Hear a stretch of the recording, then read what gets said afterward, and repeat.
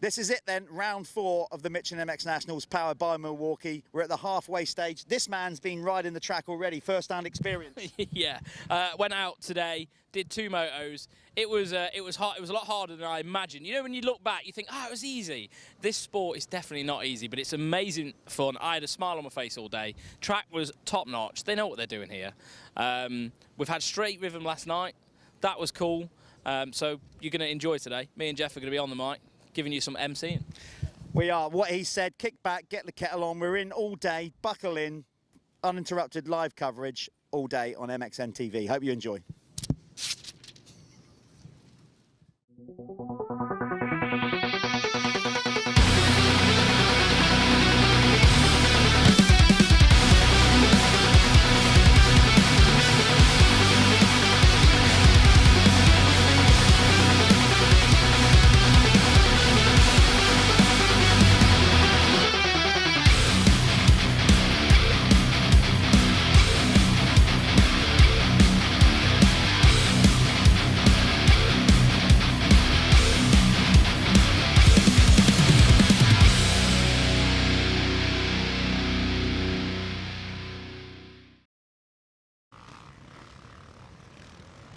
Well, there you go. Look at that out there. A full paddock.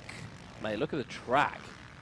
See the colour of that it? Looks yeah, here we are, round 4 then of the Michelin MX Nationals, powered by Milwaukee at Cusses Gorse here, just north of Salisbury.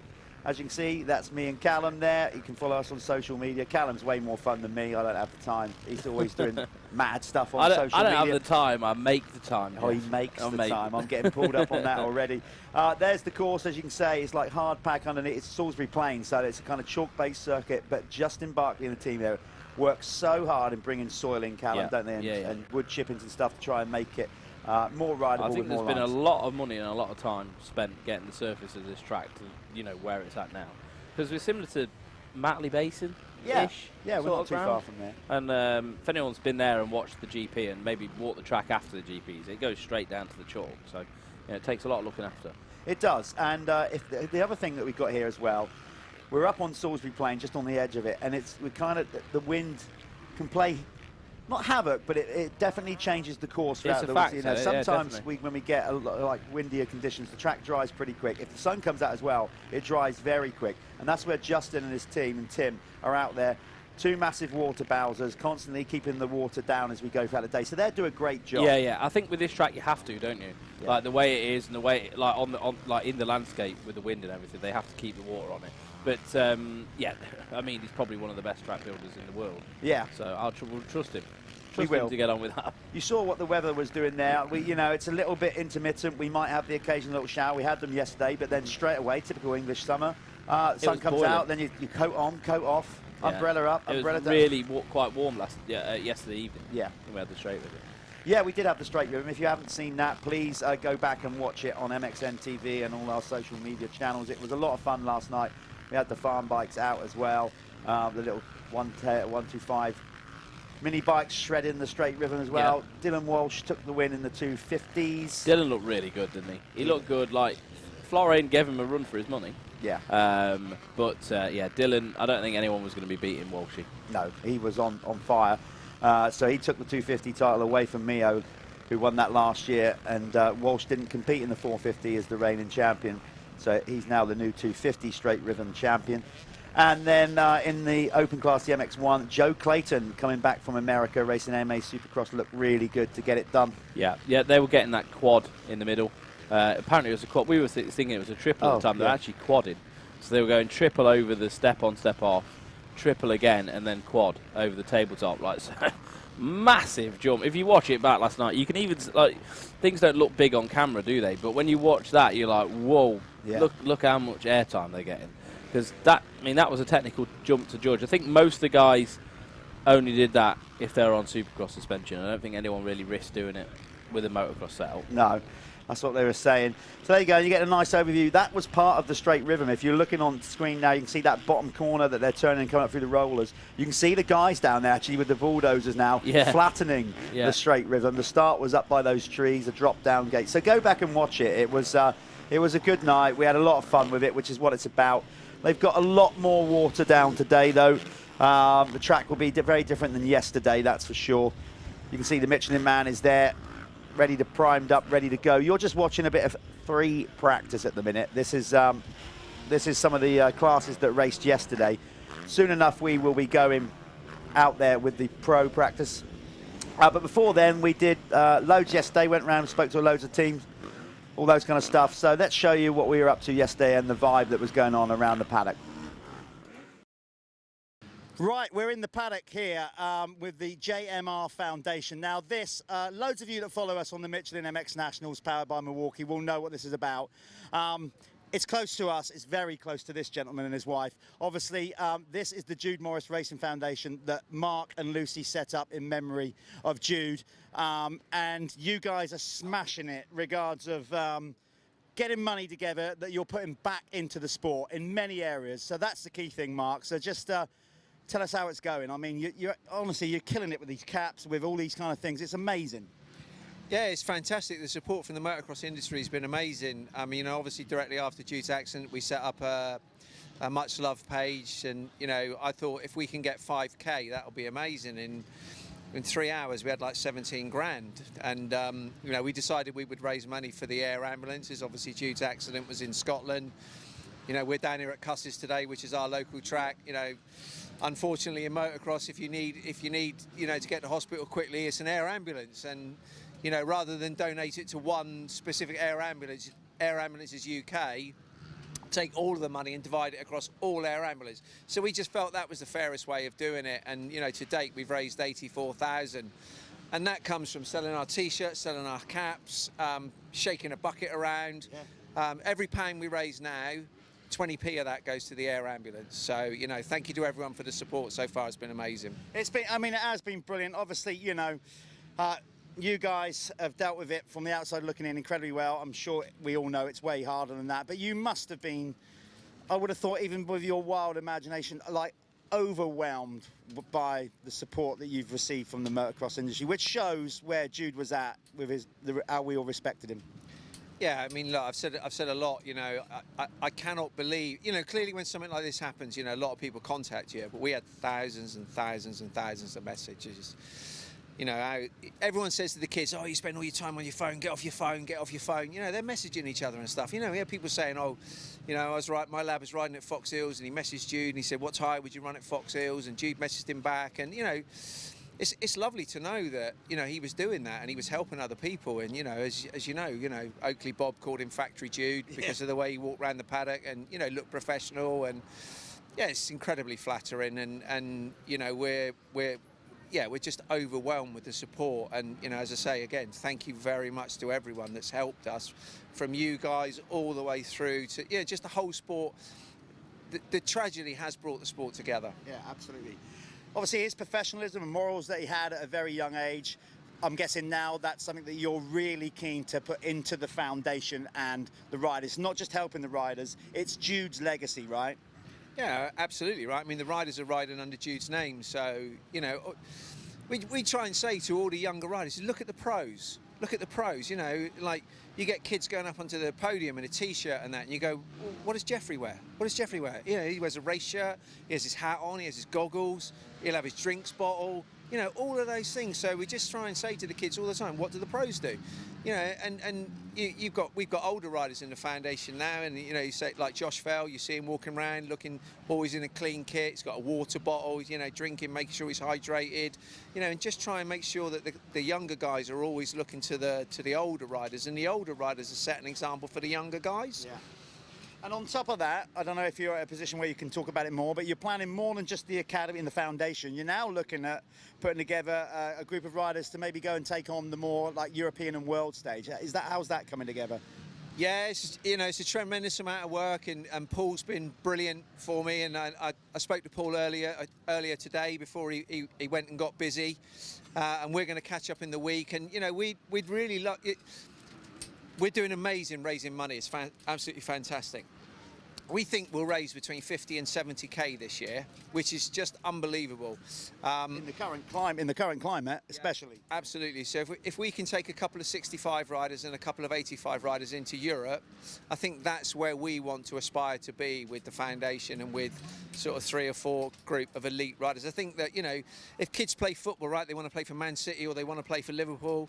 I think if they're riding motocross and they really, really aspire to make it to the top, then we've got to get them into Europe, because that is, and we can debate this all day, that is where the fastest kids are right now. Yeah, absolutely. Well, obviously we'll be right behind it at the Michelin MX Nationals. Very quickly then, show people what we've got, what you can get involved with. Come and have a look. Here we go. Look, he's going to do his sales pitch, like he's working in a not supermarket, a chainsaw. These are brand new. These are our paint splash ones. Yeah.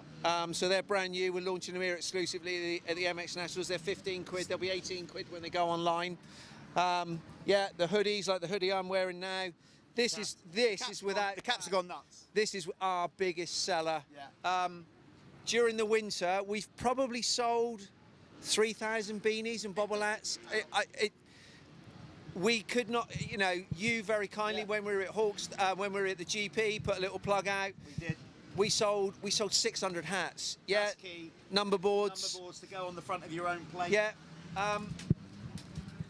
For those of you who like to hit a small ball with a stick around a golf club, we've got a charity golf day coming up. I'm told this is a very, very good golf club. It's Not for me, not for me. This one, though, this one I might have to try and get myself to that. I won't be racing in it because I got thrown off last time I was there, but look at this.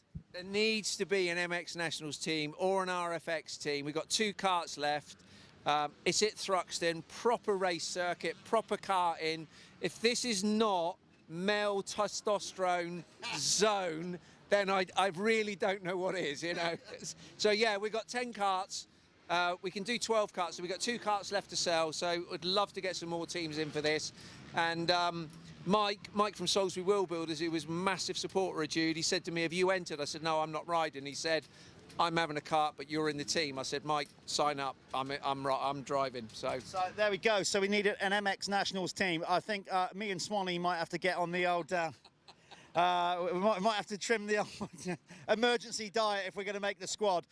Mark, keep up the great work, and obviously all you guys out there watching motocross or watching this, get behind this in memory of Jude, because it all goes back into the sport in some way, shape or form. We wish you the best of luck. Thanks for the support. Thank you for the support. Thank you very, and as I say to everybody else, stick a quid in a bucket, buy a hat, whatever. Thank you very much. Yeah, there you go.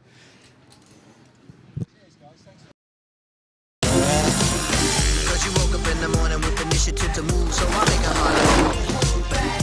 Think about it, so cool man looks smart. The world time has come to.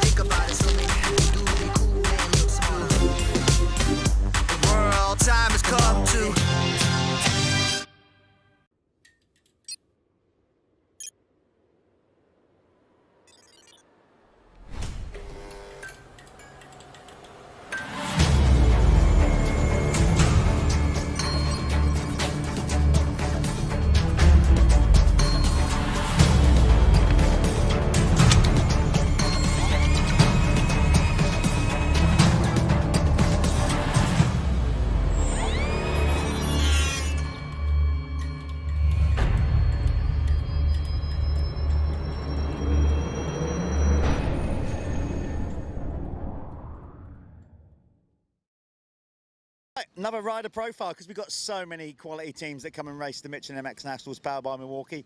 Such one is behind me, and locals. Another reason we want to speak to these guys. This is their hometown track, or the team owner anyway.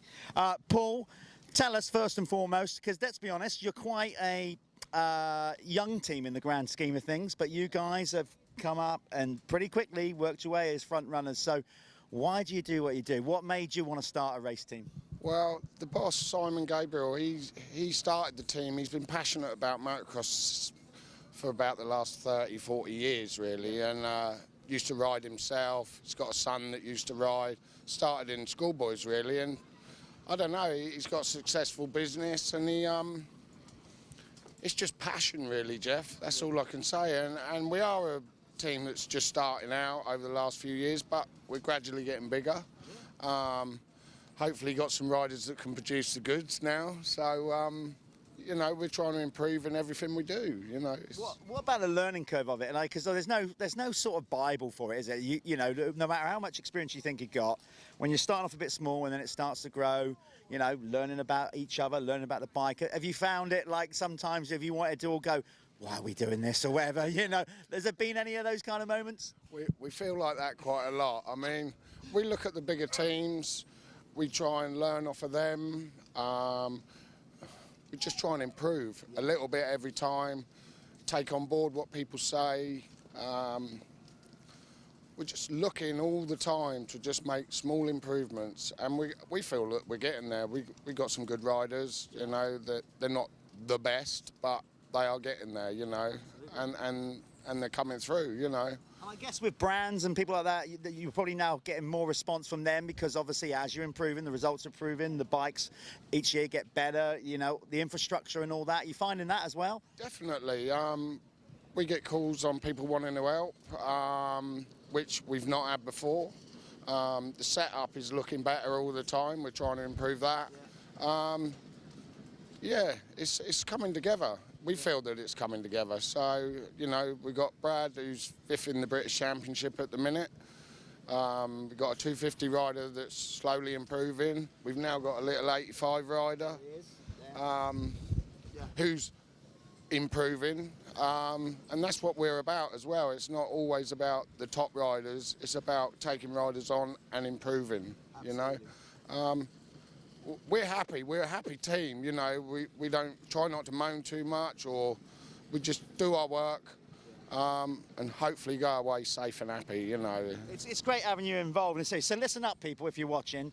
Get behind this team, you know. It's always good to get behind the smaller teams, underdogs. Just get them to the top. Definitely. Keep up the good work. Absolutely smashing it. Here's said rider who's coming in and getting stellar results. As I said, as Paul just said, working their way up. Brad, you know, again, as a rider, never mind the team, you're kind of growing with the team yourself. Results are getting better and better. You've gone off and done a GP. Tell us about that.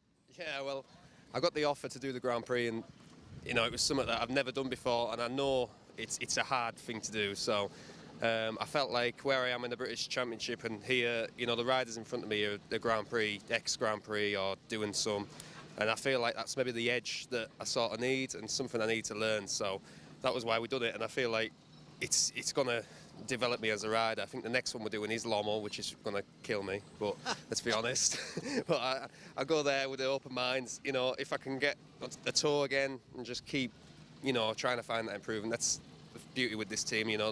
There's no pressure. It's all just go and do your job. We're all paid, so that's what it's about. Yeah, obviously, as Paul mentioned with the team, so from a rider's point of view, and you're, you know, still young enough to develop and you want to get to the top, it seems like a good fit. What I mean by that is sometimes when you go to a larger, more established team, it brings a more degree of pressure because they expect results straight away. Yeah.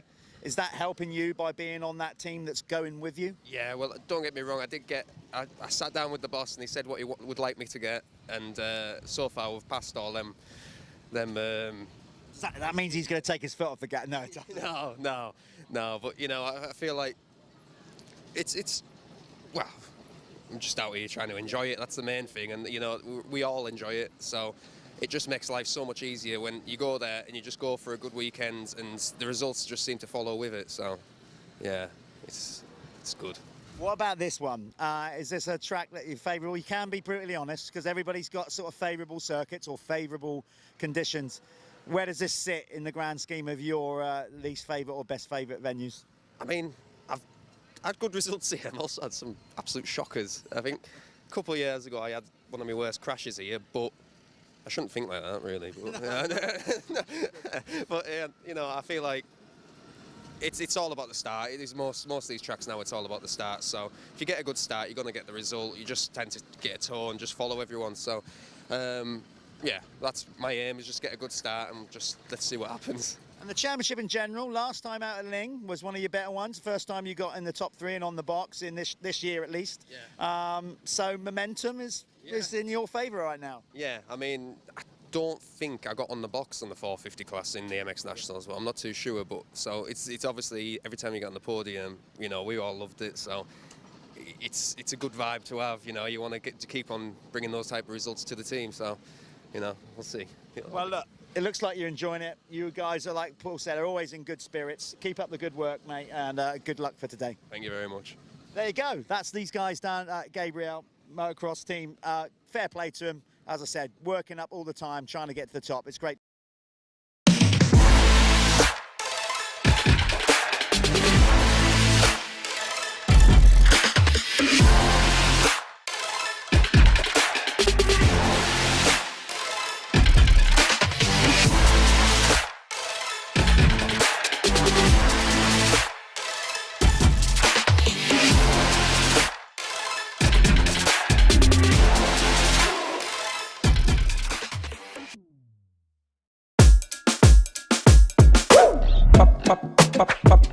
julep, pop pop pop pop pop julep, pop pop pop pop pop julep, pop pop pop pop pop pop.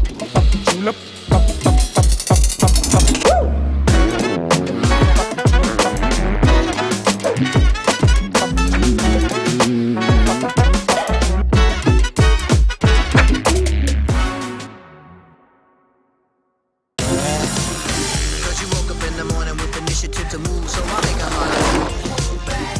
Think about it, something cool and look smart. The world time has come to. Okay, we're here with another team profile. We're here with Neil Prince, team manager of the SC Sports Zone, powered by Stebbings Car Superstore, Husqvarna team. Did I get that right? Yes, that's correct. That's correct. Very good. Neil, obviously you've got history, you've raced, you've been a British champion, you've managed teams before. What's it like looking after this this rabble in the nicest possible way, I meant, or are they hard work? No, they're all right. They're all right. They're all good riders. Yeah. So then the thing is, they're all appreciative. Like we've been away for like a month in America, and they're just appreciative. That's the thing.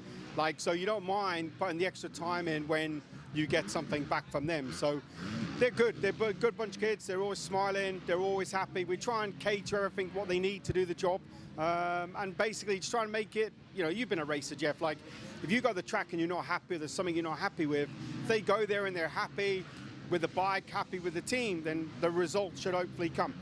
So that's what we try and do to keep them in a good mood, really.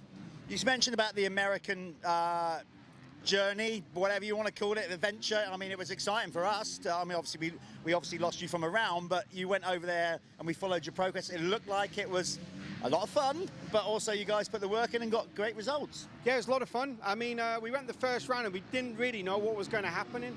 And then, I mean, you know, potentially they all qualified quite easily, to be honest. I know Charlie was 4th in the last chance race, but still, he got in there and made it happen the last lap. So it was good. I mean, Josh was running really well there. Florian also was running well at the second round. The last round, unfortunately, with the altitude was a bit of a killer, even just for us. So that was tricky. And now we've learned a little bit, because obviously you go the first round, you're not sure how you're going to get into the pits, what the track's going to be like, what the entry's going to be like, even our bikes, how they're going to perform. You know, it's like a new challenge to all of us, really. So really good.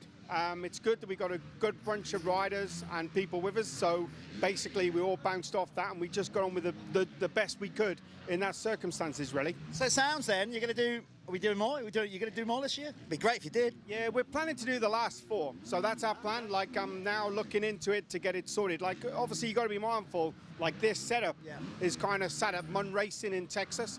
So that truck is still sat there with our bikes literally sat in the back as we left them for the last round. So the tail lift breaks. So it ain't coming out till the tail lift is fixed. So basically, we'll look at that. Last 4 rounds, we'll get out there and we'll have a go. But I think this time we'll go there. We'll know how to get into the pits. We'll know how to park the truck. We'll know how to get our tickets. And that there was really quite simple, you know. And the tracks also, like Charlie, for instance, last week, the most noticeable for me, he was a little bit more lost with like the tighter one-line track. I'm not knocking the track, but their tracks over there, you've got maybe 7 or 8 lines in all the corners because they rotate the track so much. So if you look at the overall, the way they do their tracks is quite a lot different to it. So the guys had a lot to kind of pick up on that, but also it was an experience where, as a racer, you know, you'd go the shortest line into a corner or inside. Out there, you'd see like Dungey, for instance, or Tomac taking the widest line around the outside, and you'd be like, that's not even the conventional line. Yeah. But it's because the inside lines are so rough, they've got to search for lines. So as a rider to watch, it was quite an interesting format because also between the races, like Florian had the last chance qualifier, so he won that in Parla. And then we thought we'd watch Charlie start. Then I looked at my watch and realized we had 20 minutes before the start of the first race. So we did the first race, then it was 25 minutes before the second race back to the start line for the holding pen. So realistically, that's one thing where I think it's good for spectators because it's boom, boom, boom for 4 hours, you see everything. So that, to me, is much more interesting instead of a 2-day format. World Championship, I'm talking. So to me, that format was very interesting from mechanics to the riders. It's a whole different ball game, which was really interesting to see, really. Nice new learning curve for you, though. It is, but trust me, if you understand now, like you look at their bikes, they lock wire, lots of stuff. They plan on when the bike goes for practice that they don't really have time to touch it at all until after the last race. So that way puts a bit more pressure on the mechanics. So obviously we're running around. We haven't got a massive amount of parts there as well. We've got our, we had 3 450s, 1 250. But if you get a little problem, which is a 10-minute problem to fix, or if you've got to change an engine, you really need 5 people there to get that engine out as quick as you can to get the 25 minutes back on the start line for the next race. Well, we're going to watch that because they're going to do some more, which I made up about. Let's get said riders in. Charlie, come on round because Charlie, living the dream. We did a little interview in the week, man in the van interview that will go out. But yeah, the American trip, the whole thing. You're still on cloud 9 about it now. Just from your standpoint, tell us what it was like. Mega. It is like interview, that's all we need to know. Yeah, it's the reason that we do it. Yeah. The reason why we love it, and yeah, going out there is just an eye opener. You watch it on the TV when you're a kid, and just to get into the main race, I was like celebrating after the LCQ at the first race, and it was like, yeah, still on cloud 9 now. It was mega. See, he is. You can tell. Did you throw in any knack-knacks? Quite a few at the first round. Yeah. I was like 6th in the LCQ at one point and threw a little knack-knack, yeah, and then yeah, in the main race and again at the end of the LCQ. So keeping you on side. You're moving. Are you moving up to this round? Are you in? Yeah. So you're not in experts anymore. You're going up to the elite pros. Yeah. Yeah, because we've gone out there. I've ruined the championship anyway for the experts, so I thought, why not mix it with the other boys? See how time now. You're going to hand it to Gilby in that. Well, it's because I'm used to the 1-day format now. That's what it is. You know, I can't go racing 2 days. No, that's it. Hand it to him. Let's spin round. Thanks, Charlie. We got. Let's bring Flo in. He's behind Florent. Come on round. That's it. Like that. I don't know what all this is about, but he's going to be riding later on. We got the straight rhythm, reigning champion in the straight rhythm. So we got that going. Like, feeling good about that? Yeah, I'm feeling good. I have more pressure to the last year because now I know I can win, but. It's okay, I go focus, enjoy, I ride with my maximum feeling and yeah. And what about you, America? How was it for you? Lifetime achievement, great to be there? Yeah, it's very crazy. Yeah. The race is very, very difficult. It's big pressure and because you have lots of good riders, it's the same to MXGP, but very more impressionant and yeah, it's okay. Just try and enjoy, but no good race, not good point, and it's okay. When I go back again, I need the good point and maybe top 20. Yeah, well, good luck. Love the hat. Thank you. It's good, yeah. I don't know what it's all about, but I love it anyway. Let's go and speak to this man who did make some genuine noises and waves over in America. Obviously, in this championship, you're kind of out of it a bit now because you missed that round, but the whole American experience, what was it like to be up there racing, you know, like with Dungey, with Roxon, with all those guys?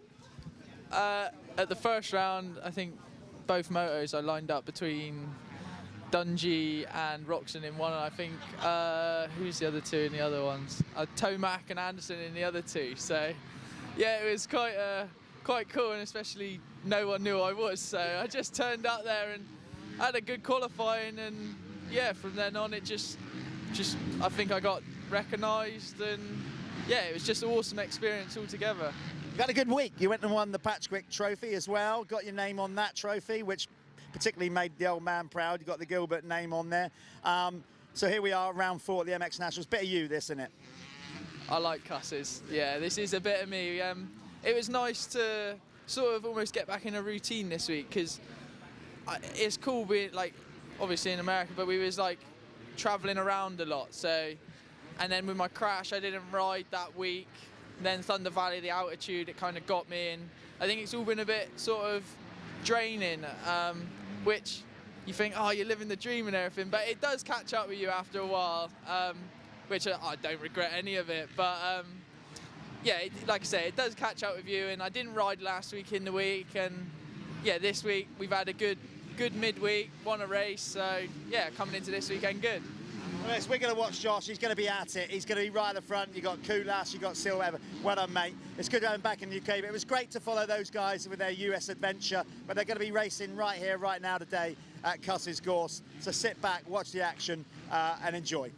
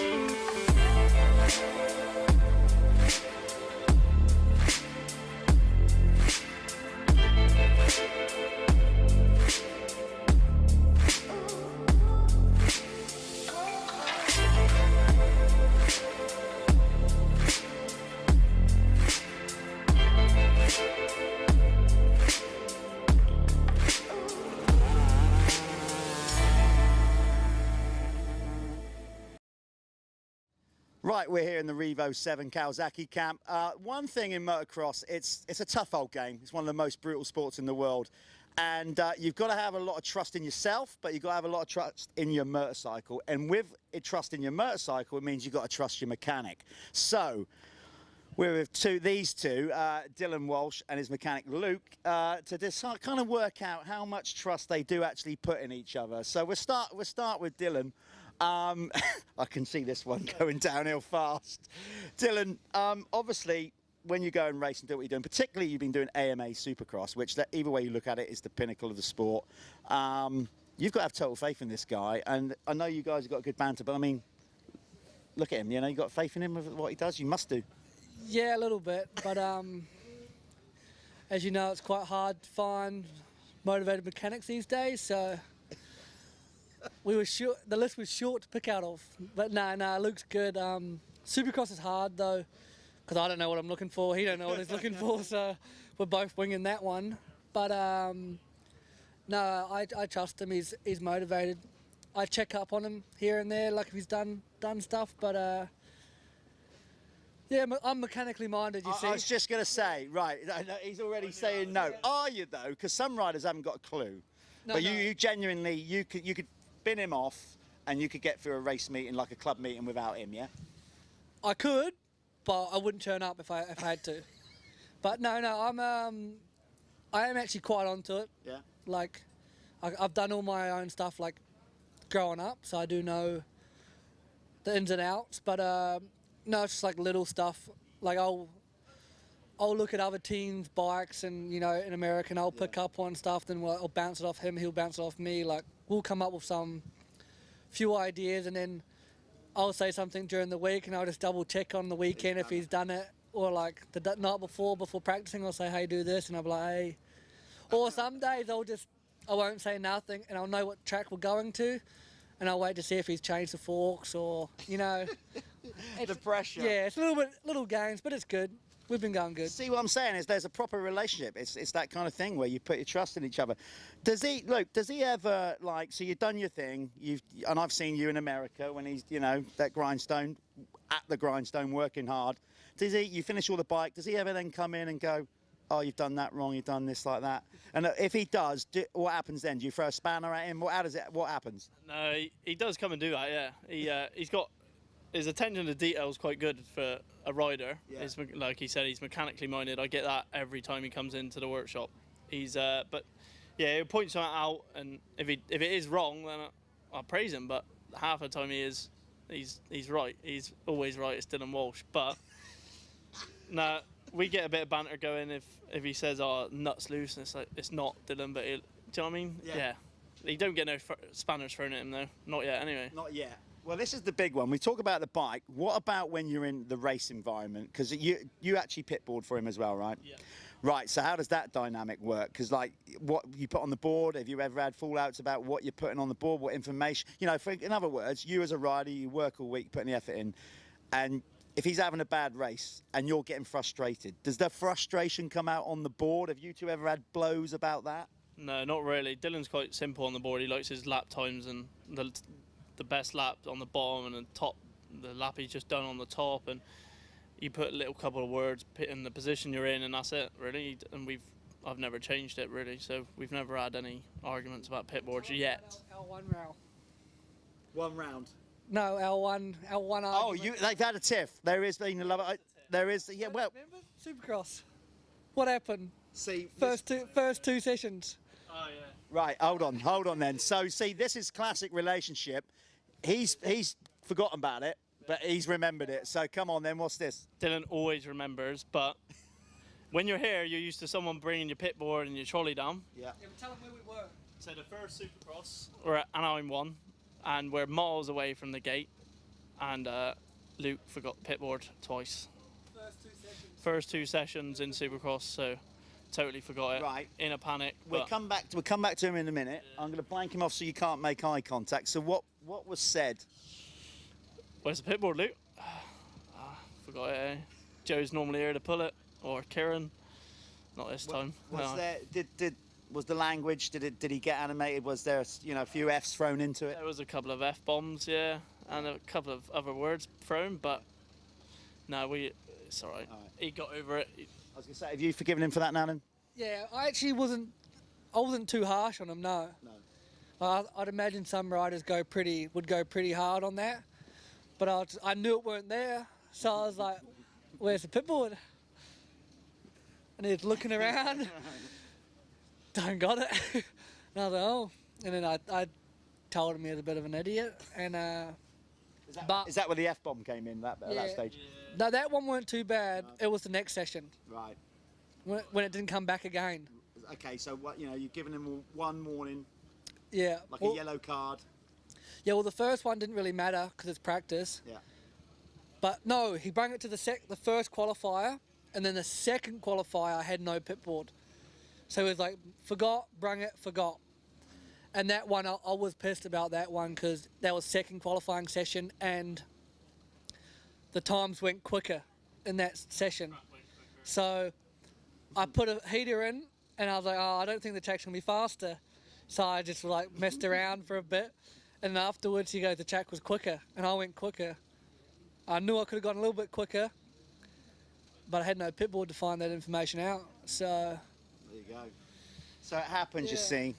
So there you go. That's a little insight of the trust, relationship, the dynamic between mechanic and rider. There will be little moments, heated moments, whatever, but on a whole, it's a pretty tight unity, I'm guessing. Yeah, no, it's good. Like he does my pit board when I'm practicing too. So like race day pit board and practice day pit board exactly the same. So I don't have to question him on that. And the bikes, yeah, always from his point spot on. So it's no, it's good. And yeah, we work pretty well together. We know what we both want, so it works out. Good stuff. And obviously, yeah, you totally agree. I tell you, he is thorough because we couldn't start this interview until he literally did his final checks. Very thorough. So what's he got to do tomorrow? What are you going to be telling him? Pull his finger out. Man up about the rocks and just get on with it, innit? I'll leave you two to argue. I'll leave those two to discuss that one. There you go. That's the dynamic between a rider and a mechanic. Cause you woke up in the morning with initiative to move, so I make it harder. Think about it, so when you do it cool and look smart. The world time has come to.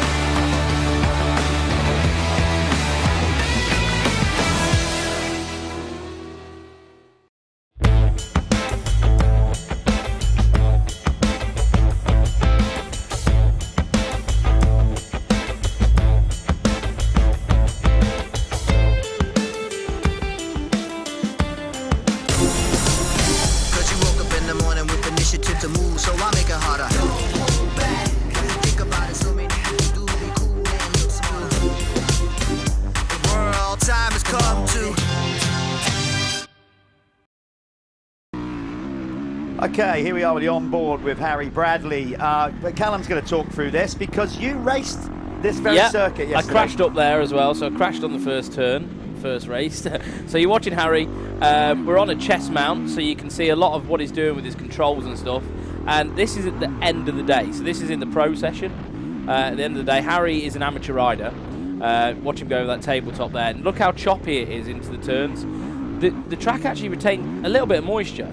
I thought it was going to dry out a little bit more than it did. It was okay. There's still a lot of traction. But you'll see Harry just going around this circuit, up this triple step up, and then into the corners. At this part of the day, so choppy.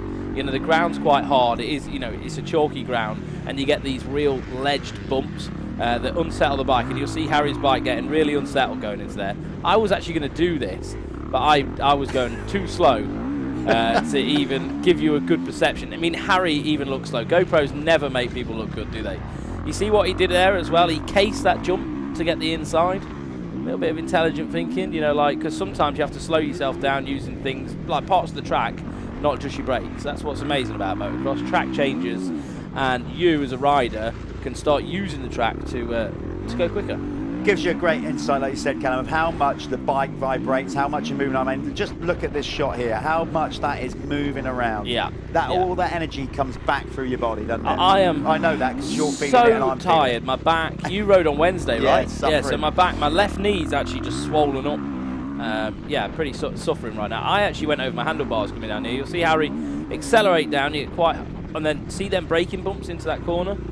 They caught me out. It's quite vicious going into there, and you can just see the chop that's going through Harry's bike right now. And he actually came off the track and went, "Yeah, track's pretty nice." And I'm like, "Really? Are you on the same track as me?" So we'll go over here, and you're going to go around this right-hand corner. And these are the rollers that you saw in the straight rhythm last night. So this is the end of the straight rhythm part of the course, over this double, and then we cross the line. That is a lap of Cusses Gorse.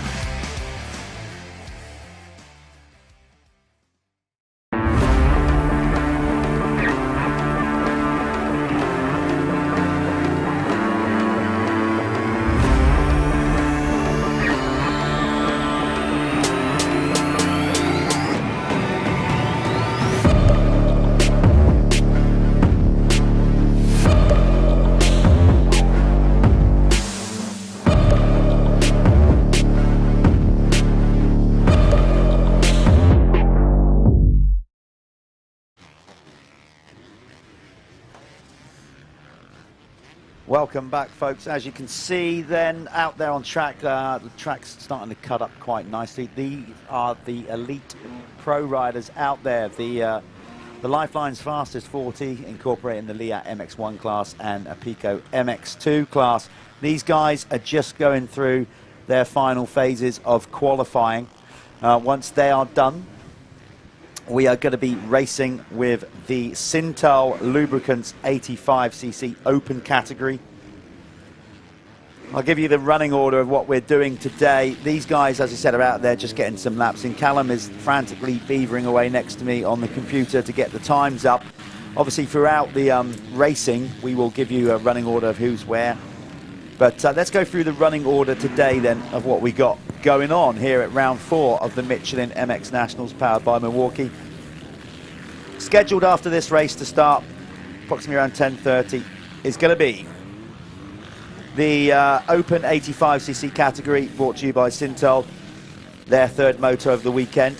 Then we'll have the MX Youth 125 and 250. That one is brought to you and presented by 7. Then we have the Clubman MX2 Championship, the Moto-Connection Clubman MX2. That'll be followed by the Worx Sports Insurance MX1 Clubman. Then it's going to be the Motoverde Amateur MX1 and MX2 class combined. It will then be the RFX Expert class. They get a 20-minute plus 1 lap moto. Then, always approximately around midday-ish, it's going to be the Lyfelinez fastest 40, incorporating the Leatt MX1 and Apico MX2 Pro categories. And that's what they're watching right now. So you got the times there. Who's doing what? So Tommy Searle is at the top of the board at the minute with a 1:52.7. Harry Koulas, obviously him and Harry are in a right. You know, they're going for it this year. Both of them are arguably in their best shapes ever. Yeah. And they're you know, they're definitely not past it yet. So Harry's there in second. Oh, it looks like Harry's actually gone fastest now. So they're creeping down. I think they could possibly touch the 151s.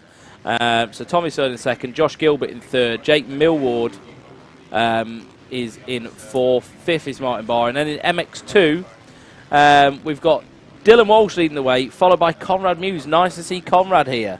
Great to see Conrad here. GP rider have more showing of those, up. Hey, MXGP, have more of those flyaways.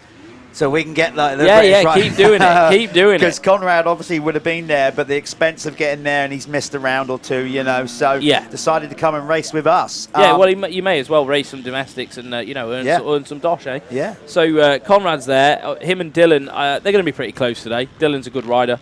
Oh, did you just see that? That was Walshy, wasn't it? That was Dylan. that was Dylan. So you see him pumping his way through the wheel. His wheel didn't touch the ground. You know, he's got comfortable on that part of the track, though, with doing the straight with him last night. So, I mean, that could, you know, add something. I mean, he literally just manualed that. Yeah, have we got it here? No, I don't think it's the replay, but, I mean, God, he absolutely went through there without his wheel touching the ground. MX2, we've got Walsh leading the way, Conrad Muse in second, Florin Mio in third, Sam Nunn there in fourth, Jamie Carpenter rounding out the top 5. There, and there's no change at the front. Still Koulas with the fastest lap in the 450. Josh Gilbert didn't go quite good for Josh there. It's quite a difficult corner, that is. For whatever reason, it's really slippy. So it goes down to the hard part of the track real quickly in that part. I think because you're having to get on the gas quite quickly for the rollers, so it polishes out there. And yeah, he made a mistake. And that first bit, because you come off the little jump before, your suspension G's out, so this first part of the rut straight away gets quite heavy, and deep. Definitely. I think that's what happened. Josh's not too worried about it. He hasn't hurt himself or whatever. He's going to bring it in third, I would have thought, because the flag is out now. Yes. Can't believe that Jake Millward is going to fight. Well, maybe he would. He's not still on a flying lap, maybe. But it looks like, of course, some of these still need to get over the line. Do you know what? So let's just maybe wait a little bit, but no, let's call it. Let's be brave enough to call it. I don't think Harry Koulas... Well, Tommy's finished now. So, yeah, it looks like Harry Koulas, unless he's going to go and put in another lap, he's got a 1:52.094. So close to the 151. Tommy Searle there is in second. Josh Gilbert, don't think he's going to improve. Obviously, he had a little bit of a tip over, maybe. But Josh Gilbert third. Jake Millward fourth for the minute. Martin Barr's finished now. In fifth, Glenn McCormack. is in 6th. 7th was Brad Todd. 8th was Jack Brunel. 9th was John Adamson. 10th was Gavin Stevenson. Yeah, MX2, it looks like it's Dylan Walsh that has just taken it with, well, look at that. He's 0.3 of a second quicker than Conrad Muse. So Walsh with a 1:53.268.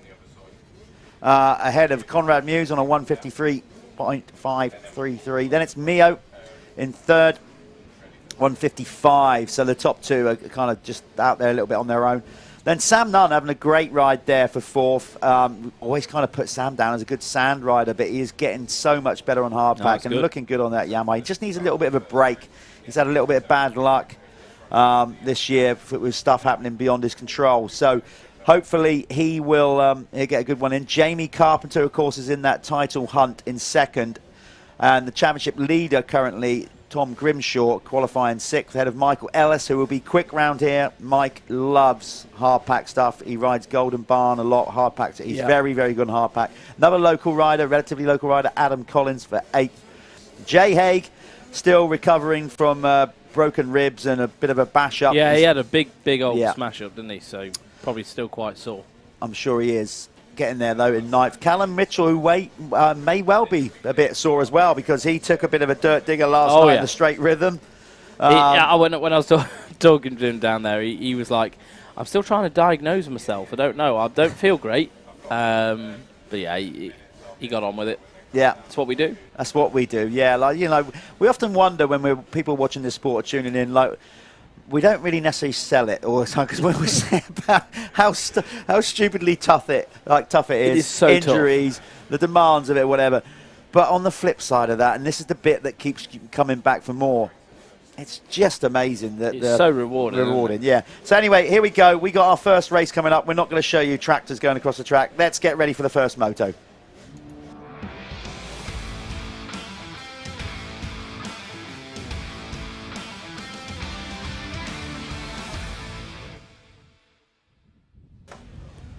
So we're going to film these guys coming down to the line. I'm going to just get, or Callum is, we're going to get just yesterday's results up. I'm on it. He's on it. So in the meantime, you can see them rolling down. This is the Syntol Lubricants 85cc Open Class. So what this is big wheel and small wheel riders together, racing together, but they're scored separately. If you're wondering what the hell's going on with, is that Billy Askew's bike there? He's got his little starting blocks hooked to, some carry them. So you can get your feet up and get a better start. Some carry him. Billy's got his hooked around his foot peg. It's not. There he is, Billy Askew on cue. We're doing his little VT. Hey, look at that! Yeah, graphics going and everything. So, just looking at the second race yesterday. So Billy Askew, he got the win there. Fastest man on track as well, by the looks of it. Josh Vale was there in 2nd. Jake Walker was 3rd. Charlie Richmond was 4th. 5th was Freddie Gardner. 6th was Chester Hyde, 7th was Connor McGrath, and then McGrath, is it? Yeah, and then 8th was Jack Barney, 9th was Drew Stock, 10th was Ollie Bob, and then small wheels, Hayden Stat was the fastest man. He got the win. Blake Ward Clark was there in 2nd. Mason Jones 3rd. 4th was Lucas Moncrief, and 5th was Finley Pickering. Yeah, so Askew is in the big wheel, particularly is in charge of this championship. At Ling, he just clean swept it, basically. He won all 4 races. He led the Planet Moto First Lap Leader Award. He got all 4 of them. He took 2 races yesterday. He's stretching out his points lead. It's looking good for him, and just past the halfway stage. Is Askew with, is he? He's GRT Impact. Yeah. Okay, so he's with the RMJ guys as well. Yeah. I was actually riding with them on Wednesday. I think Ash Wild was trying to butter me up to give him a good mention on the live stream, you know. Well, it worked because you just done it. It did, yeah. So, you know, they have a training school, and I was there riding with them, and you know, he was getting all the times in, doing all that. I don't think Askew was there. It was some 125 riders that were there. It was Joe Brooks was there. So yeah, good day with Ash. So I appreciate that. So here we go. You can see the MX Nationals were one of the first. Well, they were in British motocross to bring in the mesh start gates. So you can see that's how they use the blocks there. That rider just prefers 1. Some riders like 2 feet down. But the idea of it is so you can leave the launch pad in control of the motorcycle, isn't it? You know, so some of these kids have short legs. You know, they're still growing. Even me and Jeff on adult-sized bikes have vertical problems. Yeah, I mean, if blocks are around, which, you know, I had it the other way. I said before, I was. You didn't even use a whole shot device. No, but then I was so short that we didn't have blocks. I had an extra 1.5 inches put on the soles of my boots. Yeah. I remember people used I was like Elton John, like 70s glam rock, going to the start line. I remember people used to weld a bit on top of the foot peg. You know, like another bit of foot peg on top. But on ours, we didn't put it in the instep, so I was like PDS. I was locked into the bike. That's probably all I got pretty good at riding with my feet up because I couldn't get my feet off the pegs. Anyway, someone's just texted me, gonna spend the day listening to Captain Swan Dog. Here we go then. Now the opening moto of Sunday here at the Michelin MX Nationals, powered by Milwaukee. Syntol 85 lubricants, open 85. Who's going to get the whole shot? Revs are up. Gate drop. There we are. Flew off that was the Gus pad. Musto up the inside. He's going to get pinched into the first corner, though. Who is that? That looks like Charlie Richmond to me, number 30 on the Matt Gardner racing machine, has pulled the holy. Another good start from Hayden Statt. Oh, he nearly goes down, gets a little bit of a... Remember, big wheel and small wheel together. Start. Big wheel and small wheel Charlie together. Richmond absolutely launched out the start then, didn't he? What? He's got like 2-3 bike length lead going into the second corner, so he's on it, and he's going to want to try and improve on that 4th place finish from the second moto yesterday. You can see the flags and how they're bending over, and now we are kind of exposed here at Cusses Gorse, up on the the outskirts of Salisbury Plain. So we're kind of high. Wind comes across. Yeah, so build massive jumps, makes sense. Yeah, No, it's hit and miss. Sometimes you got to watch that crosswind. It's more of an issue in drying the circuit out. As you can see, the Bowsers are out there. You can see the width of the circuit as well. Like, they're quite conscious of that. Like yesterday, the wind got me a few times, but it's not a problem because the track's built right.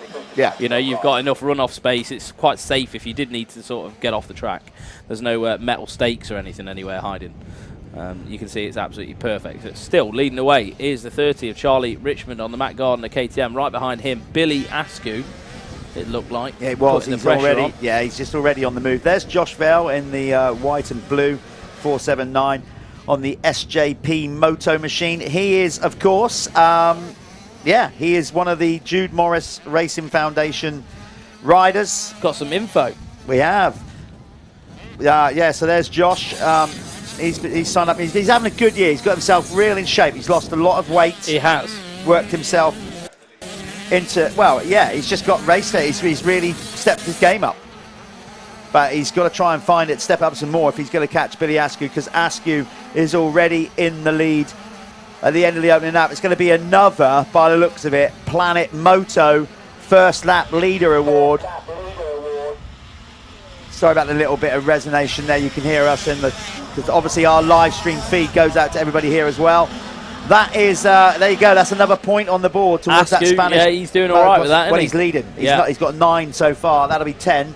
He's been quite dominant. Yeah, he could be well picking up that award at the end of the year. Basically, what it is every rider in every race, bar the pros, who crosses the line first gets a point. Whoever's got the most points at the end of the year is going to get a trip down to Spain, all covered by the guys at Planet Moto, taking you to all the best tracks down there, sorting out your accommodation, all that. It's a pretty cool prize. Yeah, and you can obviously buy that as well, so you can speak to the guys at Planet Moto, get onto them.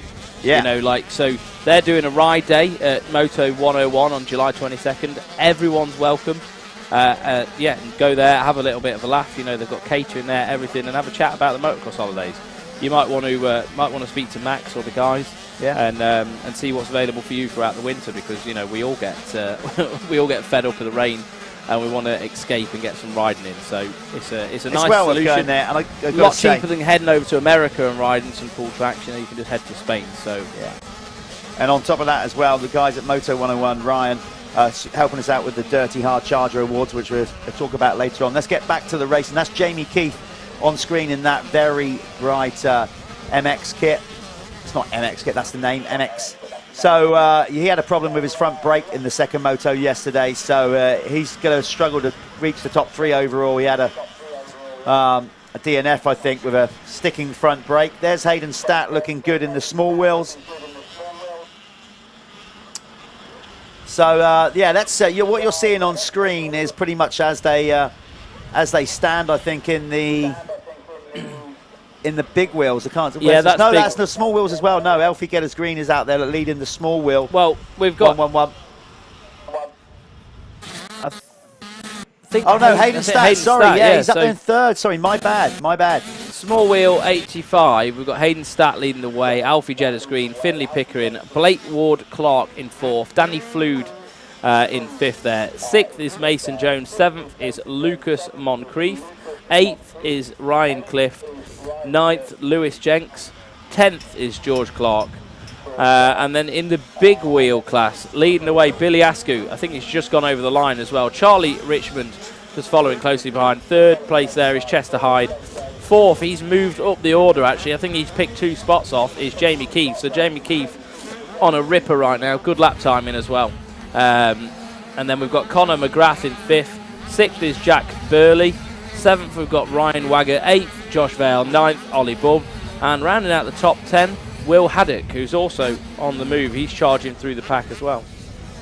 Yeah, you got Blake Ward Clark out there as well. As we said, he is a Jude Morris Racing Foundation member. He's from Flitwick and Bedfordshire. Very stylish little rider, I got to say. Reminds me, over the jumps, he reminds me of his style. He's very much Ryan Dungey-esque. Yeah, but clean. Yeah, very clean. Yeah, tidy, efficient. So he's not a bad guy watch. to ride like. To be fair, that he just uses so much less energy than anyone else when you watch him ride. You can see here that some of these 85s, that it's not necessarily all about the power to get. Top riders will be doing it. As we said, got to look out for the crosswind. You can see the Marshall's bib there blowing. Oh, it would be pretty windy up there. Yeah. When you're at the top of the track, you can definitely feel it. There's 2 quite big tabletops at the top. They're quite, they're relatively safe, as in like you've got nice run up to them and things like that. But yeah, you can definitely feel the wind.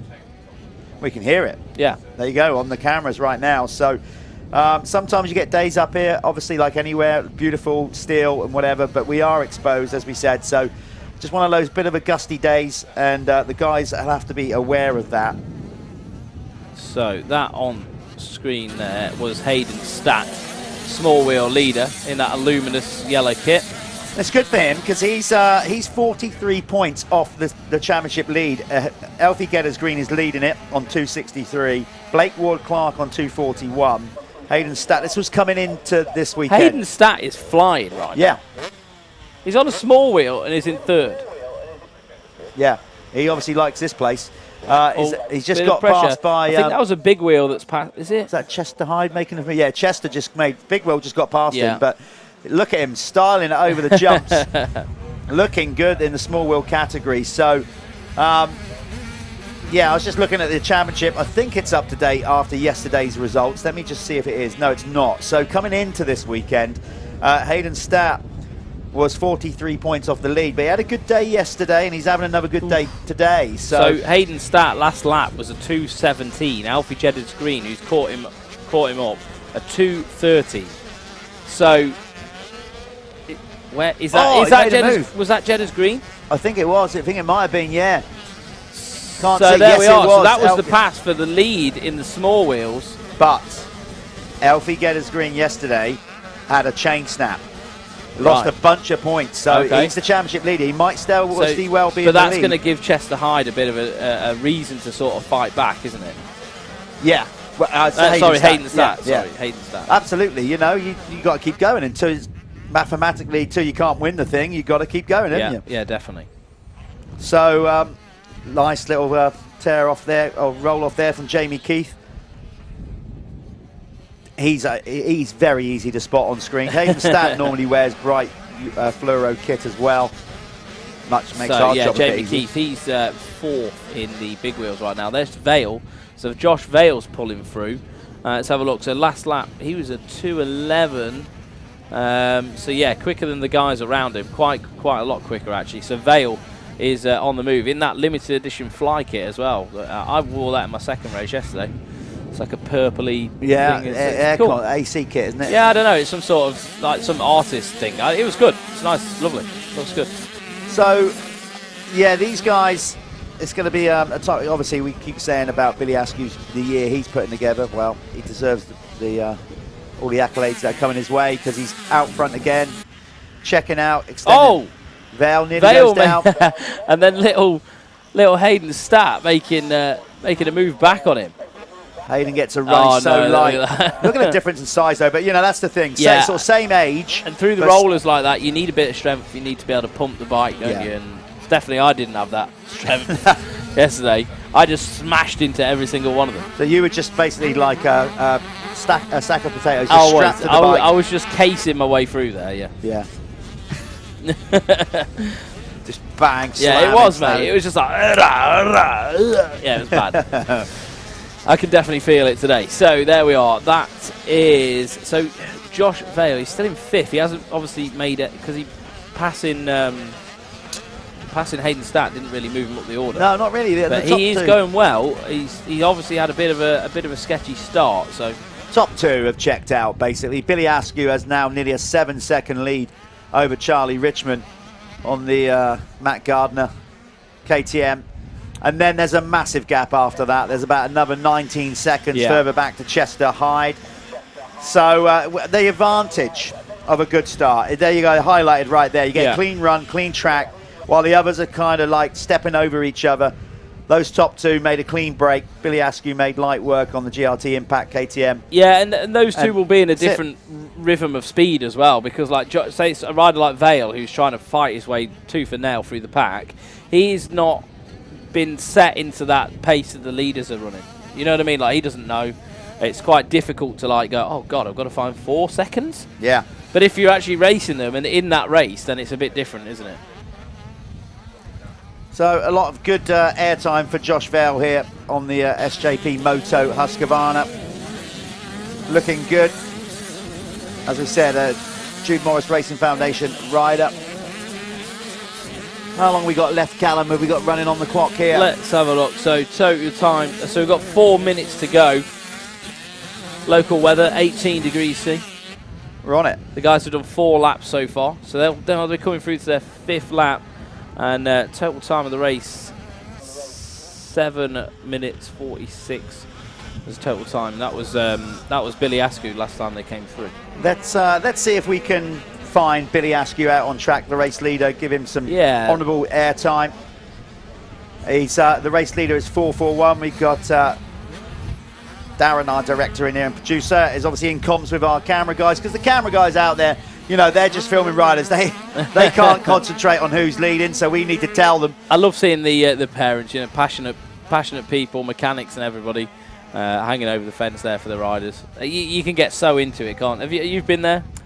I try internally, yeah. Yeah, I've been there. I really do try to keep my emotions in check, as in what shows, particularly when managing a team and all that kind of stuff. I can't, you know, like.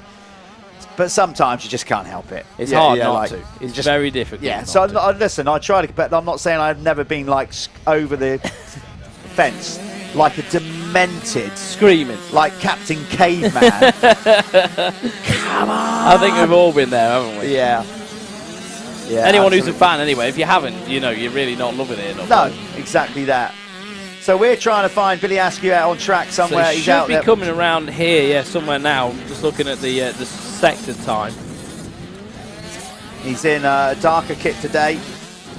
He was in his orange Alpine Star kit yesterday that the guys at GRT Impact wear, of course.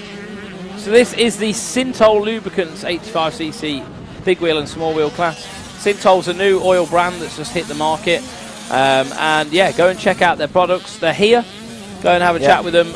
If you are watching this online, head over to their website, see what they've got, and I'm sure they'll be able to sort you out with something, or at least you can try it, sample the product, see what's going on, because they are a great bunch of guys, and they've definitely got a nice product line out there.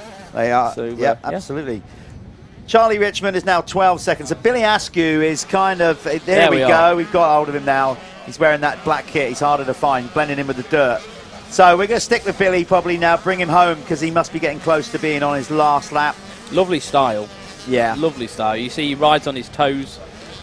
Difficult to do. I mean, it's something I've always wanted to do. My ankles don't want to do it anymore. But yeah, you see he rides on his toes. He's got such a a nice style, and that's obviously been groomed through a long process.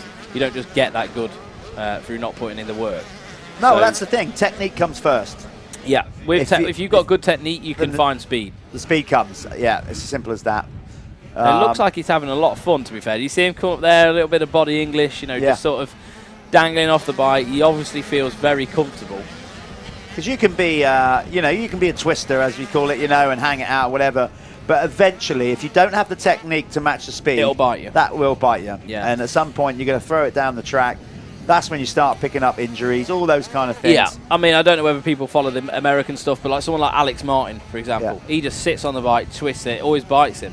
You know, there are serious examples of that who are actually still quite good riders. You know, like a lot of the pro riders, you'll find half of them have this extreme talent where they can just get away with, you know, with a lot of things, and then you'll get people who just sit in the saddle and absolutely wind the gas on. And it is just two different paradoxes, isn't it? Yes. Get the same job done. Well, yeah. You know, it's horses for courses, everyone has a different way, but certainly being smooth and being technically good is going to benefit you either way. There's Askew. Cross the line, just, effortlessly, really, just flowing. The whole flow there, you could see that his body language, the way, it was all one fluid movement through the rollers, then just turning into the finish jump. You can see there's a lot less energy being used. Like, if you watch someone like me who's not so good as a rider, I would be, like, you know, hitting stuff. I'd be stopping, starting.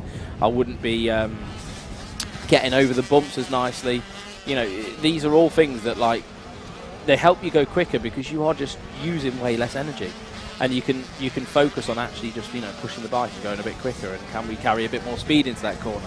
You know, there's a lot to it. But, yeah, he's got it. He has indeed. We think he's on his final lap here, so... let's go and chat to him when he comes, get him in the winner's circle. Who wants to go first? Do you want to speak to Billy Askew? I can go first, yeah. I fancy a bit of fresh air. Yeah, fair enough. So Callum's going to jump out of the commentary box and try and grab Billy Askew and get him into the winner's circle. Yeah, so we'll be with him in a bit.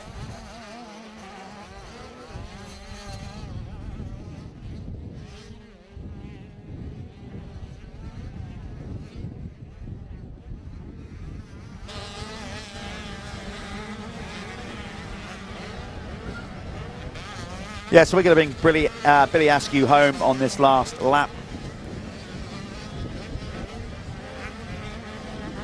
He said on the GRT Impact KTM, these guys putting together a great series. Strong team. They've now added to their roster with Jamie Carpenter in the pro ranks, who's having a great series so far.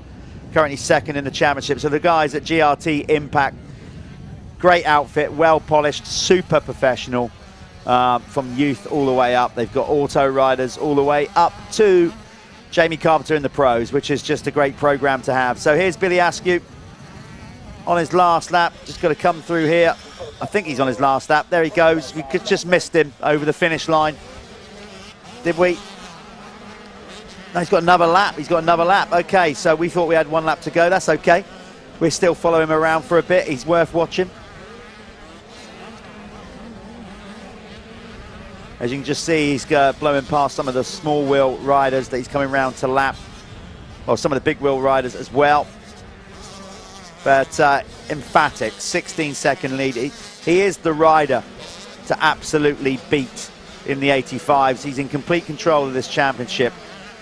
He's on track for it. He's just got, but he can't get complacent. This is the thing. When you're that good and you're winning by that far ahead, sometimes it's all too easy to just think, yeah, got this, switch off, and then that's when the mistakes creep in. That's when injuries happen.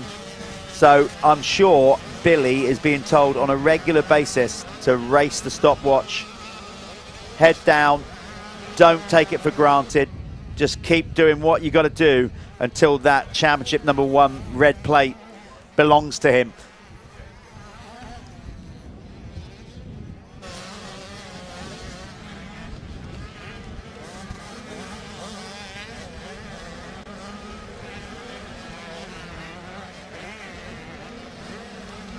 So you can see Billy there as he come out of that corner. He gets his pit board, of course he does. They guys tell him where they are, their lap times or whatever's going on. You saw earlier on in the broadcast the dynamic between a mechanic and a rider. when you're a young rider in particular, that mechanic can be so influential, whether it's your parent or it's a mechanic guiding you through. It's a big part of the sport. You put your faith in the mechanic with the bike being prepped and the information you're being told. So, but Billy still just keeping a tab on things his own way out there, just looking over his shoulder here and there. He's got a gauge of where the others are. And we think, judging by the time, this has to be his last lap. Surely he hasn't got another lap after that. It's got to be checkered flag now, isn't it? Yes, it is. He can't air it out because he had a rider in front of him. But there you go. Let's Billy Askew. We'll be joining him in the winner's circle sometime soon.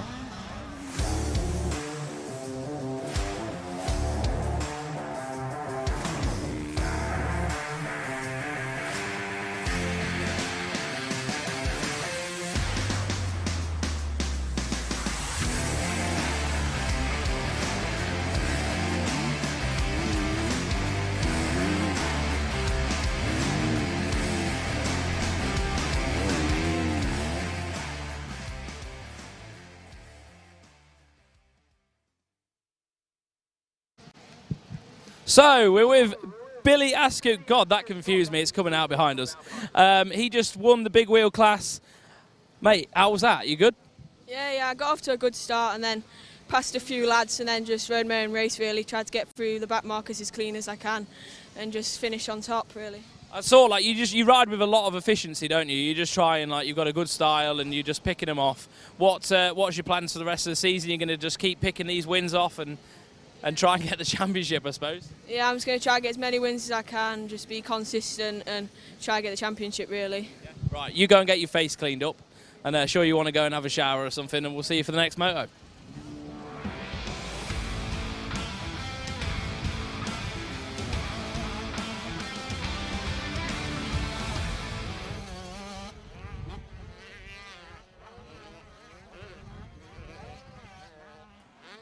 Yeah, so there you go. Another convincing race win for Billy Askew. You can see we're getting a bit of everything. The wind is actually really starting to pick up. If there's any kind of bonus or advantage, is the direction it's going at the minute. It's currently blowing straight up the valley.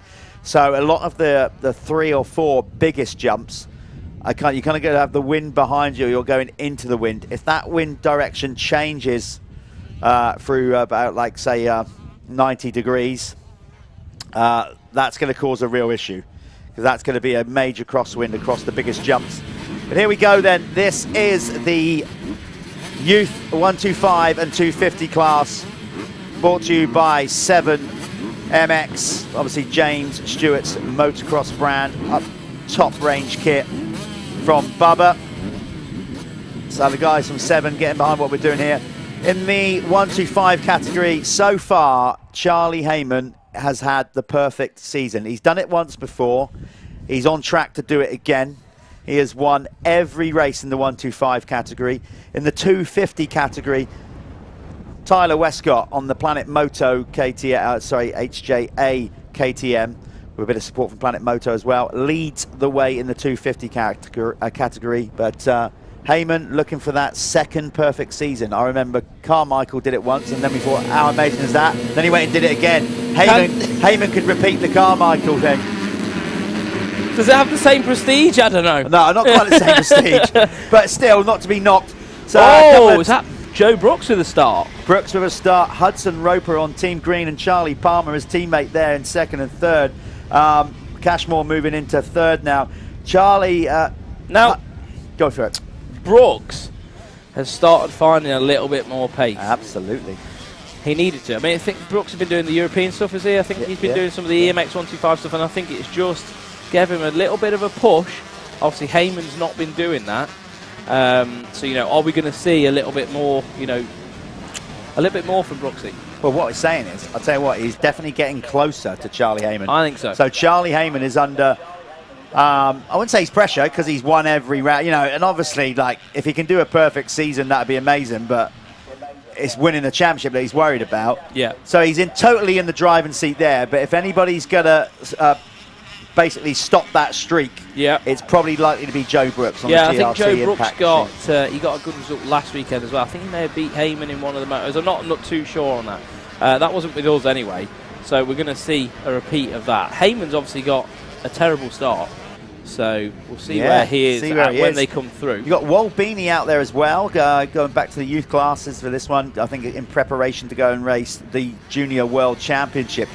So you've got a 1-2-5 lead in Joe Brooks on the GRT Impact machine. Then it's a Chambers Husqvarna. I think that's Husqvarna or Gas. Well, I'm not quite sure what. I think it's Husqvarna that Harvey Cashmore is on in second for the Chambers Racing team. Then you've got Hudson Roper for Team Green Kawasaki in third. This is mixing the classes, of course. This is just as they're running in the race.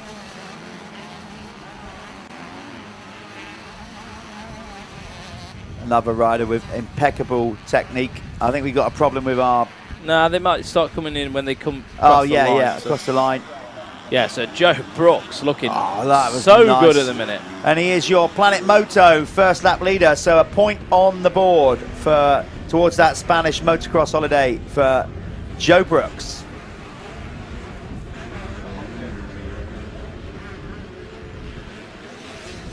Cashmore doing well to stick with him, as is Roper. Then you've got Mackenzie Marshall out there, switching to the Yamaha and looking good on it. You know, Mackenzie, I think I've got this right. I'm sure somebody will come into the TV van and tell me if I've got it wrong. But I think Mackenzie Marshall is actually younger than Billy Askin. Yeah, really? He's a big old boy for his age. Okay. Yeah, I believe so. That's what I think. So how old? So I think he's Mackenzie's just like 14, I think. Wow. Okay. Or late 30s, something like that. But he's a big boy, and he's moved up onto the Yamaha and looking good. I think we've got some timing on now. We've got some timing. Okay. We're focusing on screen on Hudson Roper, the Team Green rider, who had not such a good day yesterday. Hudson, I'm gonna have to say it. He won't like me for saying it, but he basically flipped it out in the start of the first moto. He's got a new aftermarket clutch in that bike. Wasn't quite used to it. Yeah. And it just got away from him. Yeah, it absolutely gripped, traction. and it went away. Then in the second moto, he got a great start. Got tangled with another rider, went down on the first corner and got rode over by a couple of riders. So he's a bit sore. Well, but, he's in second at the moment, so he's just behind Harvey Cashmore. Yeah. So he's having a much better ride put together. That's because his teammate Charlie Roper made a good start. Jack Taylor, his other teammate, has to work his way through. Jack's second in the championship right now, behind Tyler Westcott. Where is Westcott? Down Westcott's in fifth at the in moment. MX2. So these guys have to work real hard. And there's Taylor down in seventh. So do you want to run through the top let's 10? do the 1-2-5s. I'll do the 1-2-5s. So in the 1-2-5 category, leading the race is Joe Brooks. Then in second in the 1-2-5 category is Charlie Heyman. Ben Musto is third on the Matt Gardner machine. Then it's Wolbini on the Store 114 machine. Louis Vincent for fifth. Ollie Colmer down in sixth. Not good for him. Tyler Hooley, not a good one as well, on the United Gas I think machine. Tyler Hooley seventh. had a big crash yesterday. Yeah, then it's Ezra Melman in eighth. Charlie Griffiths for ninth. George Hopkins currently in 10th. Then it's Cade Rains, Liam Bennett. Kyron Karen is currently in 13th. Harrison Greenough down in 14th. Then it's Sid Putnam, Bradley Johnson and Cody Spakagna. So Carl Harris and Rafe Broadley down there. Rafe's had a shocker there, being right back down in 19th. So yeah, and then MXY2, which is the 250Fs. Harvey Cashmore still leading the way by the looks of it.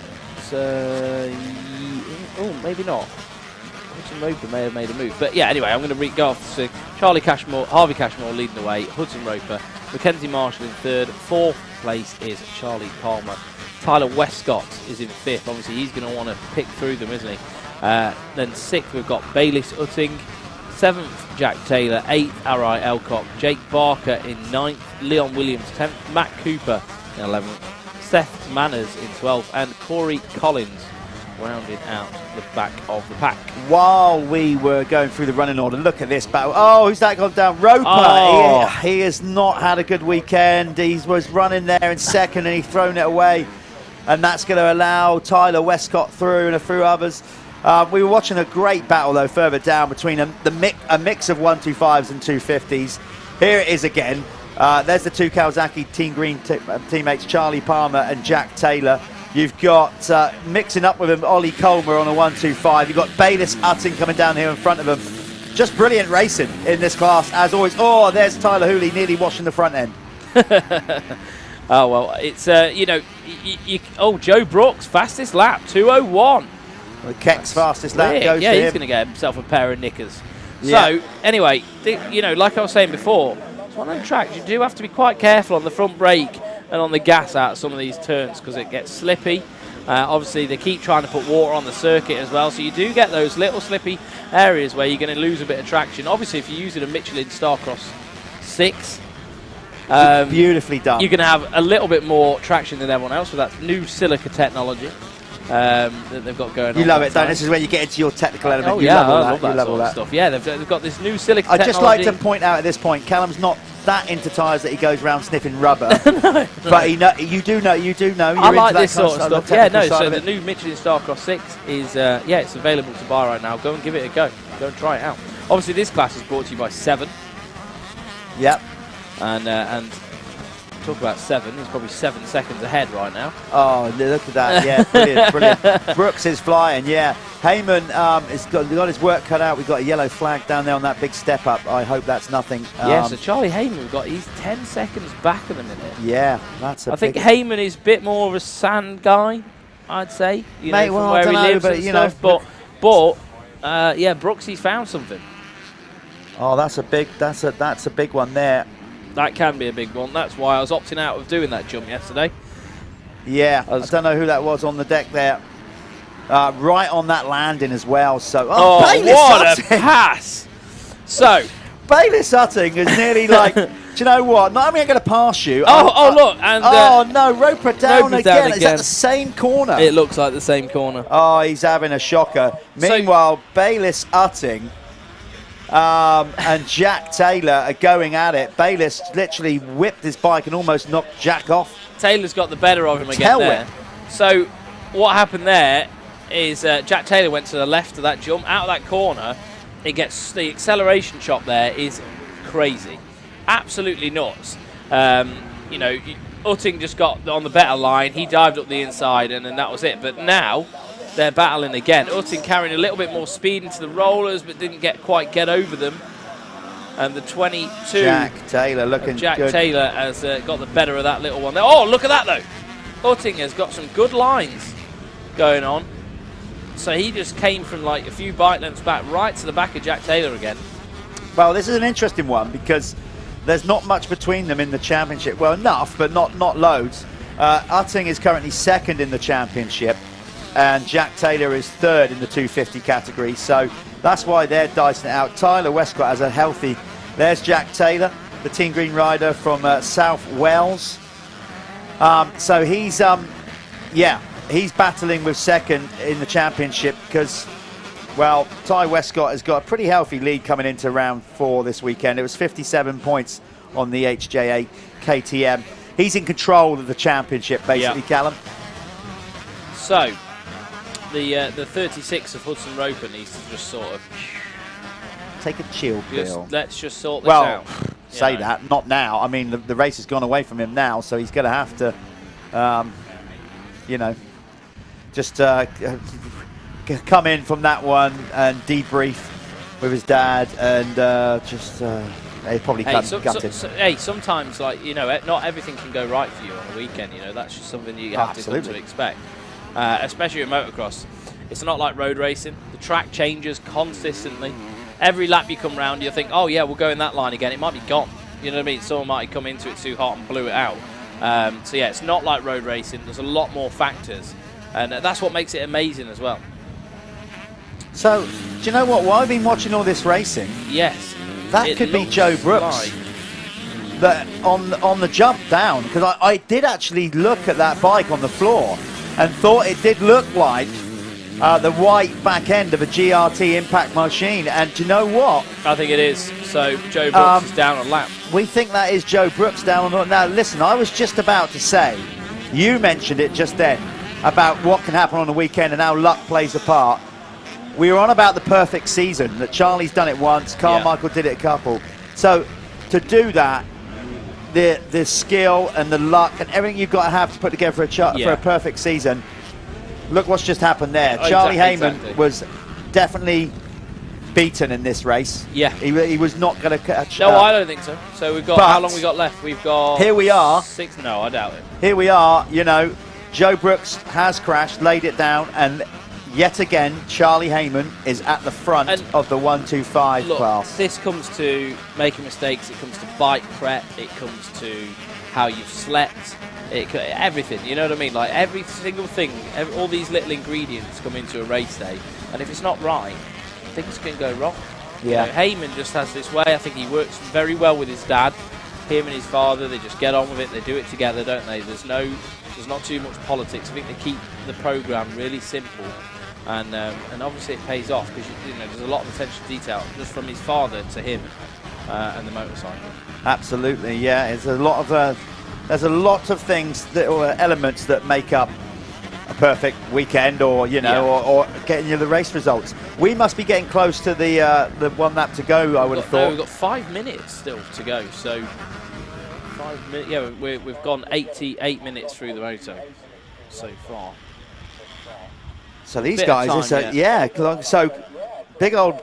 Well, what do these guys get? They get 18 minutes, don't they? Plus a lap. Too long, Jeff. For you and me, it is. So that's Charlie Heyman, the 422. As the kid we were talking about just a minute ago, is having a perfect season, and he's got to be in cruise mode right now. Not going to be pushing it too much. Well, not now. I mean, in all due respect, listen, we're not saying that he couldn't have caught. No, he could have. Joe Brooks. But to be fair, it was looking good for Joe. He had like Joe a 9-second lead ahead of him. You know. I think. But Charlie, look at that, he's starting to chase the dirt a bit already. He's gone a few corners. So, I mean, Joe Brooks was a second a lap faster. So, yeah. But now, he got bit. There he is, in control. It's for him now to dictate the pace of the race. Tyler Westcott is now up to second. We need to change that on the timing because he's a wild card. So on wild card entries, but he's not anymore. He's a registered rider. So that's what the TWW in the 2 stars mean. So he's doing that.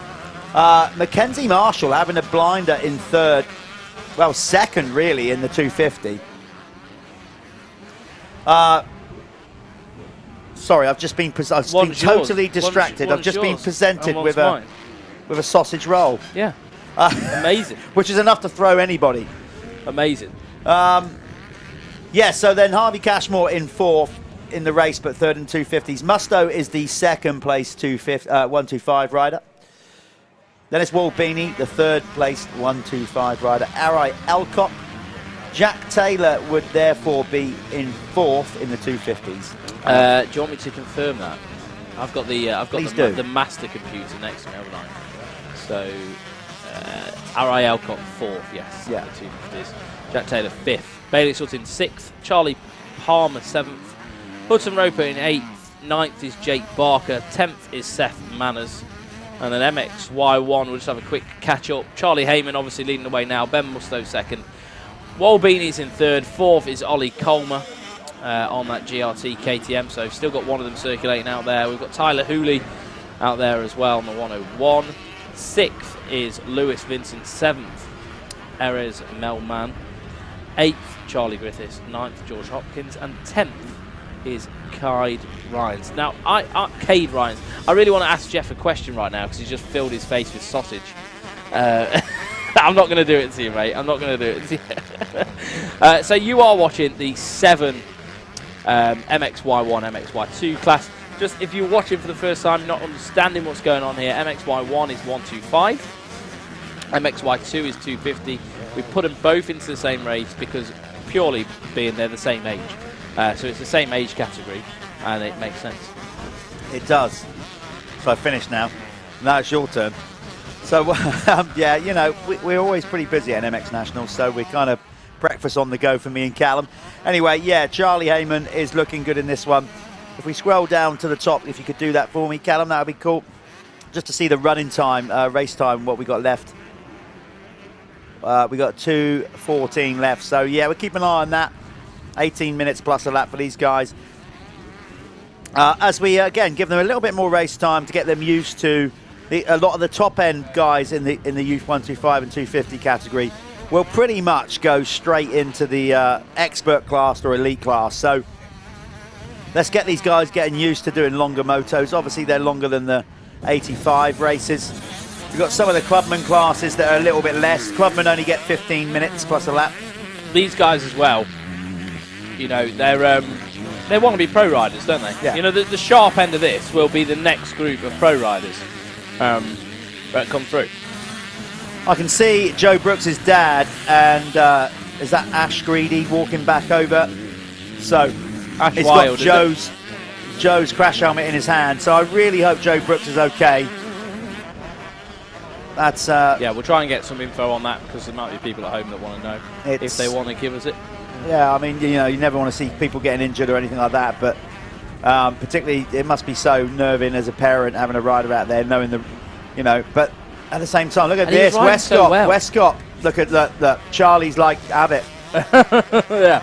I've got no issue with that, pal. You're winning the 250s. He might go back winning the 125. He might go back at it. I'm going for a perfect season in the 125s. I'm not going to throw it away dicing with you when I don't have to. I don't think he's going to do anything that he doesn't No, get. not if at he all. can have him back, then he will, but I don't think there's really no need.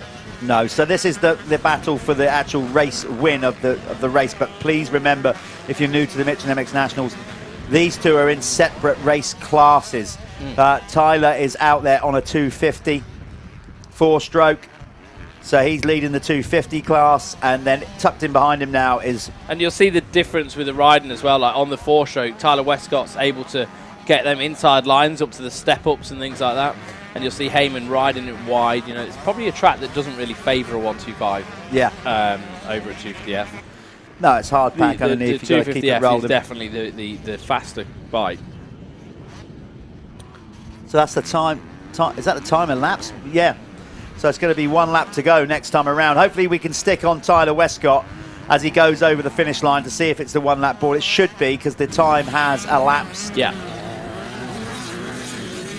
So it's 18 minutes plus 1 lap for these guys. And they've done 18 minutes now, so they should be getting the last lap board. Putting together a good season, Tyler Westcott. But to be fair, and I don't think Tyler will mind me saying, he probably started as favourite, you know, coming into this championship. It's his last year in the class. He's almost kind of really expected to run it. You know, he was very good last year, got close a couple of times. So yeah, the 1 lap board is out. There we are. You can get yourself down there. Yeah, he was kind of expected to win this, and right now he's delivering. Long way to go, of course. And Tyler Westcott just coming in with the fastest lap of the race as well, 2:01.116. So there we are. There's the flag man. Look at those gloves. Committed to the role, as ever. And that is the 1 lap to go board. So we're watching Tyler Westcott, and he's looking really good at the minute. So he's leading away. He just went past Charlie Heyman. Obviously, Charlie Heyman's not in the same race. Charlie Heyman is in the MXY1, and he's leading that by quite a way, I think, as well. So this is the last lap. When they come through this time, this will be the end result. So Charlie Heyman gap. So he's got a 9-second gap at the minute back to Ben Musto, 163 in second. And then who we got? Walt Beanie, 12 seconds back. So Charlie Heyman's in a pretty nice spot.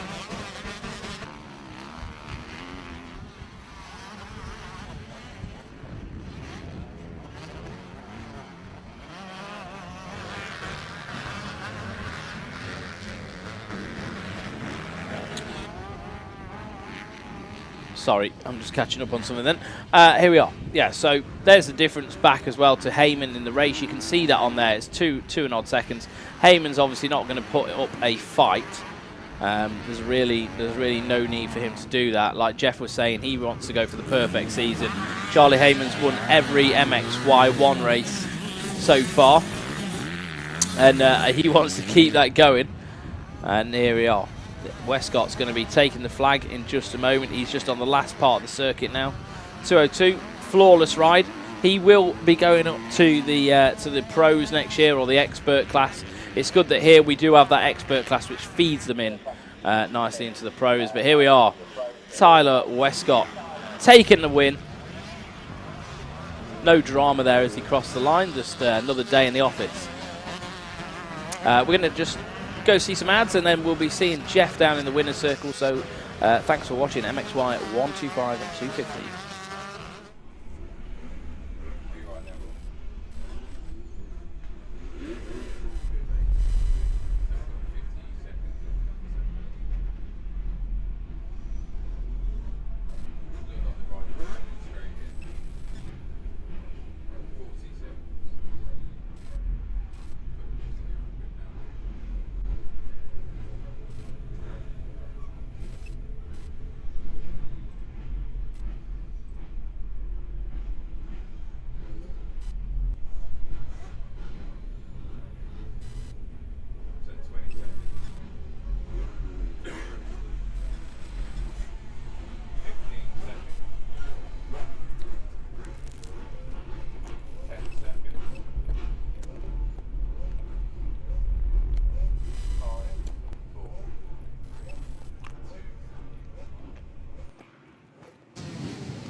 Okay, here we are with the winner in the 7 MXY2 category. Tyler Westcott, another race win, in control of the championship so far. How are you feeling out there today? Yeah, it was good. I feel better out there today. I changed my suspension a bit and it's made a lot of difference. And yeah, the track's tough, but it's really good. So yeah, enjoying it. Now, you get support from Planet Moto, so you're down there, you're used to riding maybe some hard pack tracks in Spain or whatever. Is it your preferred conditions over sand? Yeah, I definitely prefer the hard pack over sand, so I spend a lot of time on hard pack, and I do go right in sand, but I do struggle in it sometimes. But you're in control, you still got the red plate. Go and get yourself ready for the second moto. That's Tyler Westcott, winner of the 7 MX250 category youth class.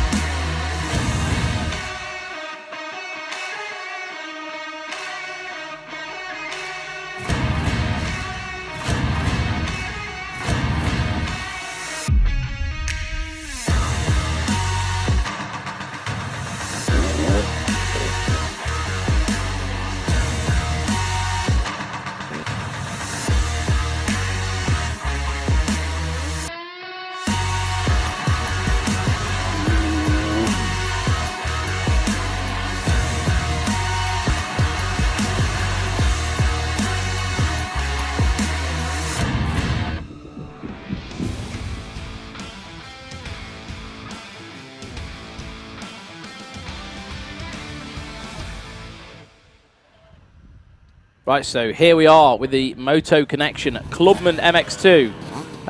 That's what I participated in yesterday, and I'm glad I'm not lining up today. So I'm sat here with Andy from Michelin. You're going to talk to us a little bit about this new tyre then? Indeed. We're down in force a little bit this weekend. Obviously, we've got the new Starcross 6 down. And we thought it was an ideal opportunity to come down and see some of the guys using it, start getting some feedback on the performance of the product, and see how it's wearing. And it's been most enjoyable. Yeah, mate, it looks like a great tyre. I mean, we were comparing, weren't we, yesterday? Because I was running a Dunlop. Oops, I was running a Dunlop 30. Was I on a 33? Yep. I think a 33. And then Harry was using the new Starcross 6. Medium Harry's soft. a quicker rider than me as well, by quite a lot. And the wear was quite similar. And I was really shocked. I was like, oh my God, like Harry is 10 seconds, 15 seconds a lap quicker than me. It was impressive, like really impressive. And it kept that sharp edge. The way it wears is different. I think it's, obviously we're the first manufacturer to start using silica in the motocross tyre. And it makes a huge difference on the wear rate. Obviously from our point of view, it's a balance between finding the out and out performance of a tyre for the professional rider, but also allowing the more amateur clubman rider to have a product that gives him the performance he needs, but will last for 2 or 3 races, because these guys aren't swapping out tyres every race. See, it's okay making a factory tyre, but this is why they don't sell the factory tyres to the public, isn't it? Because they'd literally, people wouldn't be happy with it. They'd be like, hang on, it's wrecked after 1 race. Exactly, and with all due respect to a clubman rider, they're never going to get the most out of a tyre the same as a professional rider would. Yes. But yeah, you look at Harry's tyre after, what, 2 races yesterday, qualifying? The edges are still sharp. I know, Absolutely. And the stones out there, they're pretty lethal on some of these couldn't believe it. And that's the soft one as well, remember, it's not the medium hard. I was talking to Lewis Wigger as well, and he was using it as well. He said he burned it out on the start straight. You know, he was on the grids here. Some guys spin the wheel to get it a bit hotter, and it was still fine. I didn't touch it. Exactly. Absolutely crazy. So what is this silica technology? It's a synthetic rubber. It's easy for me to say. It's a way of binding the polymers in the tyre. Traditionally, we've used things like carbon black, which is a horrible, nasty substance. It's a byproduct of burning fossil fuels. Yes. But it binds the polymers together. More synthetic rubbers and silica can be used these days, which are fantastic.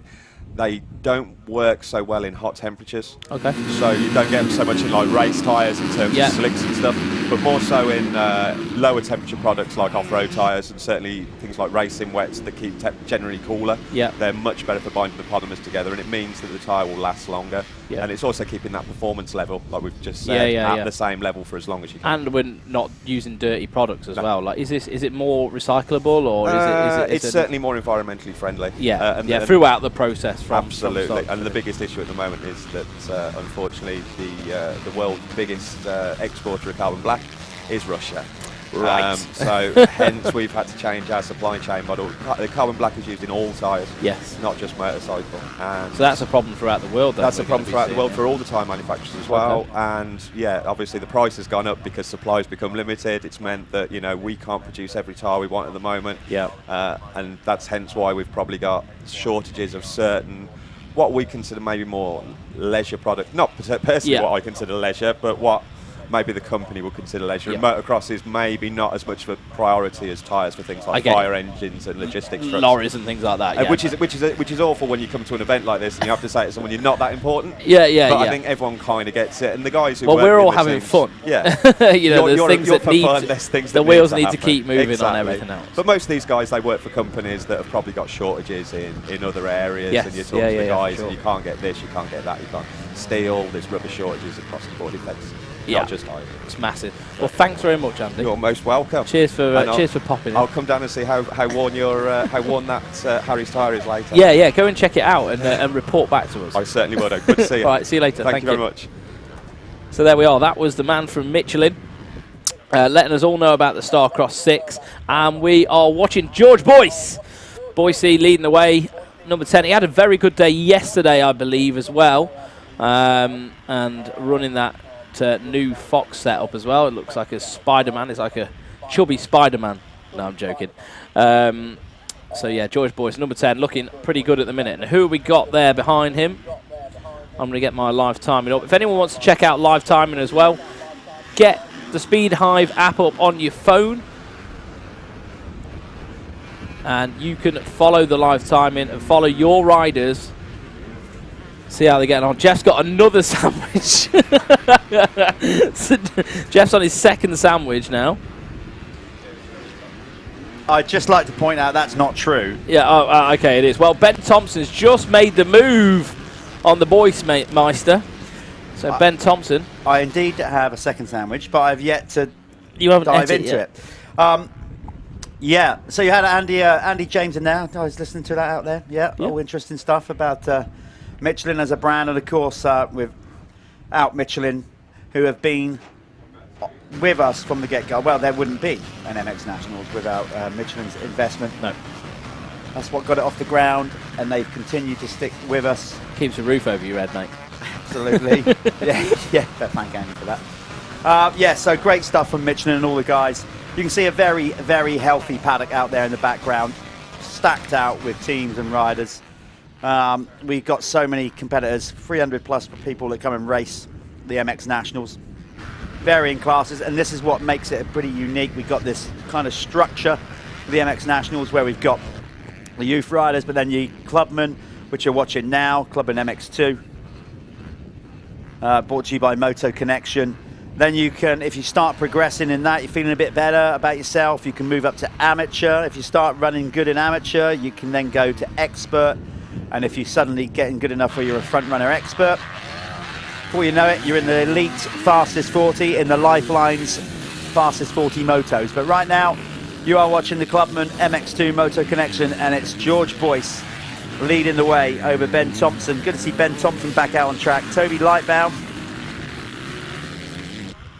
I can't help myself. I'm going to have to say it. Toby Lightbound, I was walking past his van back to my van yesterday, and I saw him pouring this most bizarre liquid on his arms. And I was like, what's going on here? Apparently, to eliminate arm pump, he uses what they use to milk cows' udders. The lubrication they use to now. And it's got some sort of like peppermint thing in it. That's news to me.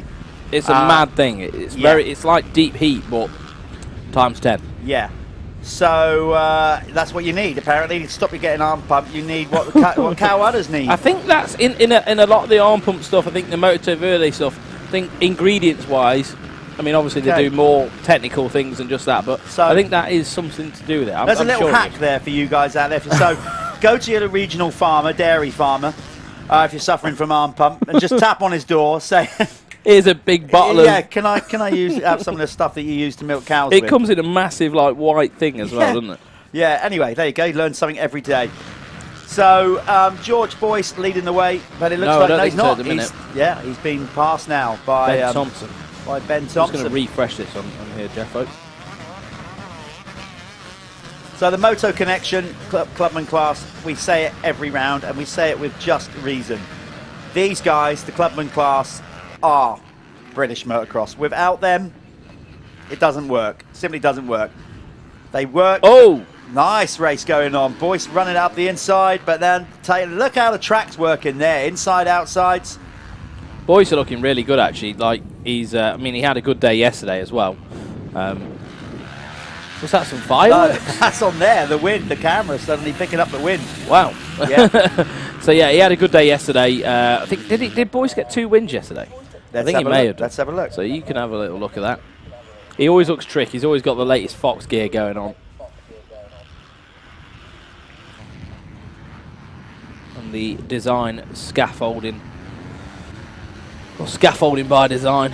Let's see. So he's Clubman MX2, right? So he... No, it didn't look like he had a shocker, actually. In the race 2, he was 10th. Oh, right. Race 1, then, maybe. So I think he took the opening moto. Yes, by recollection, I seem to remember him winning that one. I just had a shocker in all of them. Yeah, he took the opening moto win, but he had a 10th in the second. Do you know what I love? Oh, he's down. Down again. Commentator's curse, saying the shocker, and then he pins it. Well, at least we got a good view of the sponsor on the side. Scaffold by design. So he, you know, I was with him on Wednesday, and we were doing a bit of training, and I seen him walking off with his start grid in his hand like this. And I said, "Blooming hell, George, that looks a bit heavy." And he went, "I'm a scaffy, ain't I?" Yeah.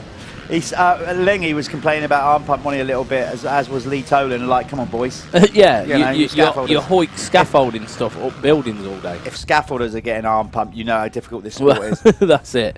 So Ben Thompson's got a nice gap now, hasn't he? Obviously, this will change when they come through next lap. But if you're watching live timing, it still looks like George Boyce is winning. We haven't got sector timing going on, but Ben Thompson is back out in the front. Do you know what makes me laugh? The Clubmans. I'm so glad I'm not the only one. I'm looking at this. I'm looking at how many people are out there on track, and there's 33. Yeah. I think we started with nearly 40 yesterday. Yesterday, yeah. Because people wake up and go, no. No, don't fancy that today. No, absolutely not.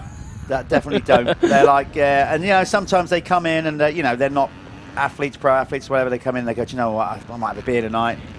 That's another reason we might not see someone. Yeah. It's like, actually, I'm here to enjoy the weekend. I've done a bit for the weekend. That'd do. Spoke to a couple on the way back last night. They were like, "Nah, not bothering tomorrow. I'm just going to watch." And I was like, you know, yeah, same. Same. I've got to call it all day while I was having a sore behind. You've got a legitimate reason to say I won't ride. Honestly, just sitting down is hurting. Yeah. Listen, you don't have to sell that pain to me. I went through it this week as well. Mad. So there we are. We'll update now, but it looks like actually Boyce has just had a lap and a half. So Boyce 209.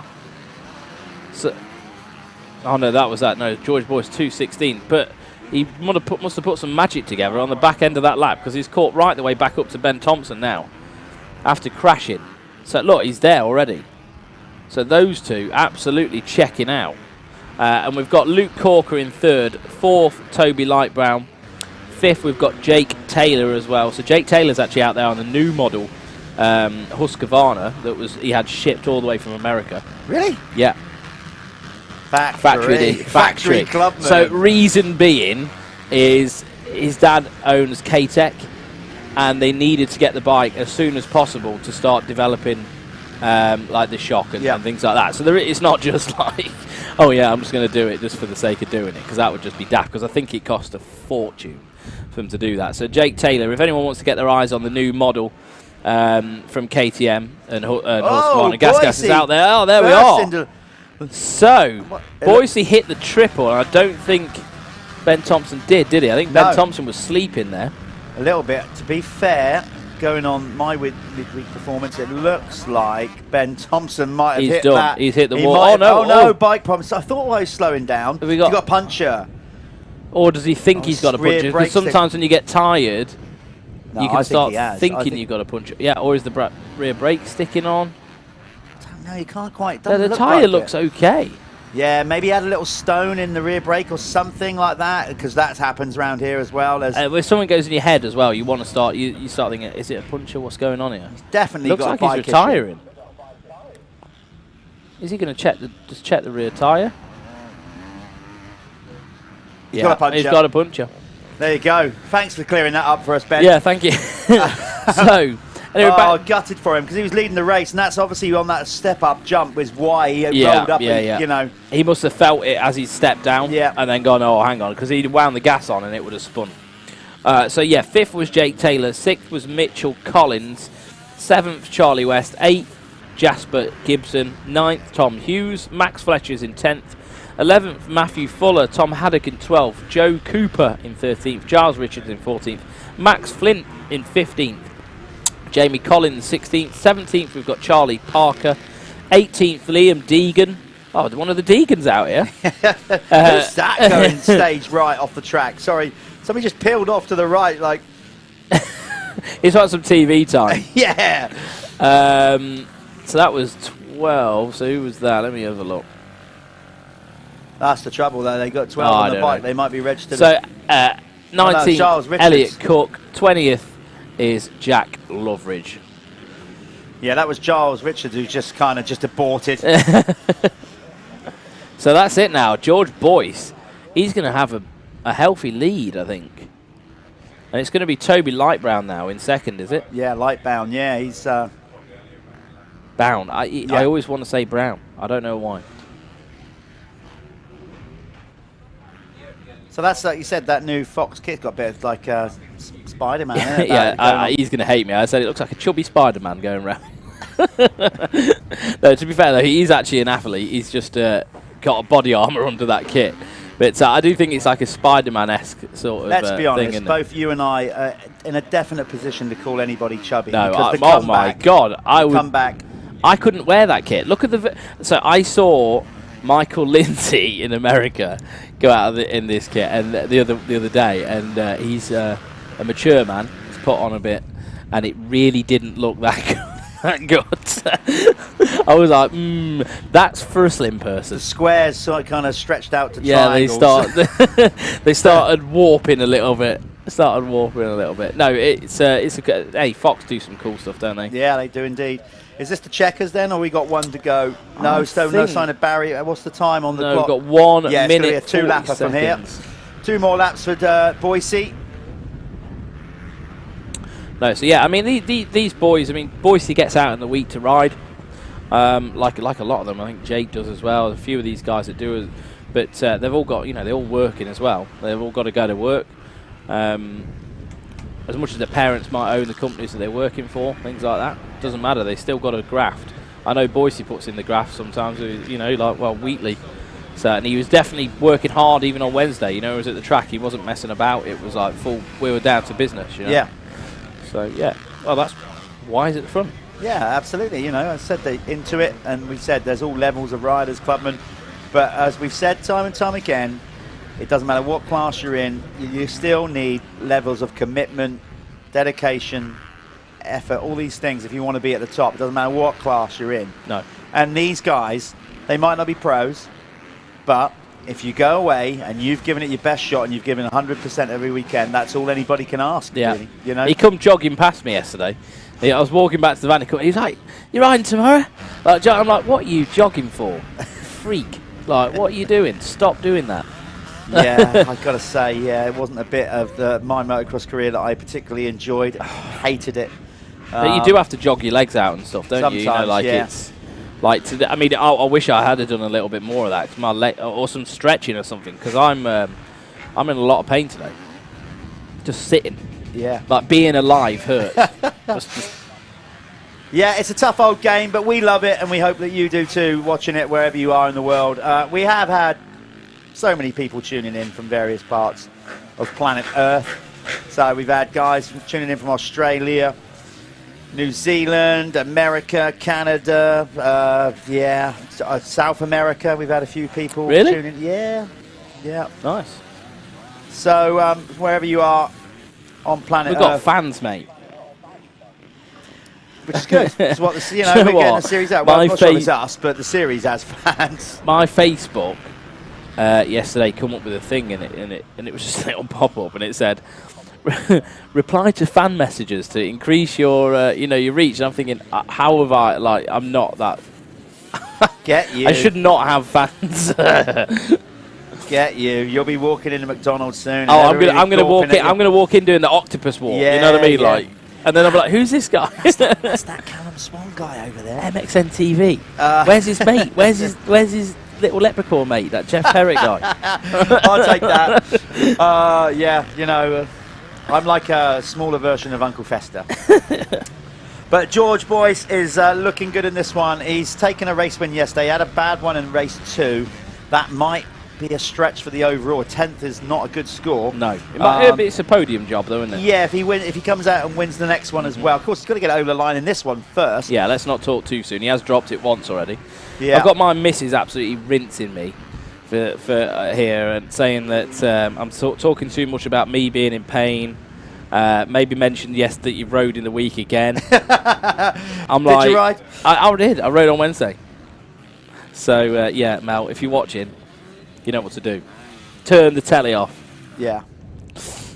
You can tell her all about it when you get home. Yeah, I will, I'm sure.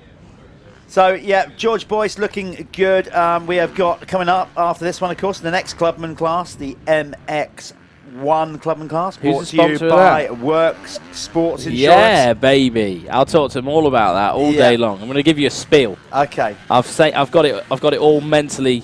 Right. Okay. Save it. Have I got it there? I don't know whether I've got it there or not. Well, we're going to find out in a minute. Maybe you should do the winner's circle so I can do the talking on that. No, you can talk about it in the race. Fine. Absolutely.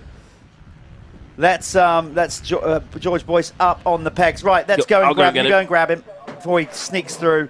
Here he goes. Another race win for George Boyce. As Callum, like some kind of injured rhino, makes his way out of the TV truck. You got to grab him quick. He's on his way out there to try and grab George Boyce. Okay, we're going to go to an ad.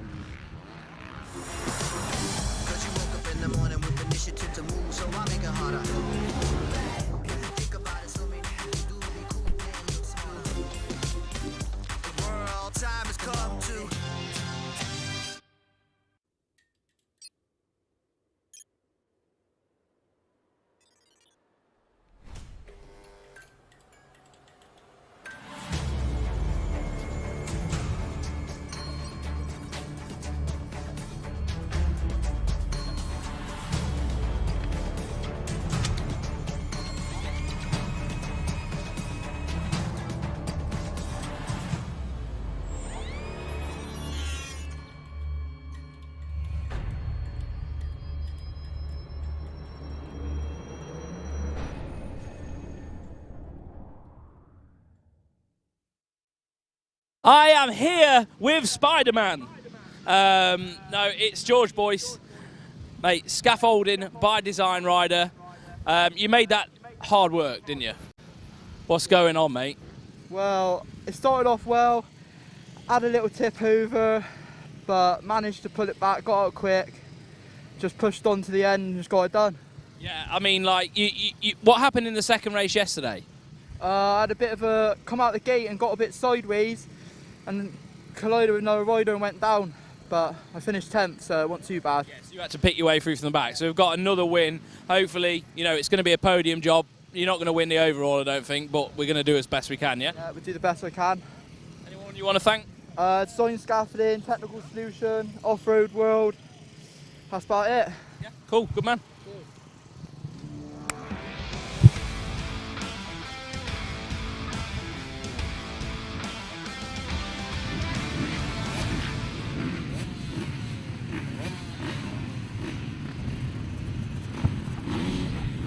Right, here we go then. Back to the racing with the Worx Sports Insurance Clubman MX1. These are the bigger bike Clubman riders. What you've just seen was the Moto-Connection class. They were 250s and downwards. This is upwards 450s. So most of them will be on 450s. Some, I don't think we've got a 500 two-stroke out there or anything like that. I think they're all pretty much on 450 four-strokes. Here we are, here's the start. Oh, someone went too early. So what that rider did there, I don't know, was that Wigger? Might have been. May have just dropped the clutch and just being a bit too eager there. So, here we go. We're going to let them sort out, try and identify. It's Baldry, isn't it? Connor Baldry, that looks like to me. Let me get the timing. Yeah, I don't think they'll be coming through just yet, but that looks like Connor right Baldry, who is the championship leader. Oh, we've got a yard Massive sale. See, that's what I could have done with yesterday, and me getting round it, you know what I mean? Just to like position myself. Not be in it. Yeah, just get around it, you know, put a few behind me. Yeah, so it's Connor Baldry leading the way. So, Callum, this is your moment. Tell us all about Worx Sports Insurance. You are the sponsor of this class. Yeah. Tell us what it's about and why you got involved. I've been doing Worx for years now. I've been in insurance for over 10 years. I know what policies cover, what pastimes, things like that. We specialise in motocross, mountain biking, all that sort of stuff. On the team, it's myself. We've got Lauren Collingwood as well. Jan Howells is on the team, and we're training some other people up all the time. We've got, we're trying to grow the business out. If you need sports insurance, if you're a plumber, if you're an electrician and you need a salary, if you're off work, something to support you, income protection is what we do, and that policy will pay you for being off work, no matter what, whether it's play, whether you've done it on your motocross bike, whether you've done it on your push bike training, whether you're just sick, even you might have been diagnosed with a medical condition and you need time off work. What I always say to motocross riders as well, let's get something locked in for the long term, because when you're doing motocross, it's not just in the moment. Like, I've had many broken bones myself. It's the long term. When you're 50, you know, when you're getting up to like your age, you're starting to feel stuff. And if you was a bricklayer and you needed like your knee sorting out or something like that, if you've got this insurance in place, you can have that time off work and you can get yourself fixed up. You know, Right, so give us a call if you need anything, and we'll help you out. The number is on the website. You can fill in the contact form, and one of the advisors will get back to you. Right, we need a chat because obviously I'm falling apart at the seams. So, absolutely. Can I do backdated claims? Anyway, here we go. Conor Baldry is going to get the Planet Moto First Lap Leader Award. He gets a point towards his going on to his Spanish holiday. Okay, can we do that? I suppose we can. This is for everybody that's at the venue, not at home. If anybody's seen an HSBC bank card, can they please return it to us in the TV truck? Anybody's found an HSBC bank card, can you return it to us in the TV truck? Right. Yeah, if you want to use it to contact us to get some Red Bulls or something to help me and Jeff out, then that would be great. Yeah, on the way up through. Yeah, if you can do that, that'd be great. I'm sure the owner wouldn't mind. What we got, man? What are you playing? Jeff's just playing games here. Right, let's get back into this race. So Conor Baldry was leading the way when they came through. Keaton Stewart was there in second. I mean, things may have changed. Mitch Best, so the Australian, is up there as well. Grant Martin in fourth. Talon Asperdon in fifth. Billy Saunders sixth. Seventh is Rodney Jones. James Thompson in eighth. Charlie Roper in ninth. Jordan Ambler 10th. Ivan Kerr was in 11th. Ryan Davies 12th. Ash Senior 13th. Ollie Kingston in 14th. 15th was Michael Garham. 16th was Connor Tingle. 17th was Elliot Reeves. 18th, Jack Waterman. 19th, Joshua Kirby. 20th was Josh Bailey. Obviously, things are going to change a lot. That was the first lap through. Yeah. There was that pile up, so people are going to be shifting around on their positions. But Conor Baldry doing a great job at the minute. Yeah, he's had a great series. He's leading the series. He took his, do you know what? He took his first overall win at Ling. And I think also his first race win of the year. So, but you know, but he's being super consistent, and that's why where he's at. He's leading the championship and looking good. The track is starting to come particularly good now. Some of those ruts are starting to form a bit deeper, but with them, the ruts are getting kind of easier to track and identify as a rider. So it's all looking good out there. Justin and his team, Alfie Smith will be here helping out as well, and you got Tim out there as well. Those guys will be on it with the watering all day. They won't miss a trick with that. Plenty of water here. Justin has a borehole, basically, so the water, he can keep it going. What? How does that work then? It just well, listen, I'm not a farmer. Yeah. Although I sound like one, and arguably look like one. So there must be some it's sort of basically a big hole in the ground. Yeah, like a water table, basically. Underwater river or whatever. Yeah. And he's tapped into that, and away we go.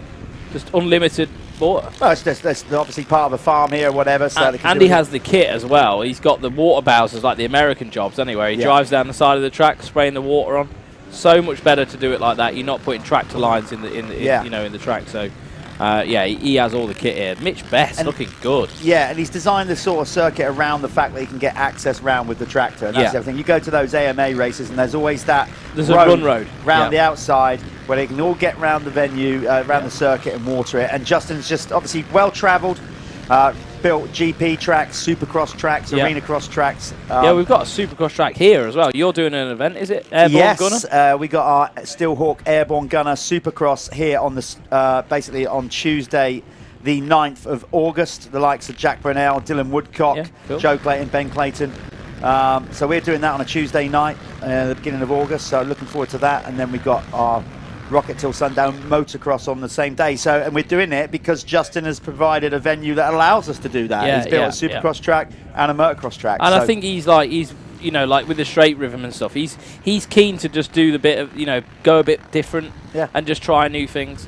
And we need that in motocross. We need that fresh look. We need that fresh approach to develop the sport and get more people watching it and into it. Absolutely, we do. And once you're in it, you 9 times out of 10, that's it. Yeah. Game over, you're in it. Yeah. Oh, what's going on here then? So Is that Keaton Stewart? I think he just Mr. stalled Shiftony, it. Yeah. Might just caught his brake or something. Yeah, just maybe just hung it up on a rut. Talon Aspenden got the better. Oh, but then he's back through. So Keaton Stewart back through, back where he was. I don't think he actually lost a spot now. So we'll have to see. Maybe that's a great. Maybe Grant Martin has got him. That corner, we talked about it before. This corner up to the whoops. That's good track design right there. Yeah. This obviously he's built it up. It's not a berm as such. It's a tapered corner. Conor Baldry setting the Keck's fastest lap so far of today. But that corner, going back to that, it's a bank turn. You naturally want to sort of go to the inside and push against it, but then you don't get the run on the whoops. No. I sucked there. You know, I absolutely sucked because you need to get over that first one. To get the momentum. And you've got to be quite brave. You've got to hit that burn with like a lot of aggression, and the ground's really slippy there. So it's it's that fine line before finding the traction to do it, because the faster guys will get over that first one and then they can get into a rhythm then. But if you're in a tight battle, that's the thing. Like you go wide, to get the run, and somebody will just come in and park you. Yeah, and then you've absolutely stuffed it. Yeah. So good course design by Justin there. On the, well, most of it is, to be fair, obviously, with the nice safe jumps and drop-offs and all these kind of things going. He's worked a bit of gradient, obviously, here in a small valley here at Cusses Gorse, just outside of Salisbury. But he's used the elevation and the undulation pretty good. Put some nice jumps. Just having a revamp, actually. It's a different course than what we raced last year. It is different.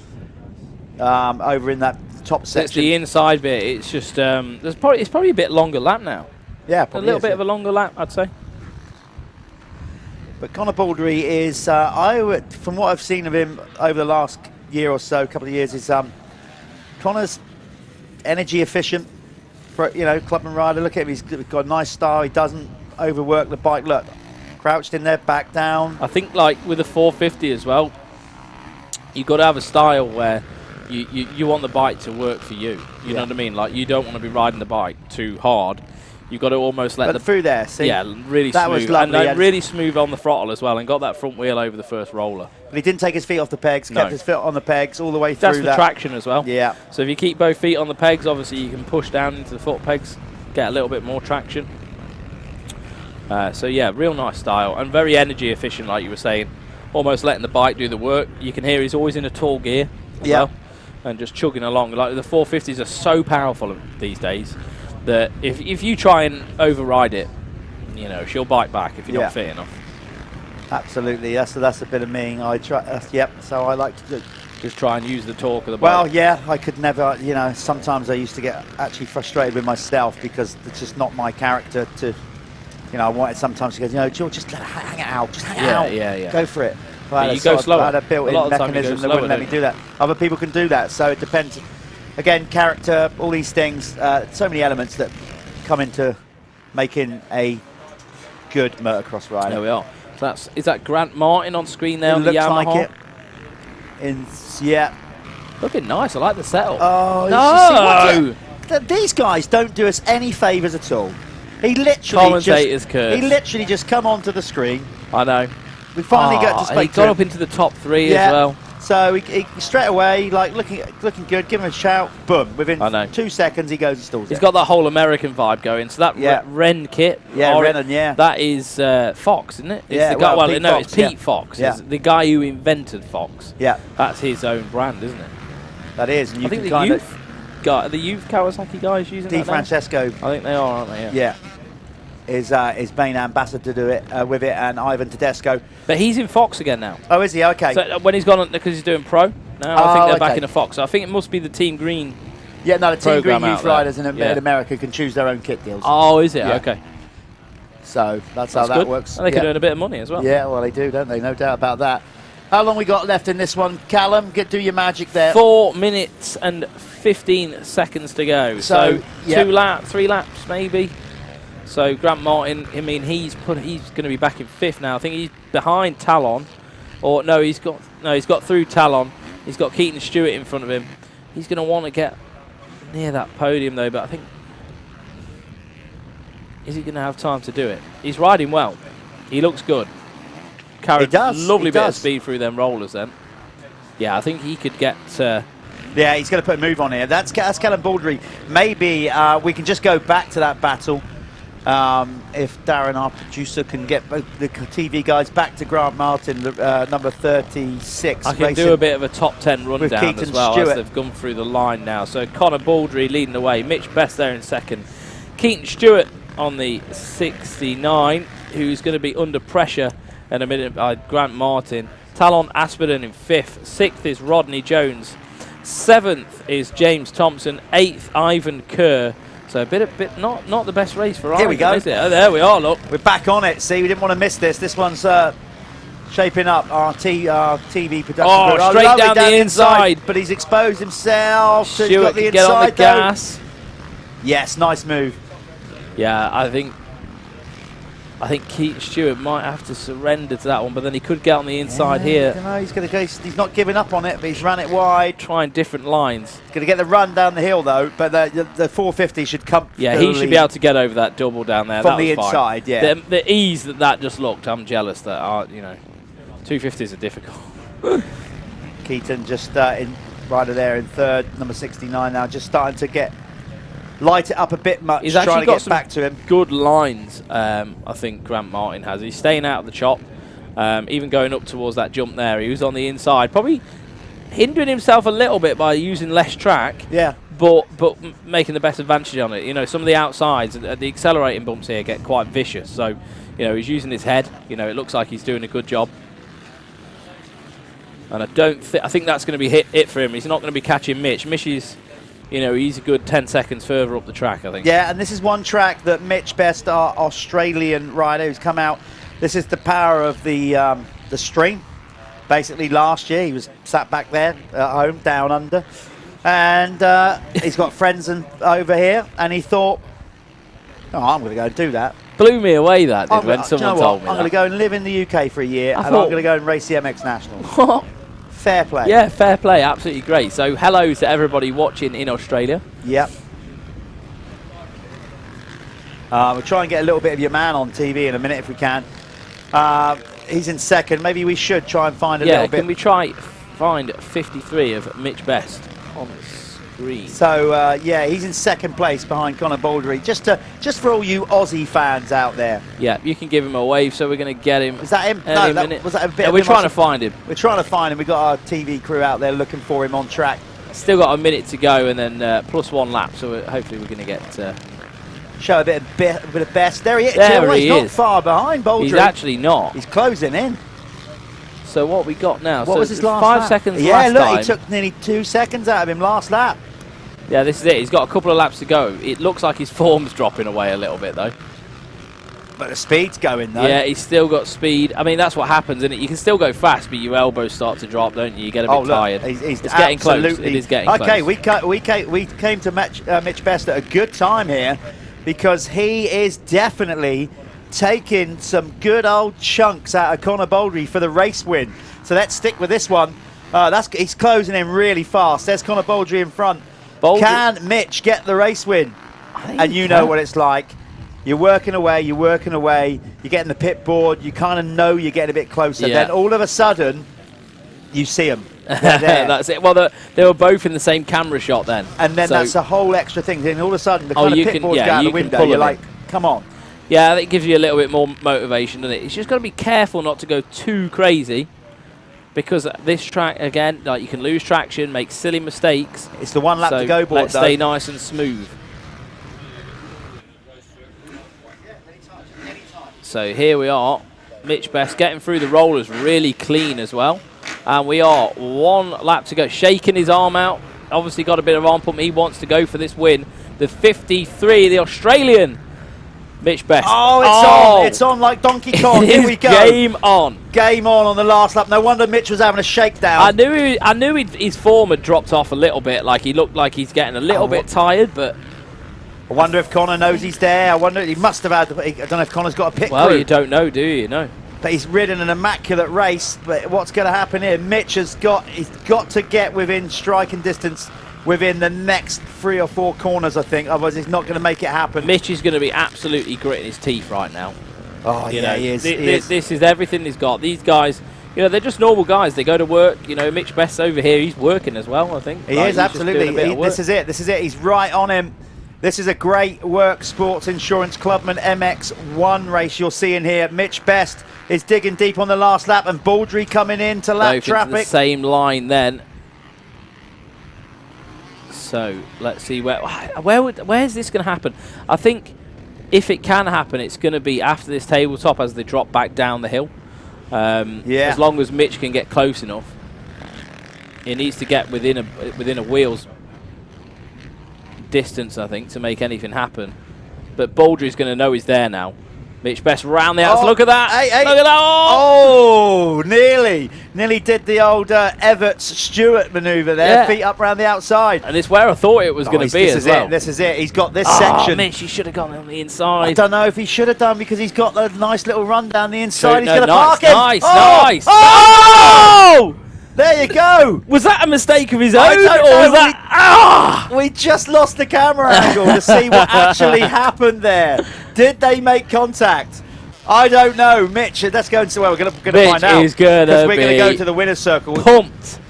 So the 53. Okay, it's my turn, isn't it, to get down there? Yeah, you need to Let's get down go and get down there and catch Mitch then while we can. Right. We're going to go to a quick ad.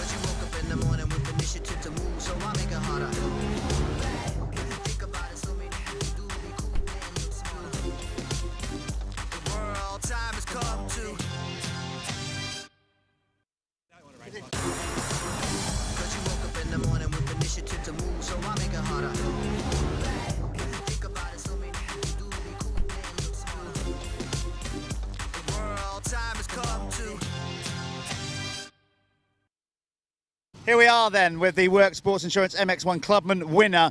That was some excitement for the fans down under. Mitch, just talk us through that. You came through, you made a really exciting race. We couldn't quite see it. What happened there on the last lap? Last lap, so I got quite close to Connor. I knew I had one run under brakes on him, so I ran in deep. He shut the door on me, but unfortunately I had too much pace. We made contact, unfortunately he went down. It's not like how I like to race, but hope he's all right. And I'm lucky enough, well, I got the win anyway. So I mean, the good sportsmanship at the end there. You waited for him at the end there, and you obviously acknowledged each other. So it's all fair in love and war. That's it. It's Rubbins racing. I'm Australian, so I'm aggressive. But yeah, leave it all on the track. They're all good guys in this class, but we all want to win. Well, you made for a great race there, so thanks for that. Anybody you want to thank? Yeah, I just want to give a big shout out to my family at home in Australia watching. I've got my partner and my kids here watching today for the first time, and my mechanic Andy. It's all been a great weekend so far. Oh, that's awesome. Mitch, all the best in the second one. We'll maybe see you up here in another while. There you go, Mitch Best, winner of the Worx Sports Insurance MX.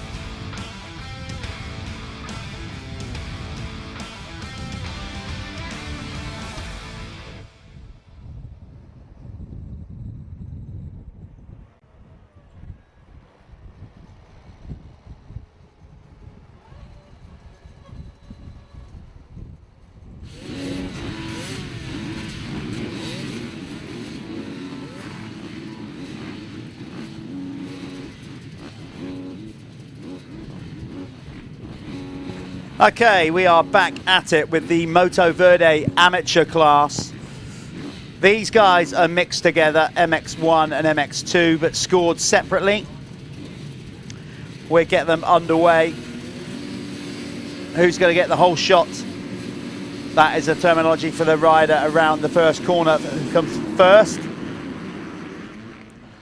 That's what happens with the cloud of dust as they come down. Oh, Luca Pegg in the middle there, getting a bit of a huckabuck. I'm sure that was Luca Pegg. That's not good for him. He is the MX2 Championship leader and I'm sure he did the classic high side. It got away from it, back end broke out, and then it bit back, and down he went.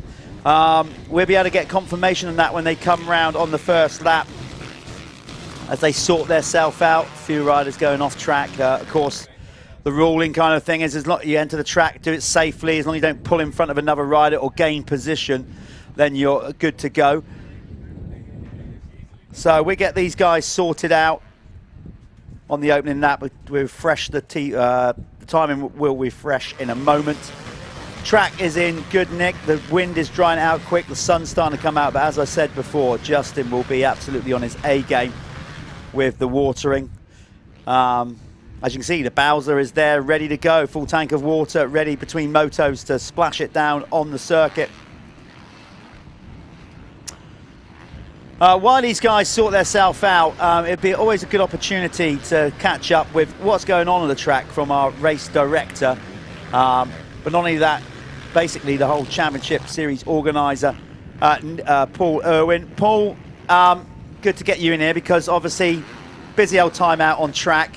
We're just gone past the halfway stage of the MX Nationals this year, Michelin MX Nationals, powered by Milwaukee. We all know the effort and stuff that goes into it. How's it going for you? You know, the series and whatever. We've done many good things. Straight rhythm last night. Are you happy with where we're at the halfway stage? Yeah, I think it's pretty much going to plan. There's always challenges every year, but we've had 3 good rounds so far.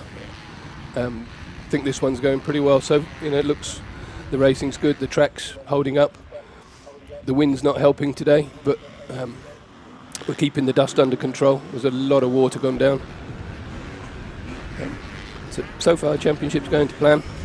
Yeah, which it is. I mean, you know, we got some good things going on. As we said, last night's straight rhythm, I mean, that was a lot of fun. Challenging in its own right. Is that something we're going to look to do more of? I know we've done one each year for the last few years, but seems like a popular addition to the series to do, you know, in the middle of the summer and make a bit of a special event in the evening for everybody here in the crowd. Yeah, it started as a lot of fun, and it'd be nice to turn it into a 3 or 4 round series. It's difficult to build a straight rhythm. It's not easy to build a straight that long with some technical jumps in it. We're lucky that Justin can do that for us here. The challenge is taking that somewhere else. We'll do it every year that we're here, and you know, we're looking at other venues that we can do it.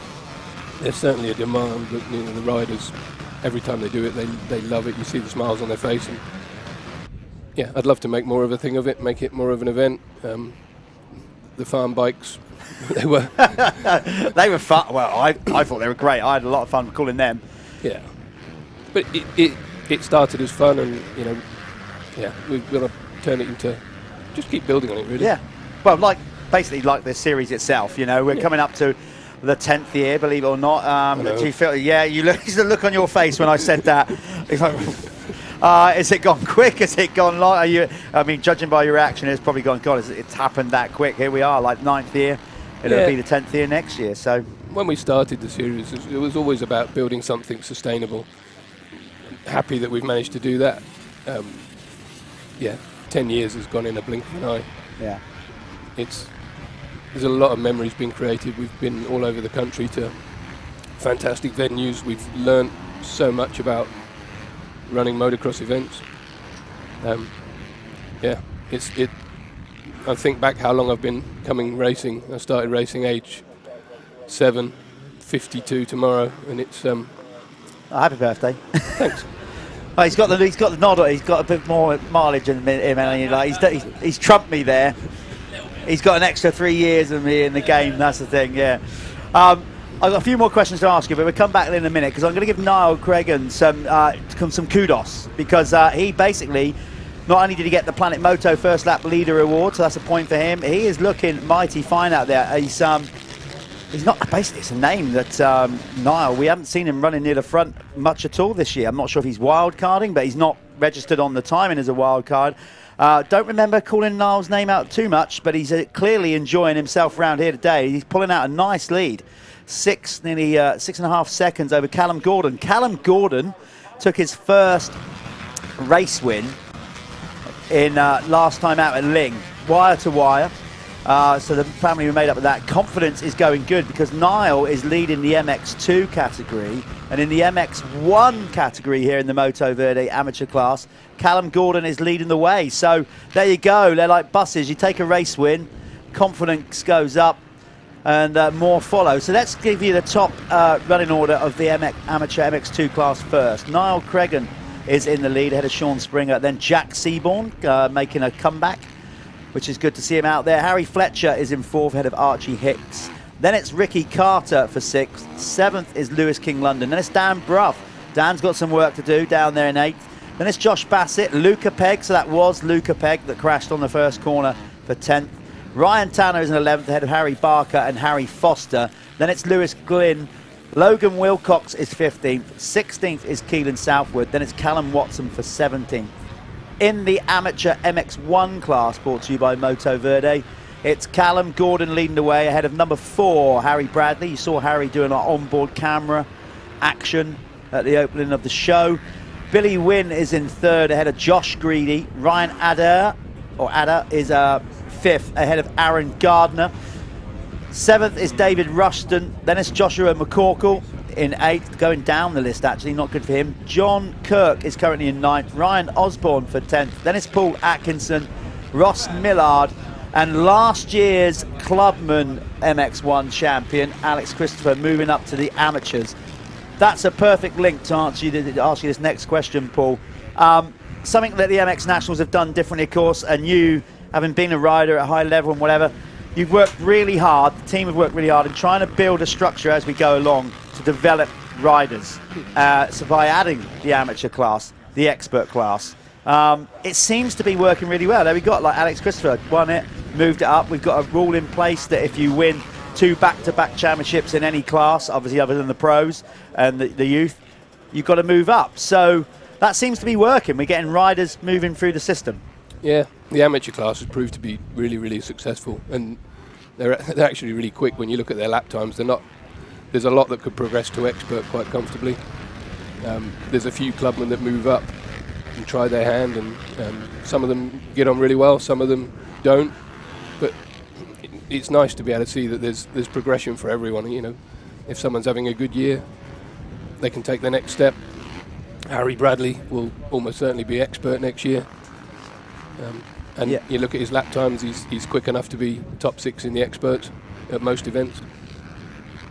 Yeah, so you guys keep an eye on that, and then we evaluate and put where riders, so that way we kind of end up with decent racing as well, because we're kind of filtering them into the speed category of where they should be, and not them necessarily saying, oh, I'm a clubman and doing the classic, like I'll stay down in that and do a bit of sandbagging. We're like, come on, no, you should be in this class, and away it goes. Yeah, obviously we don't know every single rider that signs up for the series.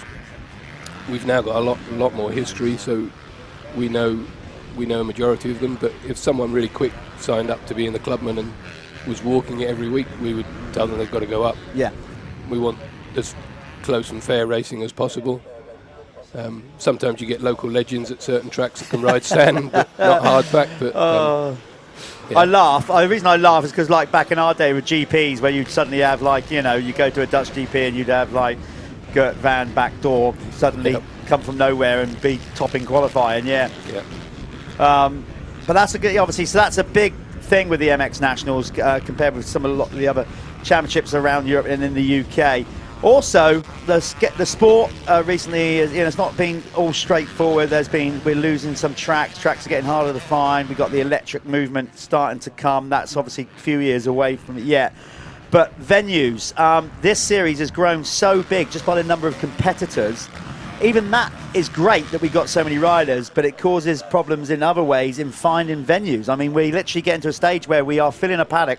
We're cramming them in here. So finding new venues is not an easy task, is it? No, unfortunately it's one of the limitations of running quite a big series. We need a lot of parking, we need a fair bit of infrastructure, and that narrows the choice down. There's a lot of really nice tracks that we physically just can't fit everybody in. So we're constantly on the search for new venues. We've got a couple that we're looking at for next year. The next round is a new venue. But we never stop looking. It we don't want the series to just keep going to the same track year after year. We'd like to mix it up a little bit. Are you in a position to tell us more about the next round? You know, we know obviously there's. Well, I know it, you know, because you're doing it. But are we in a position to sort of say a little bit more about it at this stage, or are we just holding fire a little bit longer? Yeah, Putting you straight on the spot. It's like question time here. You're going to get, grilling on it. At the moment, it's still planned to be near a venue near Oxford. There's a few hoops to jump through at the moment to all make it happen, but the track build should start in the next week. The plan is to do a straight rhythm there as well, but yeah, we'll start releasing more details hopefully over the next week or two. Yeah. As soon as we're on site, we'll start to do some videos and show you what it's like. Yeah, looking forward to that. I'm sure I'll be up there doing some of them. And then, of course, we finale this year's championship at Hawkstone. Just recently did another kind of bespoke event off the side of the MX Nationals, all run by the team. You laid on an event called the Weekend Warriors, where we just kind of opened the venue up to exactly that. Weekend Warriors, Clubman riders, amateur riders that don't always necessarily race our series, but they could have the opportunity to come along and ride Hawkstone at the weekend. It wasn't a race event, but it was a great event nonetheless. Yeah, Hawkstone's an iconic circuit, and there's tons of riders that have never got a chance to ride there. We get on well with the Salop Club, and they kindly let us hire it out for a practice day, and it fills up very, very quickly. The demand to go and ride that circuit is immense. So yeah, we had 2 really fun days, really good atmosphere, a lot of people saying how much they enjoyed it. We had a father and son that got a chance to ride around there together. And they'd never ridden there? Never ridden there. Oh, that's awesome. The father's been there since probably the last 30 years and always wanted to ride. And he got a chance to ride around with his son and was over the moon about it. So is that, again, maybe too early to say, but it went really well? Is that something that potentially, like the Weekend Warriors concept, is that something that you'll look at to do again next year, or maybe even more than one? Yeah, I'd like to. It's easy at Hawkstone because there's a pool there. Yeah, there's a pool to get riders to ride there. You can't do it at every track. It's got to be a special track for it to work. But yeah, it's great. You know, we see a whole new audience of riders. A lot of them were, they're very amateurs. There was, I think, 80% of the riders that signed on don't have a license. No way, is that right? Yeah. There you go then. So it just goes to show how many people are out there but not necessarily coming out and racing. Yeah, there's over 400 riders over the weekend, and to have that many that don't have a license, let's bring them to a good event, show them some good tracks, and hopefully some more of them come racing. That's great stuff. And have you got, a short version? I suppose you can't answer it in detail, but where are you at in your mind, in your head, and with Dad Neil? Every year, I suppose, we have discussions and conversations now, about ways to improve the series. Where you're at with next year, what are you looking at, what you're thinking of? It's a 10th year, you're going to try and do something special, you're going to try and stick to the same formula, or just literally, as always, let's have an off-season, talk, discuss, and seek ways to improve it. I guess that's the thing. Every year, try and look at ways to make it a bit different, and so it doesn't get stagnant. Yeah, feels like now we're kind of getting down to the details. It's the small details that we can improve on. I don't think we're a long way off with the structure. There's always things that we would like to do, but the series has got a great following, and you can never keep everybody happy. But I think we keep the majority riders want to keep coming back. So to change it too far, I think we would change the series. Yeah. Interesting stuff. Well, I'm going to hopefully, I'm looking forward to the conversations about that, because the series has been, as I said, 9 years, just evolved all the time, grown and grown.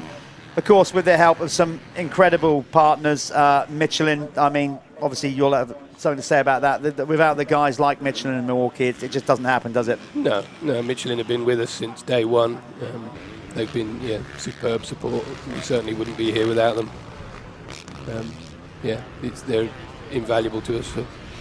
And you know, we've got a lot of support now, and we need all their help to continue to grow the series, continue to build new tracks, and hopefully give everyone a good race meeting.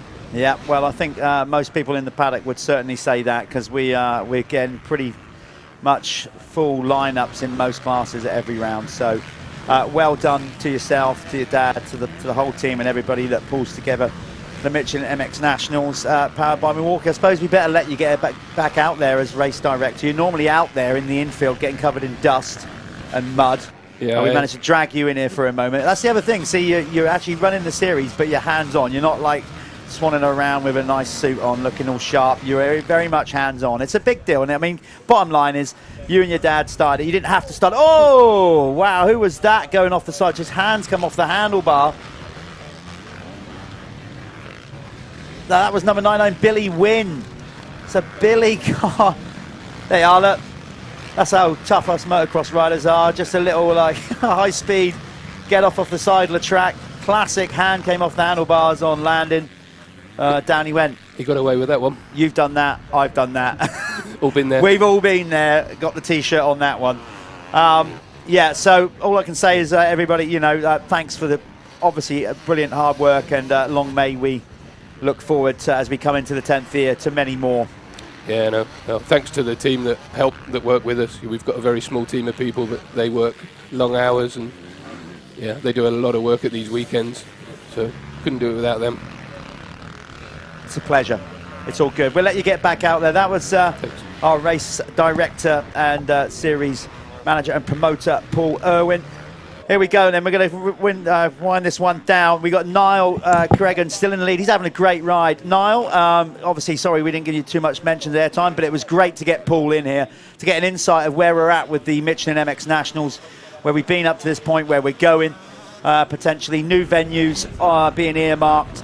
Basically, loads of progressive, positive things to say about the Michelin MX Nationals. I'll be interested to see what the next venue is going to look like. As we said, details of that is going to be released soon. Is this you're on, dude? Winner Circle. Winner Circle. That's your turn. Is it? Yeah, I just spoke to Mitch Best. Oh right, yeah, cool. There you go. So I was just watching a video about an ant colony nest thing. I was on it. You know, I've been busy. I've been busy. I can tell you've been busy educating yourself while I've been talking to Paul. I get excited by stuff like that. Yeah. Weird, but what, yeah. Ant colonies. Well, they poured metal into it. And oh yeah, that one. Yeah, cool, I've seen it. That's good. Yeah, Niall Cregan is leading the way. You're going to go and speak to him. Here he is. I like Niall's thing going on here. He's doing that kind of full privateer thing. Yeah, no graphics, no sponsors. Thank you very much. Yeah. But I'll tell you what, I'll go out and win anyway. So we've got hit. How far behind is Harry now? 2 seconds back. Yeah, but obviously Niall's leading. Yeah, basically Niall. These are Niall's leading the 250, Harry the 450. Okay. So, regards of whoever's going to win the race, well, I like the whole amateur American number thing going on as well. 9:45. You know, it's like yeah. I think he's going to get it done. You better go and grab him because Loretta's. We're on. Judging by, no, maybe not. No, maybe it's going to be the one lap board this time around. I think there'll be a This will be the Harry last lap. might win the race, but he's got to get past Niall first. And it's a shame because Niall's, like I said, we had Paul in here, Erwin talking about him, so I haven't given Niall too much love, but he's getting it now. Can he make the winner's circle, or is your man, your mate, Harry Bradley, going to spoil it for Harry him? did deliver us a nice sausage roll this morning. Yeah. And then you went off and got another sandwich as well, but we're not. Well, I'm well catered for. Yeah. Got my food unit here. So Harry, I mean, he's had a good season, hasn't he, Harry? Very good. We got him obviously to do the track laps as well. So Harry works for SM Pro. So anyone who's getting their SM Pro wheels and they're ringing up to order them from the factory, he's the man on the other end of the phone. Right. More than likely. Well, this is going to be interesting because Niall, I'm sure he'd love to get in the winner's circle. And not like, judging by the look of his bike, he's got no sponsors to thank. No. But he credit to him, he's led from the whole race. Because like it's been a bit of a Harry Bradley show. This Exactly. race, hasn't it? So from a neutral point of view, I kind of hope that Niall holds on to this so we can get to speak to him. Yeah, it would because be we nice. spoke to Harry enough times this year. He's done enough winning. Well, we've told him he needs to go up to experts next year. Yeah, but Paul just said it in here. In the but do you know what? Like he hasn't been sandbagging. He just has had a really good year. Yeah. Like last year, he was nowhere. Yeah. Like he really struggled last year a lot. But that's So, what we were just talking about, the you know. structure of the MX Nationals and how you can Yeah, you can you build it genuinely up. pick a class, you know, and if you're too good for that class, you've got That's another it. class to go into, That's you exactly know. it. You know, like Harry, he changed a lot of things in his life. He found himself a good woman. That you always know, helps. Nice, stable environment. I think he's just comfortable, and he obviously is shown in his riding. He started getting a lot better. But for the moment, I think Niall is going to pip him. However, they're not racing each other. No, that's where they are, but they're not. Yeah, this is like he still wants to win. Yeah. I'm sure he'll still be very annoyed that he hasn't. Yeah. But here we go. You better go there and we grab are. Niall Yeah. then. So here we go. He's going to go out and speak to. Yeah, he's going to get it done. So Niall Cregan is going to win this Motoverde Amateur Mixed Class MX1 MX2. Nice one, Niall. It's going to be the first chance we're going to speak to him. Somebody's made up. Is that his Tad or somebody down there? Double fist bump. You'll see Callum come into the shot in a minute. We're going to grab him and get him over to the winner's circle. We're going to go to a quick ad while Callum hunts him down.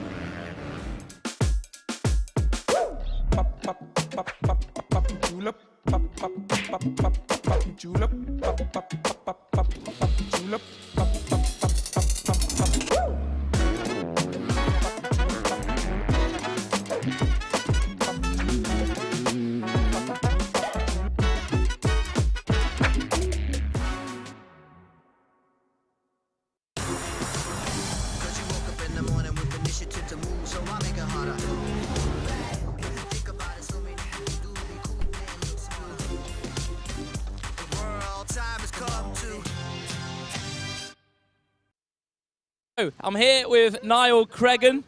Mate, that was a bit different, wasn't it? Where did the speed come from, mate? Yeah, just find my rhythm. Obviously, I haven't been here before yesterday, and sort of all coming to me now. I like that type of track. Obviously, back home with nothing like that, but it just takes a wee while to gel, and well, there's a result. Is there nothing that even replicates that at home, like track-wise? No, it's all sort of hard pack, stony, no ruts.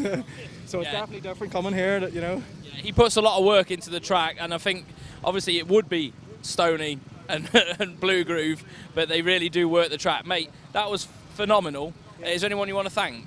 Just my mum and dad and my girlfriend's here as well, Pipboard. We'd be stuck without them all, so that's all. We were saying you've gone for the no sponsor look, you know, like if you're not helping me, you're not on the bike sort of thing. So we want to get a title sponsor on here, guys. So here we are, Niall Cregan. Right, well done.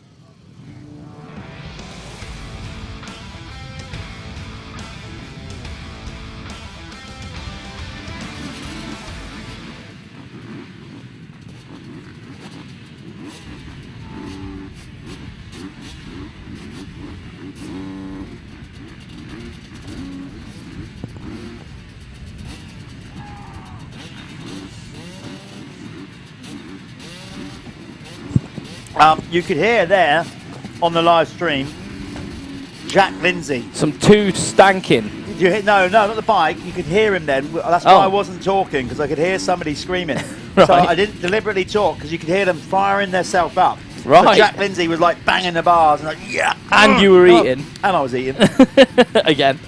Yeah, you've got to keep the energy level. You've got to keep the energy levels up, Callum. So this is our RFX Expert MX1, MX2. Again, we've combined class.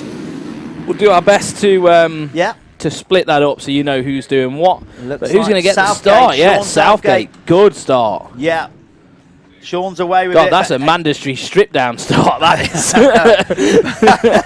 But Jaden Ashwell is very, very quick round here on the AJP gas. Yeah, good to see that team coming here as well from the AMCA. I know they wanted a bit of a change, didn't they? Yeah. Turn up to here, we offer that, you know, they've got a nice professional paddock setup. Have you seen their setup? Yeah, it's brilliant. That's why they're front row. Mate, well nice. You know, put the work in, get your paddock looking like theirs, and you'll get that front row.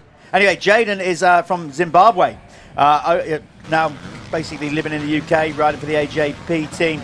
And he is already looking to put some serious. This is a bit of him. This is one of his more favourite tracks.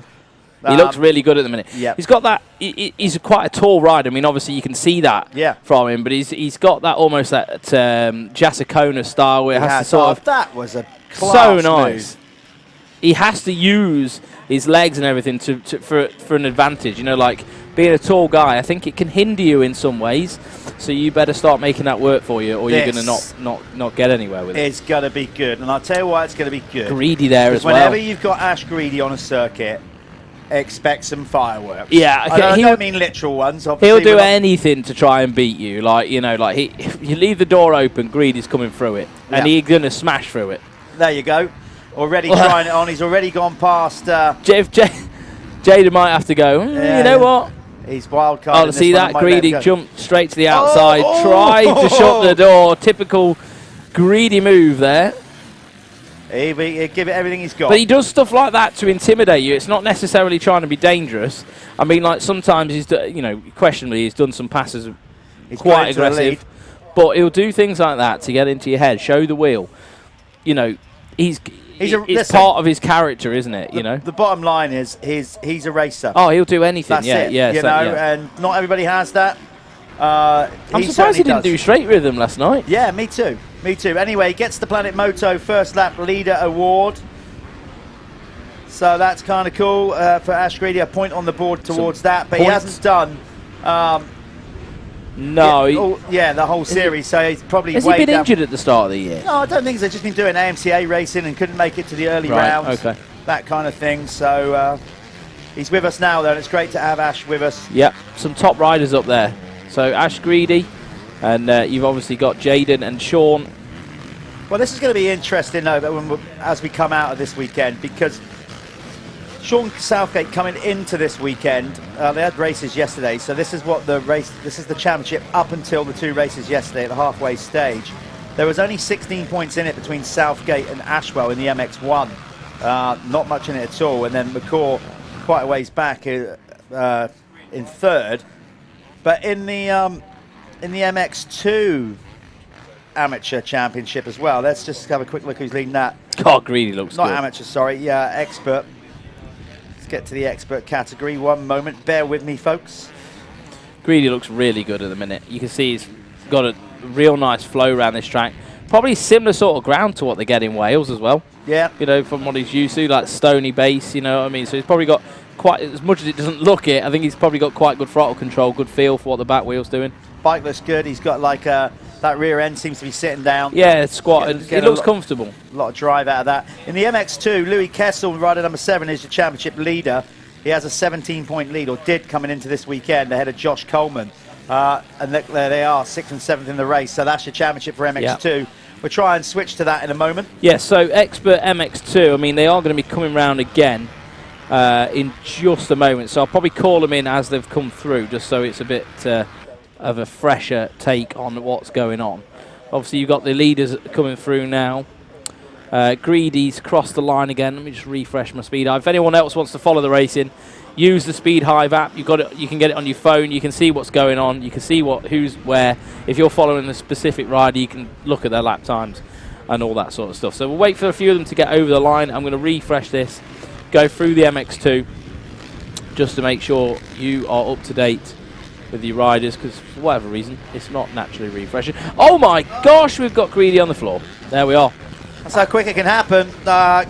Motocross for you, just take your eye off the game for a second and it will come up. It's like the circuit comes alive, comes up and pulls you down. It can do, and it looks like he's holding his chest there, maybe a rib or something. Oh, they're all at it now. Who's that gone down? That is Nathan Dixon, is it? Nathan Dixon, yeah, making a return to racing after being off for a little bit. So Nathan, RFX supported rider as well. He's on the deck there. He's got some work. There's Gareth Padgett, who took part in last night's straight rhythm. Very local rider, Pad. So Nathan was actually leading Expert MX2. Not anymore. Not anymore. So I don't know where I'm going to situate it. So I'm going to read it as it was on here. So Dixon, obviously he's not anymore. So Louis Kessel should be leading the way. I'll tell you what, let's see if we can get the guys on the cameras to pick up rider number 7, Louis Kessel, because he is the 250 championship leader, and he has got Josh Coleman, 661, right behind him. So I think it'll be Kessel leading the way, followed by Coleman. There's Coleman. So Kessel is just ahead of number 661. Oh, Coleman getting a bit. And then we've got Jimmy Margetson, and then I think it's Nathan Dixon there, and then Gareth Padgett. Right, here we are. If we hold this camera angle, we're going to see Louis Kessel come down the hill. He is the MX2 championship leader, number 7. Here he comes. So there we are. There's Kessel. And there's Coleman right behind. They are battling for the championship. Right, okay. Not much between them. No, it's like it's only a few points. Yeah, only a few points. It's I don't know what happened 17 points yesterday. between them. Let's So check out. Kessel's looking good on that Honda, I think. Like, it seems to suit him, that bike.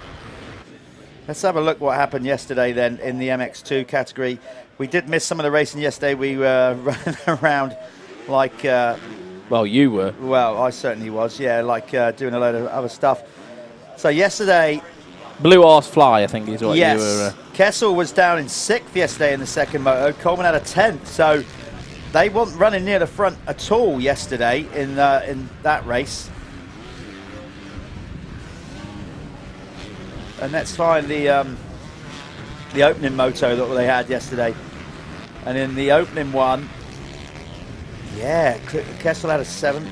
So the running order as they came through that time round, Louis Kessel leading the way, followed by Josh Coleman, Jimmy Margaretson in 3rd, 4th is Nathan Dixon, 5th is Gareth Paget, he's moved up a spot, Sam Atkinson's back in 6th, Aaron Ongley 7th, 8th is Ollie Beamish, 9th Kieran York, and then rounding out the top 10, Jack Lindsay. Going back to the 250 battle, Kessel and Coleman. Coleman took some points off Kessel yesterday, so it's less than 17 now. Right, that's interesting stuff. Okay, so that's getting closer. That is good. Good championship for those guys. Number 14 is Brad Cavill. Good to have Brad back racing.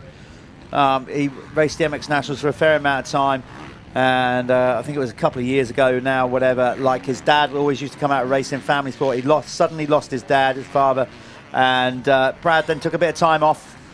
Totally understandable. I've been there. I've got that particular T-shirt. Know what that feeling's like. But then Brad is now back racing. It's great to have him back because he's a very smooth rider. He's won MX Nationals races before, but you know he's had a bit of time off the bike, so it takes a little while to get back. To where you want him back. He's a good asset to what we're doing here. So MX1, Jaden Ashwell is leading the way, followed by Sean Southgate, Brad Cavill in 3rd. Greedy was in 4th. Obviously, he's going to want to try and pick his way back through the pack. So we'll see what Ashley Greedy can do. Ben Clayton was in 5th. 6th was Max Broadbet. And then 7th, Luke Mellows. 8th, Josh Waterman. 9th, Jamie Dixon. And 10th, Nathan Green. So Josh Waterman, he's had his shocker as well. So Waterman's normally a bit further up the sharp end, isn't he? So see what's going to happen with that. Stacked though, stacked expert class. I think it's down to the start, and if you don't get the start, then you're going to struggle. Okay, so here is Josh Coleman coming under pressure from Jimmy Marston. Marston is out there on the other AJP gas. Ashwell leading the MX1 category, but of course Marston is out there on the 250 AJP. They'd love to get a double win, wouldn't they? They would, yeah. So 719, he's got some work to do, and he's going to be working the back of Coleman. Coleman's on a 252-stroke. Now you're allowed to do that. You see the bike's slightly different. It's got a big header pipe on it. If you're not well clued up on motocross, if it's your first time starting to follow it, 2-stroke are now racing with the 4-stroke in the 250 category. They used to be an MX1 bike, but they've been sort of demoted, haven't they, to the MX2 purely because the modern bikes have got so fast. Yeah. Look at Southgate. Here we are, Southgate. Whoa! Round the outside. That was nifty. Was that? That was nifty. He has obviously been sat there back behind Ashwell, and he just burned him up, didn't he? Then Sean's calculated, and he's probably just settled into the race, tried a few different lines, and probably because he wasn't using that line early doors. No. So by finding that line, carried a lot of speed. Up, yeah. So Ashwell was going to have to just have a look, I think. Just sit back and go, okay. No, it's his turn, yeah. Yeah, what's gone on then? How has he done that? So figure out the track a little bit. Maybe, let's see. Look at him using his long legs. He can just double his way through there. Sean Southgate is he's a smart cookie, but it's not really his favoured conditions, I have to say. But look at that. Sean's raced at a high level for a long time. Yeah. And he's very wise to know what, he can read the track, read what's going on behind him. I think Ashwell's probably got a little bit more learning to do. He's younger, I think, a lot younger. So, with age comes a lot of experience with reading the track and learning about what the guy behind you is doing. So it's Ashwell's turn now. I think what that does prove, regardless of the riders out on track, that the track is developed nicely now. The fact that you've got these alternative lines that clearly are overtaking lines. You know, sometimes you get a load of lines on the track, but they're not necessarily like the quicker line. No. And, you know, there's one good line around the track. That just proved that, you know, that's not the case. Sometimes as well, you have to go in a subpar rut or something that you know is a little bit sketchy if you want to try and make a pass on a corner, and you can make it work, but you also know, right, I've got to be a bit careful here because this could kick me left, right, or whatever. You know, like all of these corners have different lines that have slightly different characteristics. There was one yesterday that I noticed. The rut was so banked over, very good line, but quite difficult for someone like myself, a little bit more of an amateur rider, to get in it and like lean over, because if you went through it a bit a bit more upright, it was quite difficult because it was grabbing the fork leg. So like, you know, you had to be quite careful, and I think a lot of the corners get like this around here. Yeah, arguably do, no doubt about it. Ashwell is doing his best to try and hold on to. He's trying to hold on to him.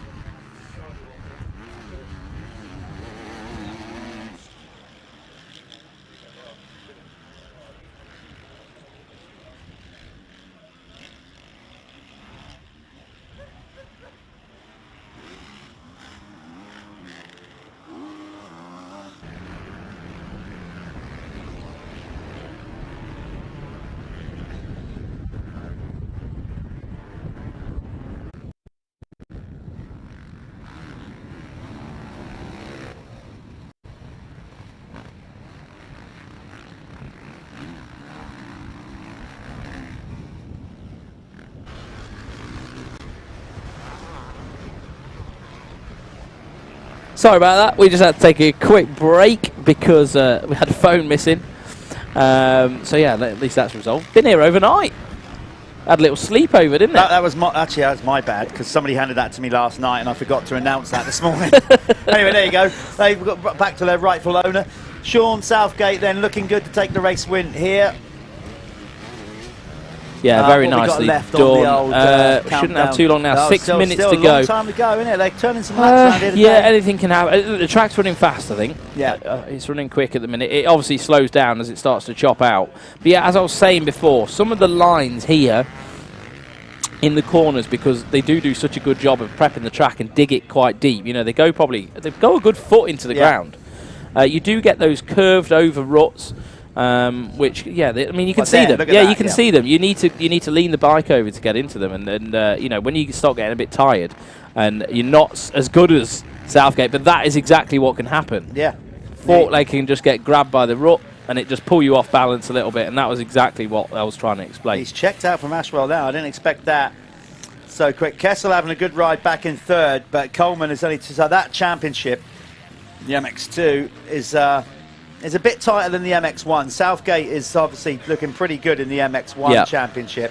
Yeah, so although he has got Ashwell chasing him down. Yeah, he's not there. I think Ashwell's getting better. Yeah. He is always getting a little bit better and improving. So, you know, that's not going to be, hopefully not the case forever. Hopefully that we can tighten that up. But MX2, Louis Kessel, who's on screen there on the number 7, leading the way over Jimmy Margetson. Josh Coleman in third. Gareth Paget up to fourth. Good ride for Gareth. Nathan Dixon 5th, Ollie Beamish in 6th, 7th was Jack Lindsay, 8th is Aaron Ongley, 9th Sam Atkinson, and Kieran York rounding out the top 10. Yeah, nice steady ride from Kessel. He's got a couple of tracks down there in Cornwall. He lives down in Cornwall, quite a ways down actually, down near Redruth. Oh really? Yeah, he's quite a way down, but they've got a few tracks similar to this down there, because you know, down there there's a lot of you know, similar like sort of flint, ground, isn't it? Yeah, similar like sort flint of ground. and stone, you know. It's a bit more granity, isn't it? It is. But it's, yeah. I think Fradden Park is one of his regular haunts, and that's kind of similar to this. Yeah. Yeah, that place looks good. Yeah, it's good. I saw some videos of that place. It looks quite a fun place to ride. Because I was always under the assumption that they didn't have a lot of tracks down in Cornwall. But I think it's just the fact that you just don't hear of them because I'm so far out. You know what I mean? Like don't go down there, you would only go down there for what, holiday or vacation or whatever. No, Fradham's quite a good. Fradham's a good track. Johnny Groves does a good job down there.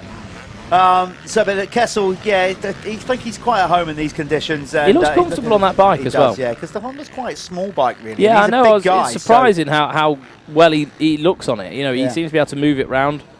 nicely and sort of like be in control of it. It's nice to see. See that? See how he just pitched it over, turned it? It's good.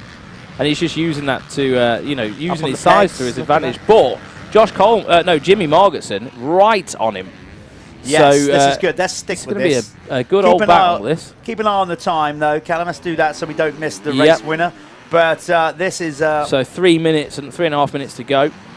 This is good stuff. Kessel and Marsden is all, like, he's really pushing him now. Oh, little kick. Here we go. That's where we saw... That inside line coming down the hill is always a lot smoother. But I think, you know, how you have to turn quite sharp at the bottom. I don't know whether you lose out a little bit. Yeah. So that's a good part of the circuit, those big sweeping bends. I think he's done a good job of that bit. It creates a new places for passing. Yeah, definitely opens the door. He's going to tell you what, he's going to have to work hard, Louis Kessel, here to keep Jimmy Marsden behind. There's not much time left. There's three minutes left, so you've probably got another 3 laps from here then. 2 to 3 laps. Yeah. But no, it's going to be 3 because these guys are lapping sort of low. Yeah, another 3 laps. Yeah. So 3 laps to keep the constant pressure on from Jimmy to try and make Louis Kessel. Jimmy's riding good. Force him into some kind of error.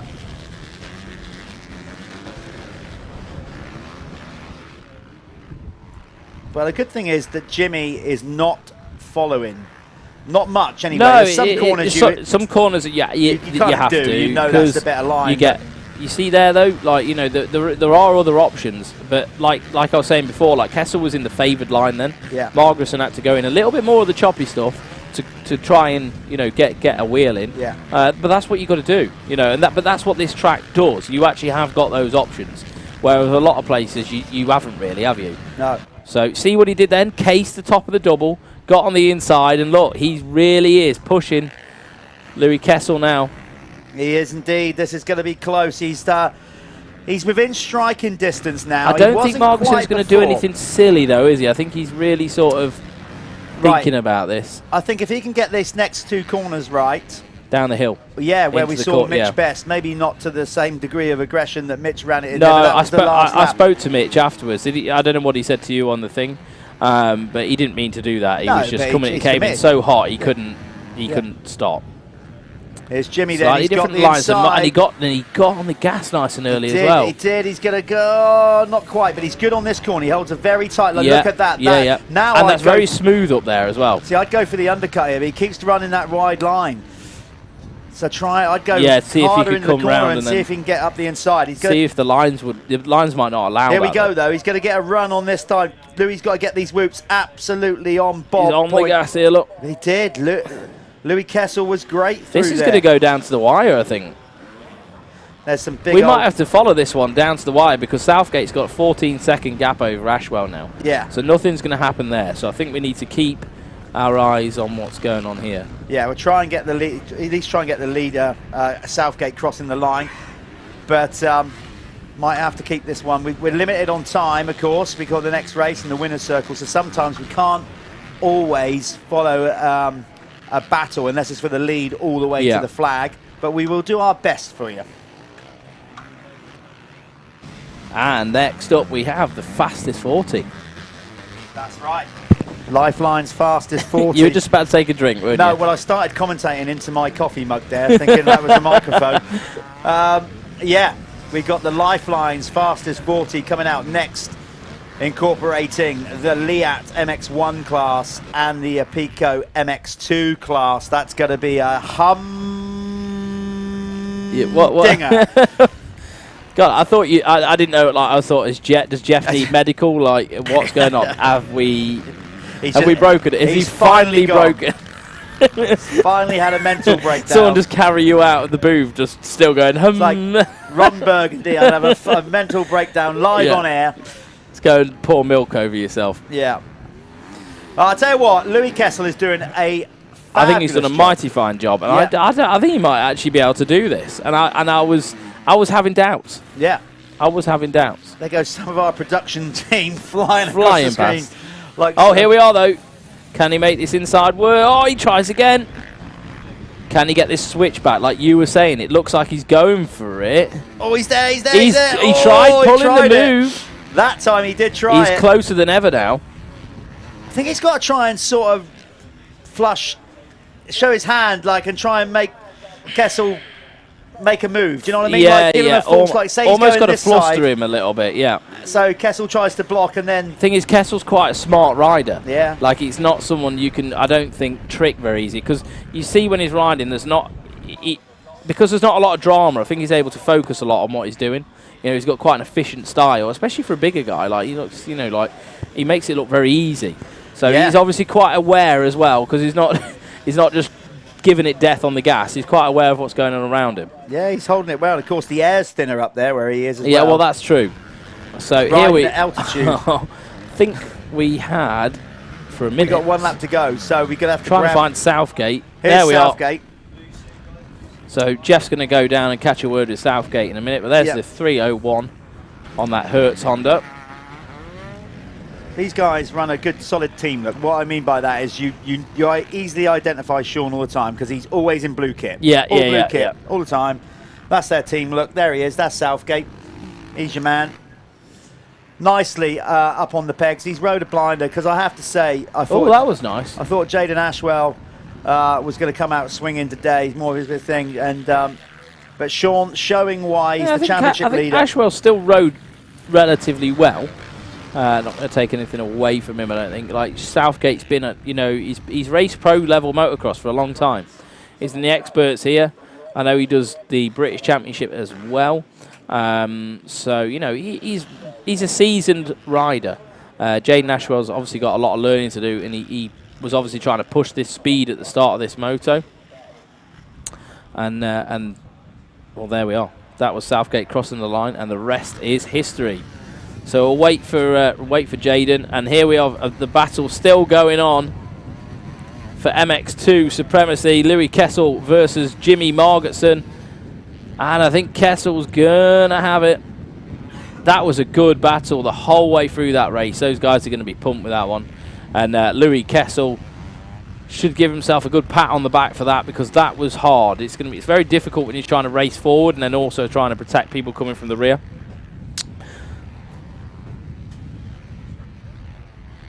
Yeah, so we're going to just send this advert, and we'll meet you all in the winner's circle.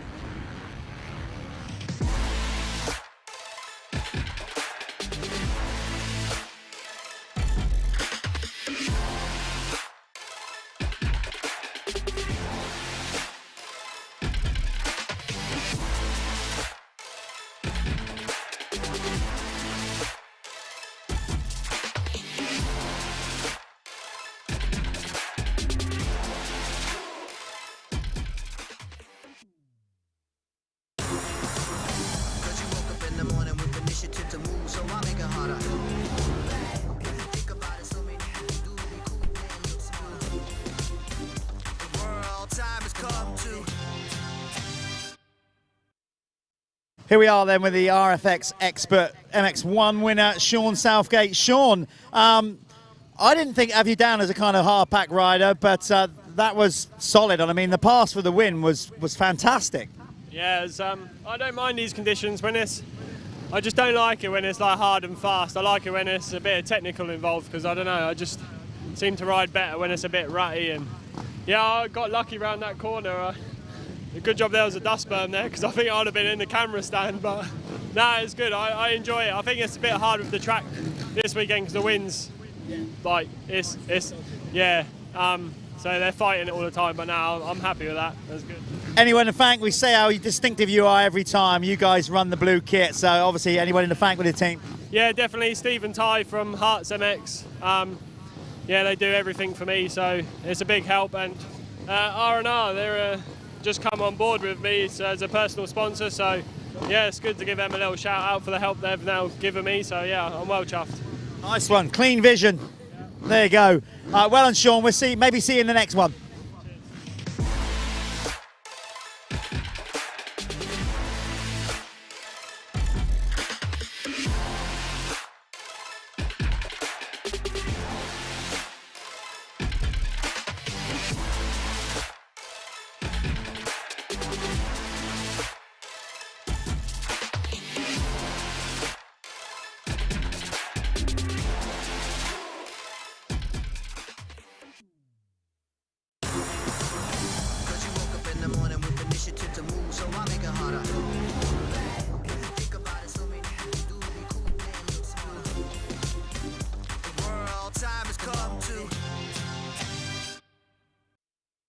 Here we are with the 250 RFX Expert winner. We were waxing lyrical in there, Louis, because I tell you what, man, you took a lot of pressure there and you didn't buckle one bit. Did you know he was behind you? You must have done those last 3 or 4 laps. Yeah, definitely. I could feel him on my back wheel, but I had a few places in the track where I'd pull away and then a few places that I'd hear him catch up, so I had to adjust a few lines, and then that made it a bit easier, but he was still there all the way to the end. We were saying, obviously, down in Cornwall, you're way down there, so there's not too many tracks, but Cornwall is obviously quite, you know, like granite and flinty. You got, what tracks do you ride on back home? Because it's kind of similar to Fradon, we were saying. Is that the case? Yeah, definitely not a Sam rider, so the hard pack conditions, definitely I've been riding them more, so more suited to that, I'd say. Obviously, I think what happened yesterday, you're still kind of padding out that championship lead. You got the red player thing. Feeling confident going into the second one? You must be after that. That was solid. Yeah, definitely. I knew I had the speed yesterday, but a few mistakes cost it. But hopefully, try and ride a solid last moto and then see where we end up. Good luck, mate. He's going to go and get ready. That's Louis Kessel, winner of the Expert MX2 class. Up next, we have the Lyfelinez Fastest 40, incorporating the Leatt MX1 and Apico MX2. This is going to be an absolute ripper. So get ready, guys. Hope you've got the kettle on. Half an hour.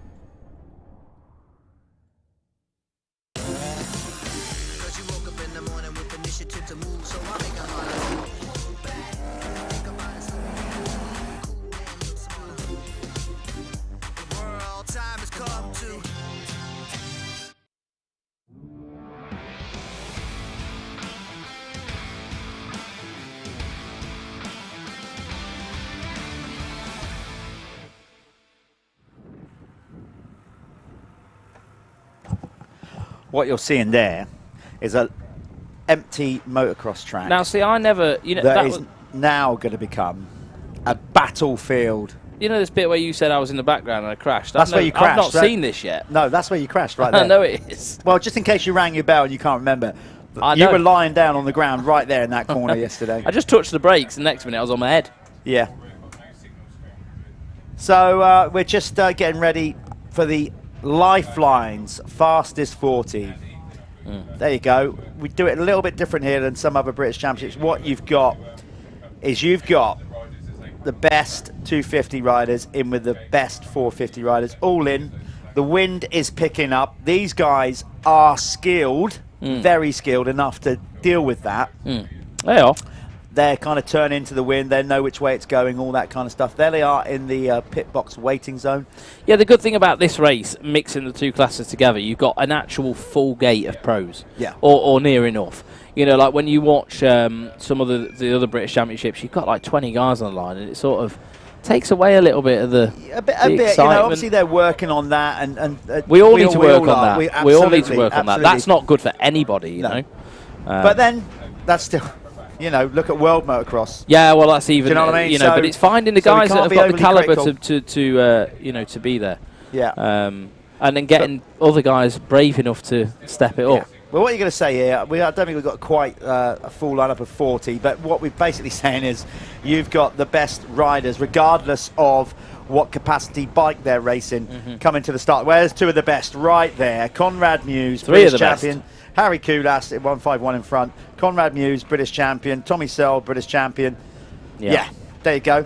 Yeah, that's the cream of the GP crop. riders. I remember, I don't know whether you can remember, and I don't know what championship it was in. I think it may have even been GPs, where Harry Koulas did MX1 and MX2. Yeah, it did. It was GPs, wasn't it? Yeah. And was he on a different team for one and then? Not so, sure, it was something that. mad, wasn't it? Like, and it. Well, yeah. I remember him doing it. Yeah, he did, yeah, doubled up. Which is just nuts. The man is so fit.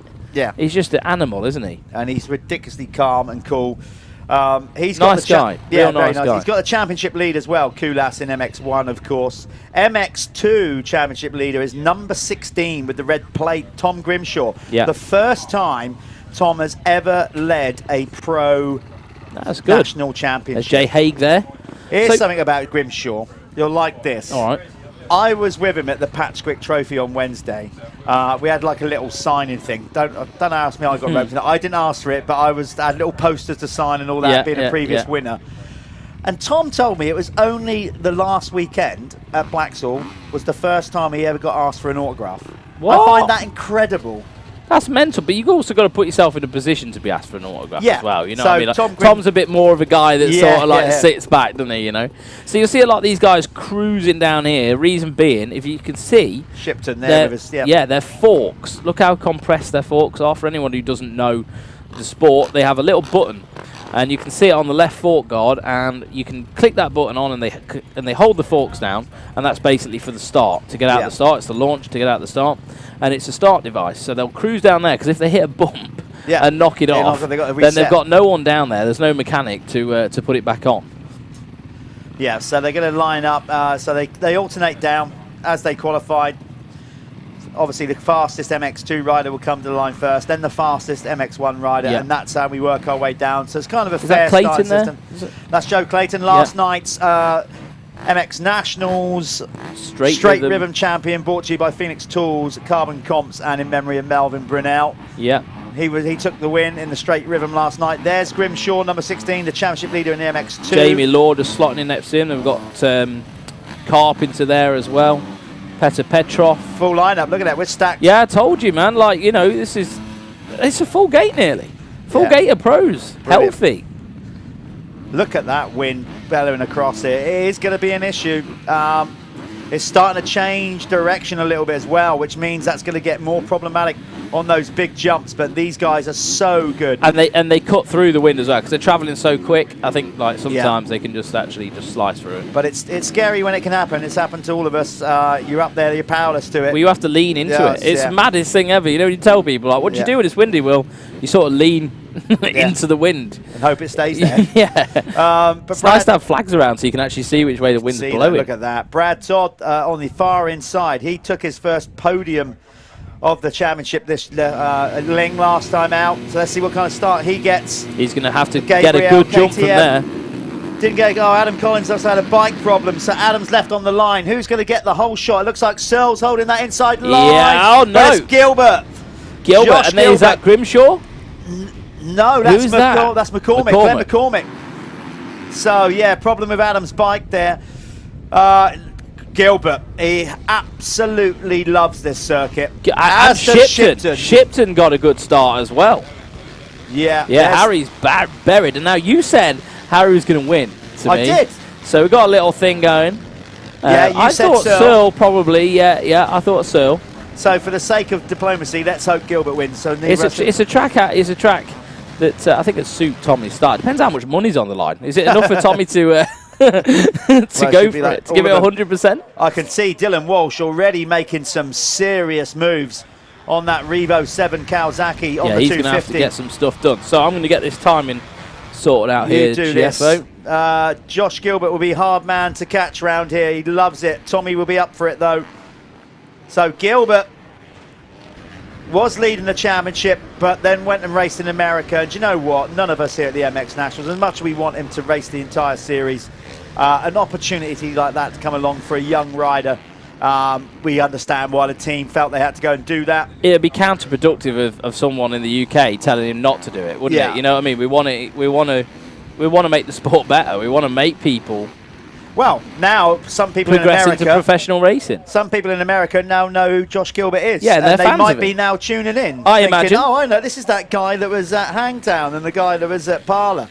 So there's Walsh. I've got Big Dale Grayton from Middleton MX saying, can you give Lewis Hall a big shout out, keeping it real on the smoker?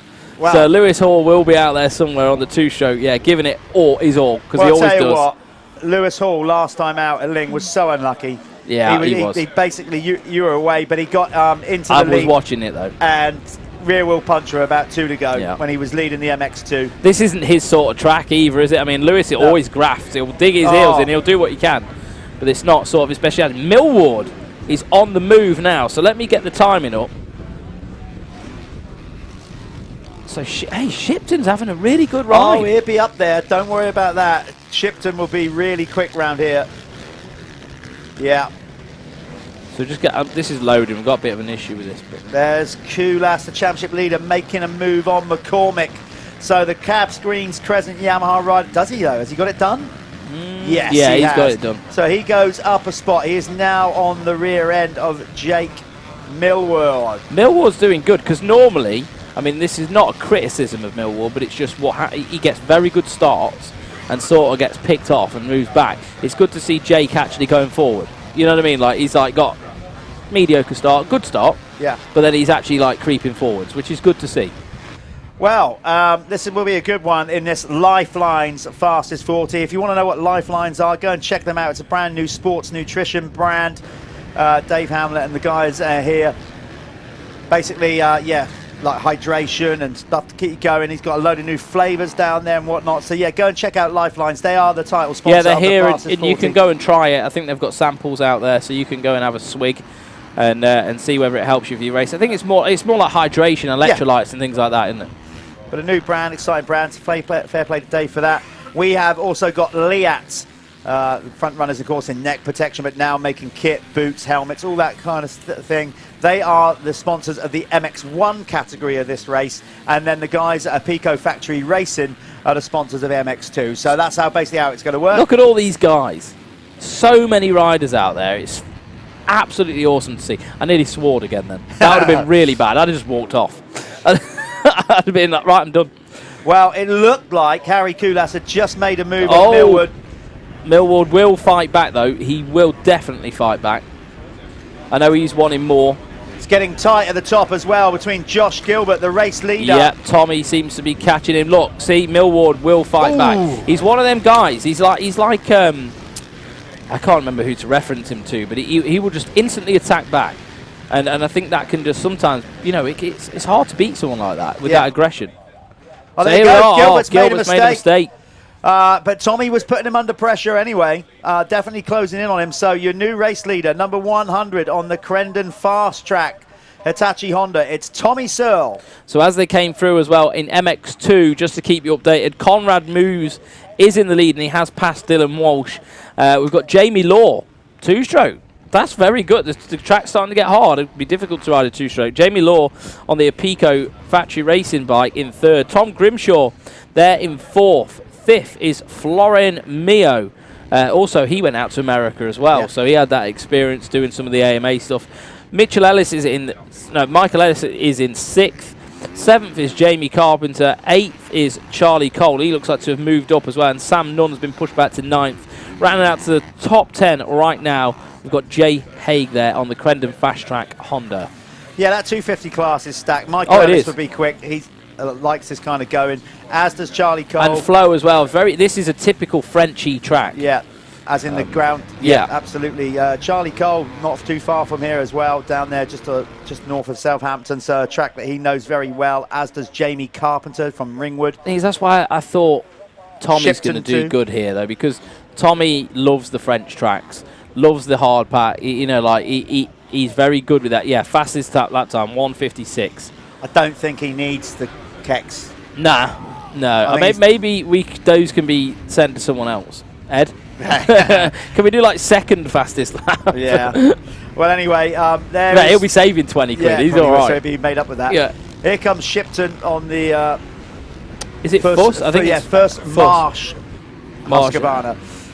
There's what it's like to be buried mid-pack. All that is rattling on your nose, hitting you in the eyes, hitting you all over the body. Yeah. I was very thankful to be at the back. Yeah. Yeah, you want to be either right at the front or right at the back. Let you don't want to be buried mid-pack, it hurts. No, it does hurt. It's like little pieces of chalk. Yeah. So, Millward there. He's going to definitely try and fight Shipton for this, because Shipton, he's been out of professional racing for a while. Yeah. Millward's going to know this guy's he's probably going to be a bit down on his fitness. He's obviously going to have fitness. It's the base. When you're riding a lot, you're building a base, aren't you? And it can help you out. So I think Millward's not going to be too fussed with this in a minute. He's just going to sit, wait, and just read the track. Okay, let's see if we can get our crew, our camera guys, to pick up. Dylan Walsh is currently leading. The MX2 class. Dylan Walsh is currently leading. He's got past Conrad Muse. Jamie Law is in second, so I reckon Muse has made a little mistake there, because Walsh and Law have gone past him. That might be an injustice to the pair of them. Yeah. Maybe they are just going faster than Conrad Muse. But we're going to try and pick up the race leader in MX2. He's currently in 8th position in the race. You'll see him come into shot in a minute. He's on the green Kawasaki in the red kit. I think he just went past. Did he just go past? I think so. He did. There he is. There's our race leader in MX2. That is Dylan Walsh, the winner of last night's straight rhythm. So, Ed Warren's just texted me. No, we can give it to somebody else. Someone else can have the fastest lap. Well, Harry Koulas has just got it now. Right. So that might be a bit better. And then he also said, I think we should give you the lap award so you can buy a T-shirt that actually fits. Cheers, Ed. Thanks very much. Cheers, mate. Yeah, always. Thanks for making me feel confident. To be fair, it fits. It fits. It's just a bit snug, but it fits. It definitely managed to get it over your body. It just hugs all the curves. Right. Yeah. Showing that dad bod. Cheers, Ed. Thank you. All your admirers out there. Now you're famous. Oh yeah, of course. So Searle leading the way on the Crendon fast track. Hitachi Honda. Gilbert is resettled down behind him. He will make a push. There is your race leader in MX2 on the Revo 7 Kawasaki. Yes, and I think his teammate Jamie Wainwright, he's gone on to a 450 this weekend. Has he? Okay. Yeah, I think he's gone on to a 450. Having, Jamie's, had some issues with a 250. I think he just wanted to, switch it up. So team have put him on the 450 to see how he gets on, I think. And he's doing okay. He's nearly in 10th for them, and he's battling with Dan Thorner. News on the Revo setup is apparently the guys got broken into. They did. While we were here there yesterday. Was a 250 stolen and a 450. So I think, this is another reason that Jamie's on the 450, because Jamie's race bike 250 got stolen and Dylan's 450 got stolen. So keep an eye out on for social some cowards. media. Yeah, like anywhere, like if you're in that area, if you're around Daventry, apparently they've been spotted riding round. There'll be a 40 and a 53 Kawasaki. They may have ripped the number boards off, but they're very identical. They've got some nice parts on there. You would know that it shouldn't be a bike that's ripping around the roads. Yeah. So please, for those guys, get on their post, share it out. More people that know about it, the less chance these bikes are going to go anywhere. And a little word to the people who've stolen them. They are so identifiable, those bikes, guys. Well, don't tell them that. No, in every single way. You may as well just go and pop them back, because you ain't going to be able to sell them. No, definitely not. Here we go then. This is shaping up. Searle is on it. Tyre, quickest lap. He is feeling it. And when Tommy gets out front, when he's not, if he's really feeling it, because let's be honest, Tommy will by his own admission, we know he's getting towards the twilight of his career. Yeah. And Harry. Both of them. Not many more years left in them, really. Well, there is if they want it, but that's the The thing. thing, like, well, this is family why man, they've all stepped that kind of down stuff. from doing GPs, both of them, Yeah. haven't they? To do domestic racing, that's really when you just admitting to yourself, yeah, I can't do that Yeah. 20 race schedule anymore. Yep. And you know, they can still earn a good living doing this, and that I don't blame them. Could you see Josh Gilbert there? Yeah. But did you see the wind? Yeah, the that way he was the leaning wind. That into was the wind. Yeah. So he's counteracting that there. This is a great race. It's a shame, as I said, from a championship perspective, it's a shame that Josh Gilbert and the SC Sports Homes, powered by Stebbins Car Superstore Husqvarna, went out and raced in America. Not for them, for us in that sense, because we would have had a tighter championship. But Kulas is now all over the back of Gilbert, showing him a wheel. In fact, making contact there. Oof. So there was nobbles coming off there. They were. But Gilbert holding strong. But I've got to say, Tommy Searle looking very good out front. We haven't seen much of Conrad Muse. That's no, yeah. Let's try and find the 426 on the Stebbins KTM. It'd be good if we could get some eyes on him. Yeah, some action of Conrad out on track. There's Tommy. He doesn't race all the championship rounds because of his GP schedule. So if we can try and find number 426, which the guys are now working on over our shoulder, trying to direct the cameraman out there on field to pick up 426. As soon as we got him, we'll hopefully bring him up on screen. Tommy looks so comfortable. Yeah, he does. Like, you know, just really in control. I got a glimpse in the qualifying as well. He just looked, I know he didn't get the fastest lap, but he looked, you know, really chilled, really relaxed. Yeah. And, yeah, he's definitely feeling the track, isn't he, right now? Yeah, he sits in that. But there we go. There's Conrad. 426, you know, British champion. He obviously wants to do more in GPs. This is last year in MX2. So either way, next year we'll probably see him riding on an MX1 bike. Yeah, you know, probably we will. We will, and I don't know where he's going to fit in.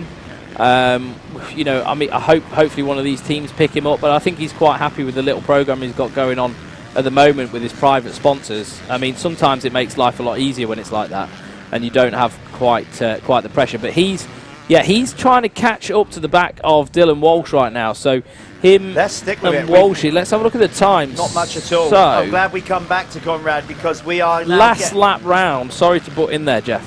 Conrad was the second quicker. So, you know, he's doing the right thing at the minute. So let's stick with Conrad because he is closing in now on Dylan Walsh. So we are soon going to see the battle for MX2. There's Walsh, 53. There is the second place rider, Conrad Muse. This is going to be good. This is going to be very good. Conrad's very recently had a broken collarbone as well. So, yeah. And I think all that's still probably pretty sore. He had metal work put in there, didn't he? And Dylan Woodcock has messaged in. I'd hate to say what. Make sure that's legit before you read it. Fastest 40 looks like banter. Good crack in the mid-pack. Can we film more of that, please? I want to see more takeouts. It's funny, actually, because Dylan and Dylan had their little coming together in Supercross as well, didn't they? Dylan Walsh and Dylan Woodcock. That's why. Yeah, but it's nice to know that Woody is watching.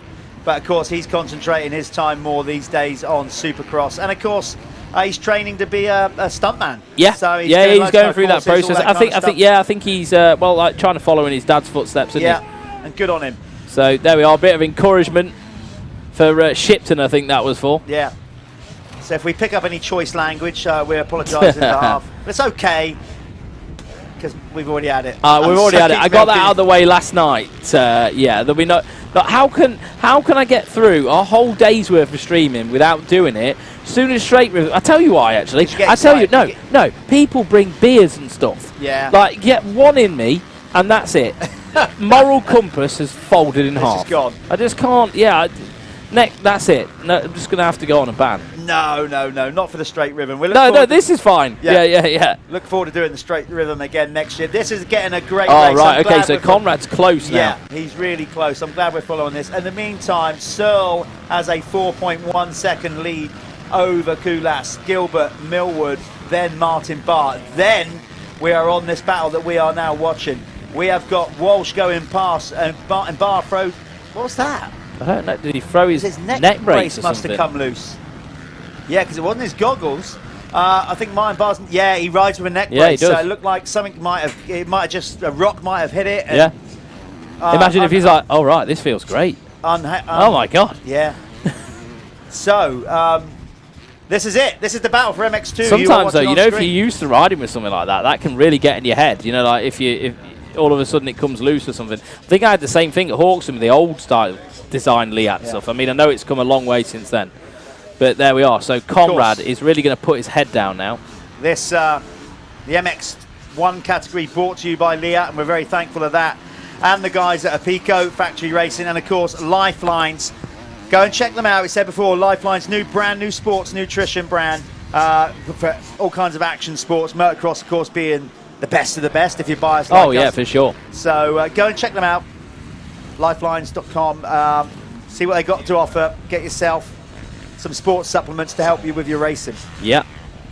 And yeah, Apico as well, one of the biggest distributors throughout the UK, same as RFX. You know, like they do distribute parts to all the dealers and everything like that. So if you see like nice bling bits, Apico stuff, all the Leatt gear, everything's brought to you by those guys. So they do a fantastic job of keeping the shops all stocked up. It's just great, you know, like the amount of sponsors and people involved, major industry players we've got helping out the MX Nationals. Bell, Seven, Oakley. There's 3 brands. What I love ridiculously cool in their own right is obviously Paul, the guy who, you know, is the race director and puts on the show. He's part of RFX, so, you know, and he invites sponsors like, you know, like Apico to be a part of it, and it's amazing. It is amazing. But so's this. This is also amazing. The 426 of Conrad Muse is eating away at Dylan Walsh at the minute. So Dylan Walsh on that Revo Kawasaki is trying to fight off the Stebbins car Superstore rider. This is a good shakedown for these two because they're not in the championship as such. No. You know, Dylan's been doing Supercross, Conrad doing GPs. So it's the fashion at the minute, just go and do bits of everything. Yeah, isn't it? but you know, we're going to have to stick with this. I know Dylan Woodcock wanted us to film the mid-pack sorry, action, mate. Come on, we've got to stick with this to see what happens between these two. It's the battle for MX2 supremacy in the Apico MX2 class. So Conrad is going to... The thing is with Dylan, right, he's so good at defending lines, and he's so good at knowing what the guy behind him is going to do. He's almost got eyes in the back of his head. So whatever Conrad's got to do, it's got to be set up well, it's got to be well thought out, and he's got to execute it, because if he doesn't execute it and he doesn't quite get it completed, Dylan will shut the door. Absolutely. We're talking about 2 extreme... Oh! Absolutely no need for that. Wow. What was that? Did they actually come together? I'm not sure. We can't tell if the lines hit or whatever. 2 ruts coming together there. It looked a bit more to me like Walsh was just up the inside, and maybe Jake didn't know he was there. Yeah, I wouldn't say Jake. I don't know about that. Or Jake's come off line or something. That's what I'm saying. I'm not. God, that was a nasty. That was violent. That was. You know, we can't really tell you either way. You make your own minds up. I'm not getting involved with that one because we can't see exactly what happened. I would say Jake, because that corner. If I'm seeing how it formed yesterday, coming into the outside, there was sort of a long sweeping line coming in. And then if these guys on the MX2 bikes are coming diving in the inside, that would definitely meet there. And he's racing, at the end of the day, he's racing for the lead with Conrad. Yeah, he probably just thought, look, mate, I can't give you this. Well, I don't know. If he'd have got on the brakes, though, and let Millwall through, that could have lost it. I don't think that there was intent there. I don't think there would be intent. I just think he came in. I actually do think, well, I don't know. Jake I don't think there would be intent. But from the split second we had to evaluate that, I think the 2 lines just kind of got together and they hit bars. And I think in Team Jake they're going to be frustrated. Yeah, surely. I would be. But that's racing. If Walshy backed off, then maybe Conrad could have got up the inside of him, and that's all he's thinking of. Well, we'll find out after this one if there's any words. I'm sure there will be. But, hopefully he's okay, though. Jake's injured, which it looks like he might be. Oh, that was a violent crash. Anyway, so Tommy Searle obeys the yellow flags. A kid's watching. Yeah, you see him back off? He chilled out a little bit. He rolled off the gas. Obeyed by the yellow run. That's his mate on the ground there. Well, he would have noticed that as he went by. So Walsh and Muse are moving up the field in their battle for MX2. And but Searle is having a blinder. I've got to say, looks particularly good, and he has looked good the minute he stepped on that Honda. It has to be said. Yeah, I think he's. I know they're trying to find a setting for the sand. So for the sand tracks, I think they're working on that with K-Tech at the minute to try and get the bike a little bit more comfortable for him, because I know last round of the British Championship, he you know, he finds it a bit uncomfortable sometimes in the chop. So they're working on that. But tracks like this, Tommy's like, I know for a fact by speaking to him, the setting he has in this bike is crack on, like bang on. Very similar to Ed's ground. That's what I was just going to say. You know, he said about, you know, how the tracks down Cornwall, granite and whatever. This is hard pack. Obviously, he gets to ride Ed's track there up there, and Ed's track compared to this. Yeah, I mean, like it's slate. It's a lot of slate in that track and shale and stuff. Everywhere. But that's the beauty of riding. Sometimes you've got to ride the imperfect stuff to get better. Well, no, it's not even that. Like, you get better, but then when you come to a race meeting and you come to a track that's all well groomed and everything like that, you're like, this is easy. Yeah, this is easy. If I've been riding like, you know, like really difficult, horrible, gnarly, stony, square edge bumps that never get graded in the week, then you come here and you're like, oh, like thank you very much. Ed's track is sick. Like when you look at it on, like, you know, when they've done videos there and stuff, I mean, that's when it's prepped to perfection. I'll tell you now, they're not training on it like that week in, week out. It would cost too much money and too much time, you know, upkeep to keep it looking like that. So Tommy, sometimes, you know, they grind it out on that track and it does get beat down and it gets real, you know, it's hard. It's hard work, what he trains on a lot. How much time we got left here, Callum? Because I tell you, Koulas, to got me... 3 minutes and 15 seconds. So Koulas is he faster at the minute? No, there's not much in it, though. So there's 1.2 seconds as they went over the... So that's not what it's saying on the screen. That's what I'm saying. Koulas does look noticeably closer to... Let me try and refresh this, see. He is closer. Absolutely is closer. Is he? It looks like it's saying 4 seconds there, but I mean 4 seconds is only 2 corners making a mistake. He's pushing it. He's pushing it. He nearly lost the front end there on the Crescent. He is definitely a bit closer. Yeah, he's definitely closer. Koulas, so hopefully leader. He doesn't need to. He's got a nice lead over Tommy, so he doesn't really need to push it. And of course, overalls. If he takes a second, wins the second moto. He's still going to win the overall anyway. So Rob Simpson or Chris Channing there in his MXGP media jackets. They love it, them boys. Doing some cult moto videos, I imagine. That part of the course looks really good with that. The little wood chip in and the extra soil brought in. That's you can see how it's like on top of the track as well. Like it's actually the elevation of the track is higher than the ground. You can see where they've put dirt on top. That's still we're holding out nicely. That is so, and all that section round there. So Koulas is doing his best to try and chase down Josh Gilbert. No, sorry, Tommy Searle. Gilbert has dropped right off the pace. And while we've been watching these guys, Conrad Muse has finally made a move on Dylan Walsh. Yeah, let's have a little look at what's gone on there, sort of time-wise. So, okay. So last lap round, Conrad 1:58, and Dylan Walsh was a 2:01.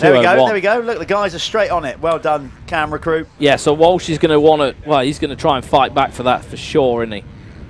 But Conrad, once he gets in a flow, pretty difficult to beat. And both riders on very good equipment, probably quite evenly matched. Yeah, look at that as they come down there. Different inside, outside. See what I mean? So you can go inside, outside. It's that corner. Either way, I'm not going to make a judgment call until I hear what each rider's got to say, because they were there. They know it might be a difference of opinion, but either way, unfortunately, Jake Millward has gone out of this one, and I hope he's not too badly injured. Oh, God. Right? Sorry about that. No, I don't know. Is someone messaging me saying, haha, it fits over your body, class. It was Jack Drogan from Merge. Oh, God. That's referencing you. Oh, sorry. Yeah. Well, statement of fact. Well, it does fit. It fits over the body. Yeah. Fits so good. Therefore, it fits. Oh, God. Okay, I'm going to start running by that for now. I'm going to start buying mediums. It fits. Paint it on. It fits. It gets over your body. It fits. Yeah. If you can't get it on, it doesn't fit. There you go, Ed. So when you go to wherever you get your clothes made in China or whatever, that's what we need to go by. Does it fit on your body? Yes, mate. You know. How tightly do you want it to fit? If you want to run the wetsuit look, that's good enough. Right, Conrad is under pressure here. We must be. Are we 2 laps to go board yet? We must be close. I would we are. say so. 2 yes. laps to go, I reckon. When Searle crosses the line. In fact, he might have already crossed Walsh the is line. coming back, you know. So, look at that. Here we go, here we go. Game on. It's going to be 2 to go for these two because Tommy Searle has already taken the 2-lap board somewhere out on track. These two, well, give an inch, take a mark. They are going to go the distance, and we all know how aggressive Dylan Walsh is. Well, this is good for Conrad as well, just to get laps under his belt. You know, we did that little piece to camera yesterday about the dynamics between a mechanic and a rider. We did it with Dylan and his mechanic Luke. And when we finished filming, there was straight away, Dylan went, actually, there's one thing we didn't bring up there. Remember that time that you put on the board saying dig deep or something like that? Because that's the one thing he said Dylan that will hates it. fry his brain. Because he's digging deep the entire time. Do not if, tell me to work harder when I'm on my limit. He said, actually, sometimes, he said it's the most frustrating thing. If any of my mechanics put that on the board, I feel like stopping and smashing the board over their head. Is that what he said? Pretty much, basically said that. Yeah. He's That's like, Dylan. I'm always trying. Don't tell me to try harder. He is. And he is doing that right now. With 2 to go, we have an absolute belter shaping up here between Conrad Muse on the Stebbins car Superstore KTM up against the Revo 7 Kawasaki of Dylan Walsh. This is good because you've got two riders that have got, like, you know, a ton of experience and know how to read the track and know how to read the other party as well. But what I'd say, what Walsh, like, Conrad's just got oozing with talent, so much talent. Walsh has just got grit, hasn't he? Hard work. He's got big kahunas. Say it. He's got big balls. Got by it. And he's done it. You know, like he will go that extra 2 to 3% that he's not comfortable doing to try and make, you know, to make something happen. He just will. And that's just what Dylan Walsh is about. Harry Koulas throwing down the fastest lap towards the end of the race with 2 to go. There we are, Ed. You're okay now. He's only, I think Ed's fine for the dishing out the underwear. Tommy Searle has got a 1.9 second lead, but you know what? Tommy's been in this position. All these riders have led so many. He'll be able to manage He knows how to win a race. Well, it's going to be interesting to see. You're going to be talking, I would have thought, either to Tommy Searle or Harry Koulas. So it's going to be your turn. It is. We're on our last lap, I believe. I've now got major body confidence issues thanks to Ed. I'm sorry. And me, I didn't help. I didn't help. I'm only joking. As if I care about anything like that. I can't remember last time I looked in a mirror. Yeah, let alone, like, you know, looked I can tell that by your haircut. Oh, everyone's mentioning that as well. What's going on? Listen, you should never take that as you know, you've got hair to style, so straight away, you know, you got the upper true. hand Why on did I me. not just come back with a you wish you've got hair? Yeah, mate. all that kind of stuff. Anyway, enough about us and our personal looks and. I got a mullet cut in. Hey, I'm going Redbud next weekend. Oh, well, you need it then. So I was like, I went to the hairdresser on Friday and I was like, mate, cut me a mullet in. Never mind. Let's stop talking about our mullets. Or yours. Look at this. Yeah, it's surely, Tommy. This is the last lap. Yeah, so Tommy's he's not going to throw away from there, is he? It's just a very well managed race. You better go and grab them because actually we don't want to miss them either. I'll bring this one home. Callum, just because there's a degree of how we do it, we just decide to take turns with the winner's circles. So he is making his way out of the TV booth to go and catch the winner, which looks like it's going to be Tommy Searle. Here he comes. We're going to follow him home. It's going to be the checkered flag for Tommy Searle, unless we've got this alarmingly wrong and there's still 1 lap to go, but I don't think we have. It's going to be a race win, Moto 1 for Tommy Searle on the Crendon Fast Track Hitachi Honda. Harry Koulas comes in second. He won't be too worried about that, I don't think.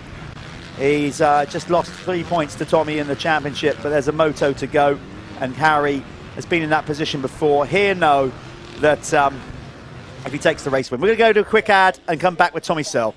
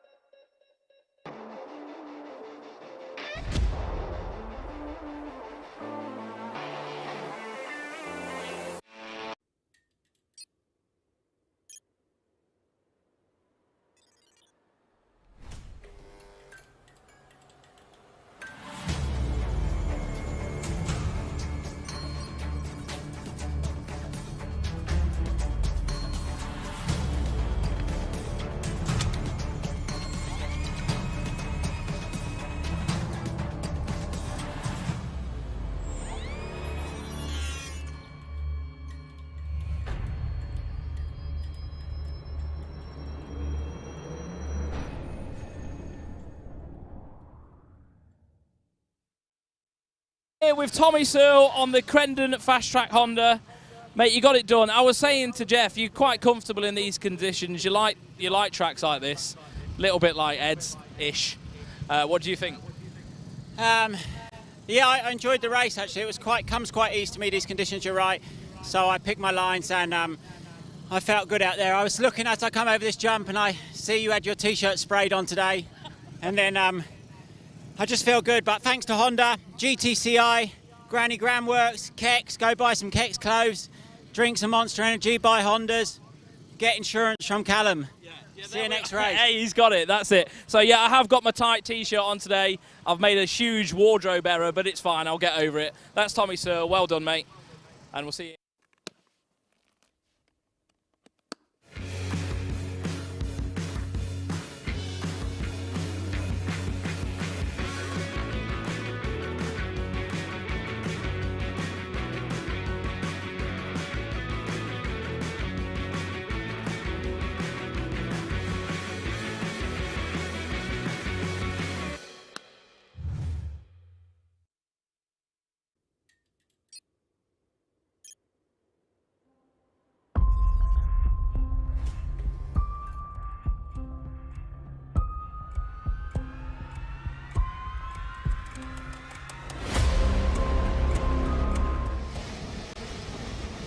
There we go then, 85 cc's coming off the line. So we just missed the start there. We're just trying to grab the extra MX2 when it couldn't get it done. So here we go then in the 85 Syntol class. These guys, they're going to get 15 minutes plus a lap for them.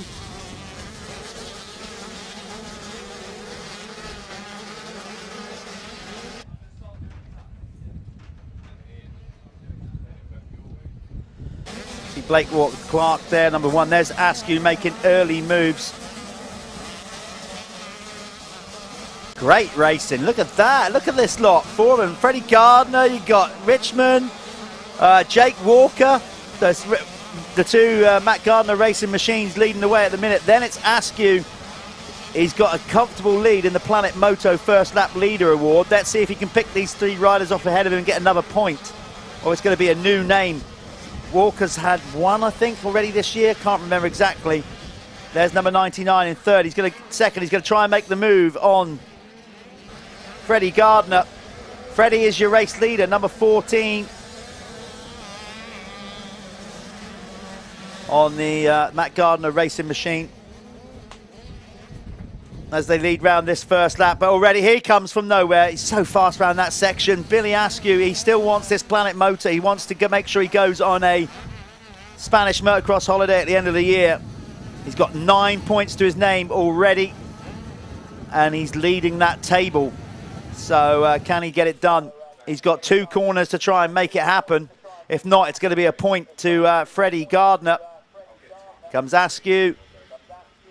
GRT impact machine goes wide. He's got the run on Freddie into this corner. He's got to make it happen on this last one. Last corner. Goes inside.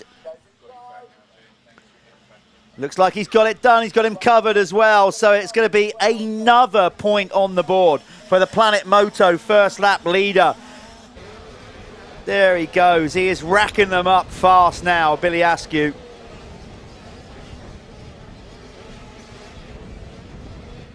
So he's away, leaving them on the opening lap. Let's get all the times up once we get the time refreshed.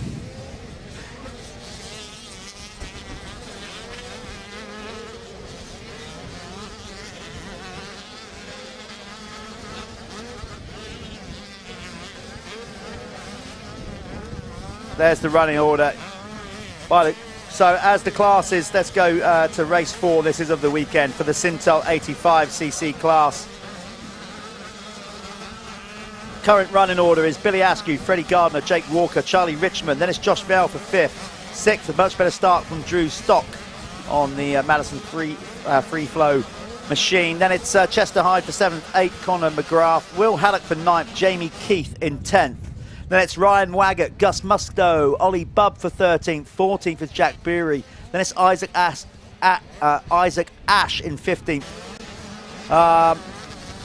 Malachi Stratton is in 16th, and there's Riley Small for 17th, Max Walshman for 18th, Tyler Jones currently in 19th. Then it's Caelan Griffiths, Libby Chatburn out there. Then it's Brady Tucker, Fabian Junior Morrison, Ripley Carter, and Tyler Townsend. There you go. That is their current running order in the 85cc category. Brought to you by Syntol Lubricants. Track still in great shape. Wind is drying it out so quickly out there, and we are getting sunny patches as well. But the track crew, Justin here at Cusses Gorse, he knows the place better than anyone. It is been doing this a long time now. Obviously, his father Ian started the circuit, and we lost Ian several years ago, or a few years ago, and Justin is now full on running the venue along with mum Christine, and they do a fabulous job here at Cusses Gorse. Great venue. Jake Walker trying to run it in there on Freddie Gardner. Looks like a slightly better ride for Freddie. Looks more accomplished in this one. Oh, the wind! Wow! That just showed it right there, man. He kind of took off about 2 or 3 feet in, and you could see his back end just got pushed around, and he only just hit the downside of the jump.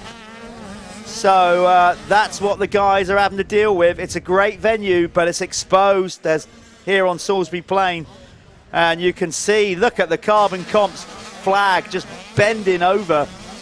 It's definitely, the wind is playing a part out there. The guys have to really be fully concentrated in all classes. So we're sticking with Freddie in second because he's got Walker all over him. Billy Askew on the GRT Impact KTM is starting to check out in front like he has for most races this year. But Jake Walker is all over him in second here. It's all over him in third, trying to go for second. Nice corner that as well, loads of different lines, and they are not one obvious one at this moment. Same with this corner. You know, you can tell that because riders are using different ones, and they're mixing it up. Same with that corner there, you know, inside, outside, there's not much of it, but at least it gives it passing opportunities. I wouldn't say there's one fast and obvious line around this circuit just yet. Of course there's a fast line, but it's not one that's obvious to all riders at the minute.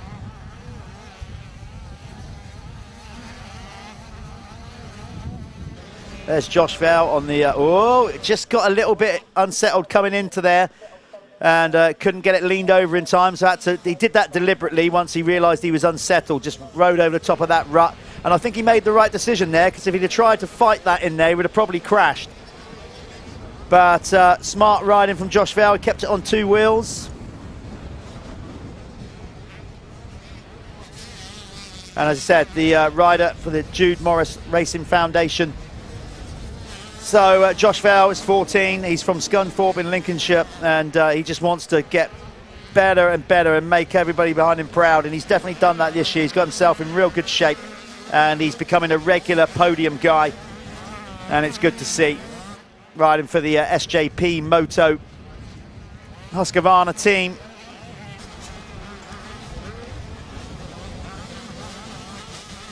There's Walker, 99.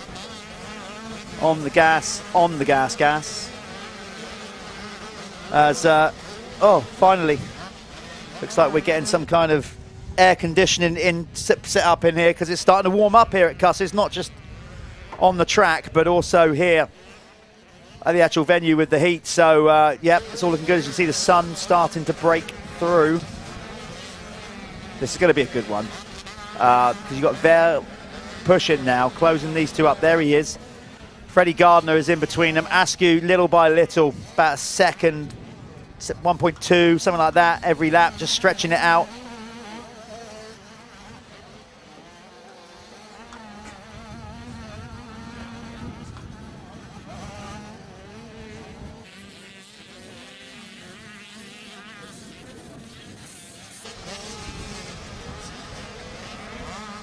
So let's just scroll down. I'm going to scroll down and have a look for the small wheel. see who's doing what in that. So top 10 in the big wheel is Billy Askew, Freddie Gardner, Jake Walker. Then it's Charlie Richmond. Then it's Josh Vell. Drew Stock is in 6th. Chester Hyde for 7th. Conor McGrath is in 8th. Then it's Will Haddock 9th. Jamie Keith 10th. In the small wheel, it's Hayden Statt leading the way ahead of Blake Ward-Clark, Elfie Getters-Green, Danny Flood, Lucas Moncrief, Mason Jones. Then it's Finley Pickering, Ryan Clift, Lewis Jenks and George Clark. Let's see if we can get our brilliant directors and producers here to see if we can try and pick up number 48, Hayden Statt, on the track. They're going to do that. We're going to stick with the leaders in the meantime while we try to find our small wheel leading rider. That's number 48, Hayden Statt. He's small. He's normally in fluoro kit. Callum, please take your time. Callum is, because we don't get a chance to have a lunch break like everybody else. He's now, yeah. You're trying to rush down. Take your time, mate. You get indigestion. And he's trying to stretch his shirt out. He just told me that's his gag, not mine. There's Jamie Keith. That's not, where is he? He's a big wheel rider. We're looking for number 48 out on track. Hayden Statt. If we can find him, that would be good. There he is. He also wears fluoro kit, but you can see how small Hayden is compared with a lot of his competitors. He hasn't had any kind of noticeable growth spurt in the last, like, 3 years. He's just a small kid. But he knows how to twist that thing, and he knows how to ride. And sometimes, by being small, you actually have to ride more with your feet up and you balance and all that kind of stuff, and it makes you a better rider. I say that out of first-hand experience. I've always been, as I've said, vertically challenged. Yeah, so, you know, and he does it well. Look at him there, look, on the balls of his... That was brilliant. That just goes to show. He came in that corner absolutely on the balls of his feet, pushing all the weight on the outside, which you've never ridden a motocross bike. You're thinking, if you turn him right, why would you put all your weight on the outside leg? You would have thought that that pushes the bike. No, it doesn't. It pushes the bike into the ground a lot more and helps you turn sharper. It's all these kind of things, or gives you more traction anyway. Less chance of losing the front end is what we're saying, pretty much with that. Billy Askew, the Keck's Fastest Lap Award. Of course, we do the Keck's Fastest Lap across the entire weekend. So how we do that is, in each class, whoever has the fastest lap of the entire weekend, bar qualifying, will win a voucher to go onto the Keck's website and basically get themselves some swag. Underwear, hoodies, T-shirts, beanies, caps. Ed Warren and the guys at Keck's seem to add like different products all the time. So doing a good job with that, and thanks to Ed and the team for getting behind the Michelin MX Nationals, powered by Milwaukee. Right, Billy Askew is there, as he is, again, at the front of the field. I am going to watch Billy's career with interest, certainly in the next year, 2 years, when he moves up to the 125. Because as we said, you've got other riders that grow so big. Mackenzie Marshall is younger than him and already riding the 250. So you could argue, I'm not saying there's a right or wrong, you could argue, and in some cases, like, is Billy a little bit behind the 8 ball because he's still in the class, so he's going to have to play catch-up again when he moves up. But do you know what? It all kind of levels out when you get to about 16, 17 anyway, and that's when it really actually matters. It certainly matters to manufacturers and brands like that when you're, you know, if they're going to sign somebody up to break through into the pros, that's when they're really going, okay, let's see where this kid's at. Because there's so many things a kid has to get through.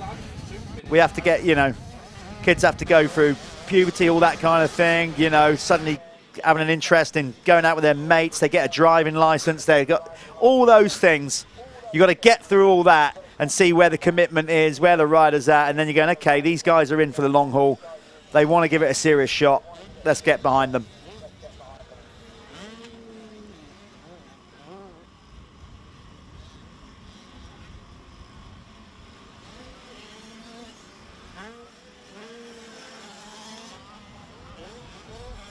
So there comes Josh Vell over the line. He's just gone past Charlie Richmond, who gets a bit of a kick going into that corner. I do like that fly kit with the red, white, and black and blue. Nice look. He's got to move on now because he is definitely starting to close in on Jake Walker.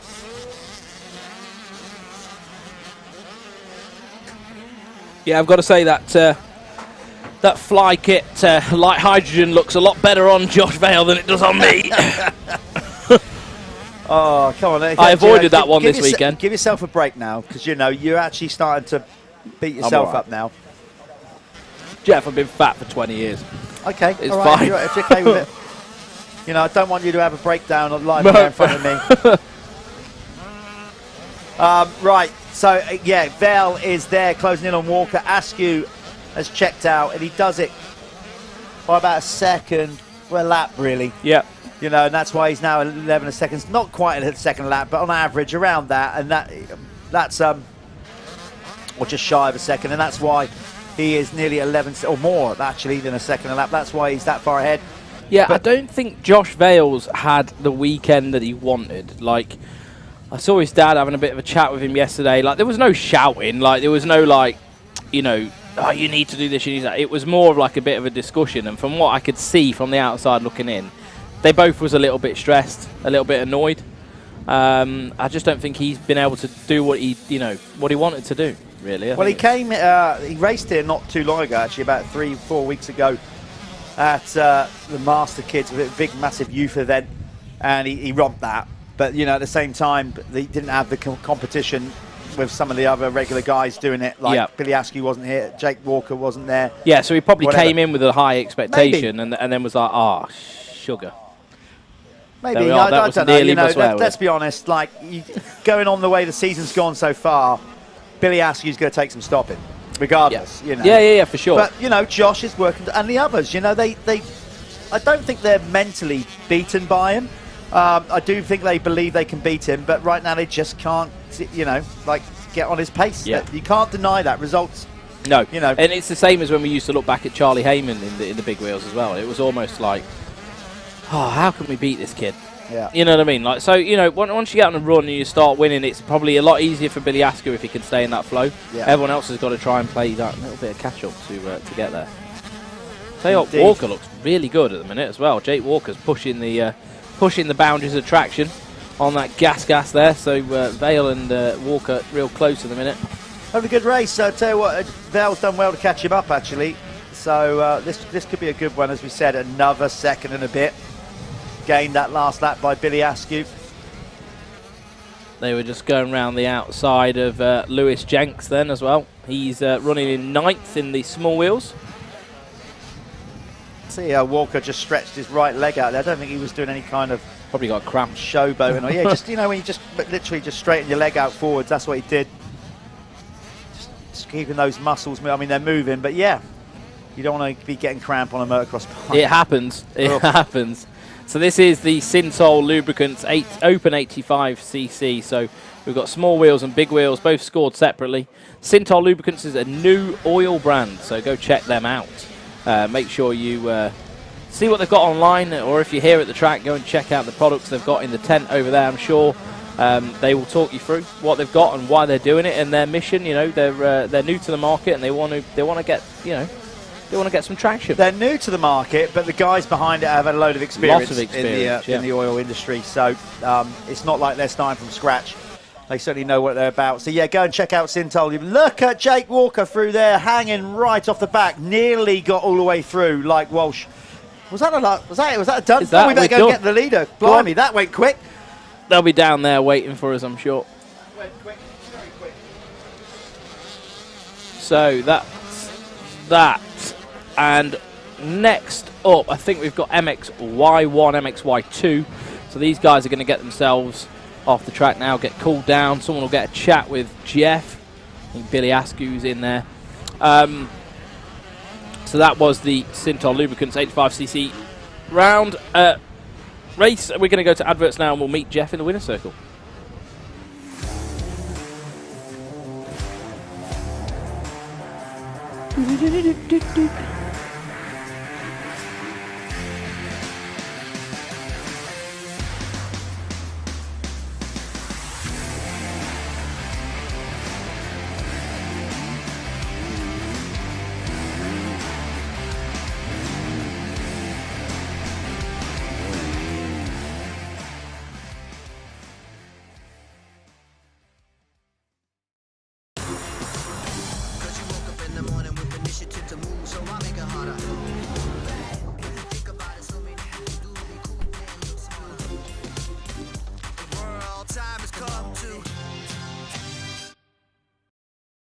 Here with Billy Askew in the Syntol 85cc class.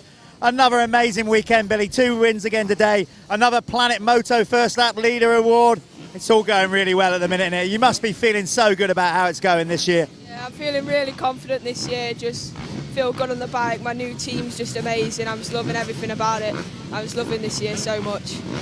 What's the wind like out there? We saw in that race, I think it was Charlie Richmond or one of the guys got side-swept by the wind. Is it really noticeable, particularly on these small bikes? Yeah, the wind is quite noticeable, but you just have to use your head over the jumps, jump into the wind, do whatever you have to do. But yeah, the wind wasn't too bad, but you could definitely feel it. Okay, you've got to give the team a shout out. They're doing wonders for them, and you're doing wonders for them also. Yeah, it's like to thank everyone that's helped me. You know who you are, just everyone on here really. It's like couldn't thank you enough. Okay, mate, well done. Another cracking weekend. There you go, Billy Askew taking 2 race wins and I believe the overall this weekend in the Syntol 85cc class.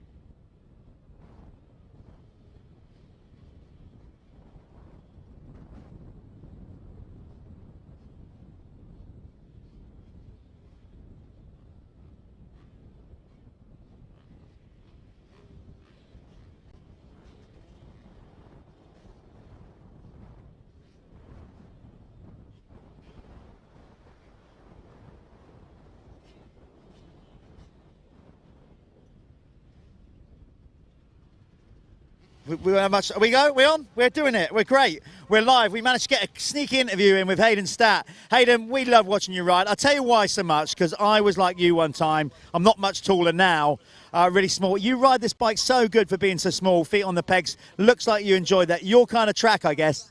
I enjoy the track, to be honest. I've had a few bad weekends here before, but this weekend's been good. You look so good. How's the championship going for you? Where are you in the championship right now? I think I've just moved into second, or I'm still in third. This is good stuff. Let's hope he moved into second. So listen, out there, you got the remaining round. Have you enjoyed the series? Have you enjoyed being part of it? We're waiting for you to have this big growth spurt. That's what we need, so you can get in there and mix it with the big boys on the big wheel. What's your plans? Are you big wheel next year? Yeah, I'm moving up big wheel next year, and yeah. So how old are you, Hayden? Tell everybody how old you are. 12. 12 years of age, out there rocking it. It's great to see. Hayden, go and get yourself scrubbed up. We'll see you back here for the podium later on. Well done on a good weekend. Thank you.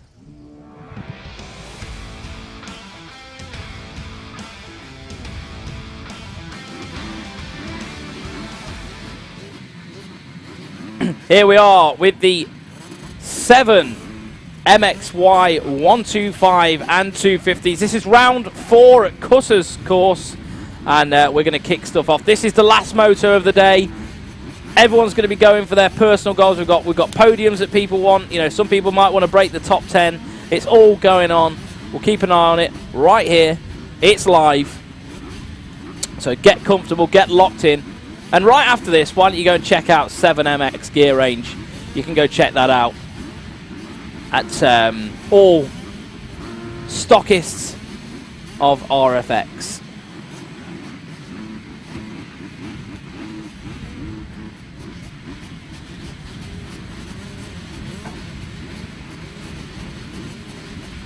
So see Tyler Westcott there, I think, with a red plate.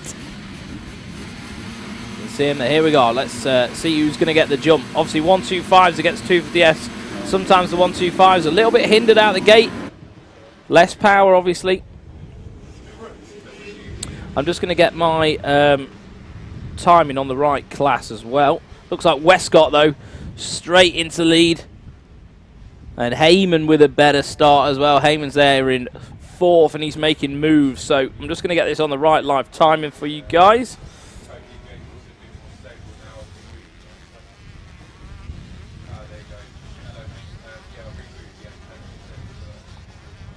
So here's race 4. So they're going to come through. This is a 15 or 16 minute plus a lap race. This is MXY2. So what this is the step up from 85s. So riders could go small wheel, big wheel, and then probably MXY1, and then move on to the 250F to get prepared to going into professional racing. This is sort of the cream of the crop of youth riders, really, before they step into the fastest 40 class. Some of them will go into the experts first, obviously. Different routes, you know, sometimes all lead to the same end goal of being a professional motocross rider. Some riders need confidence. Some riders just want to get straight into the pros and get it done. But there's Heyman. Heyman on a 125. He manages to do some amazing things with that bike. I'm trying to see if I can see Joe Brooks out there.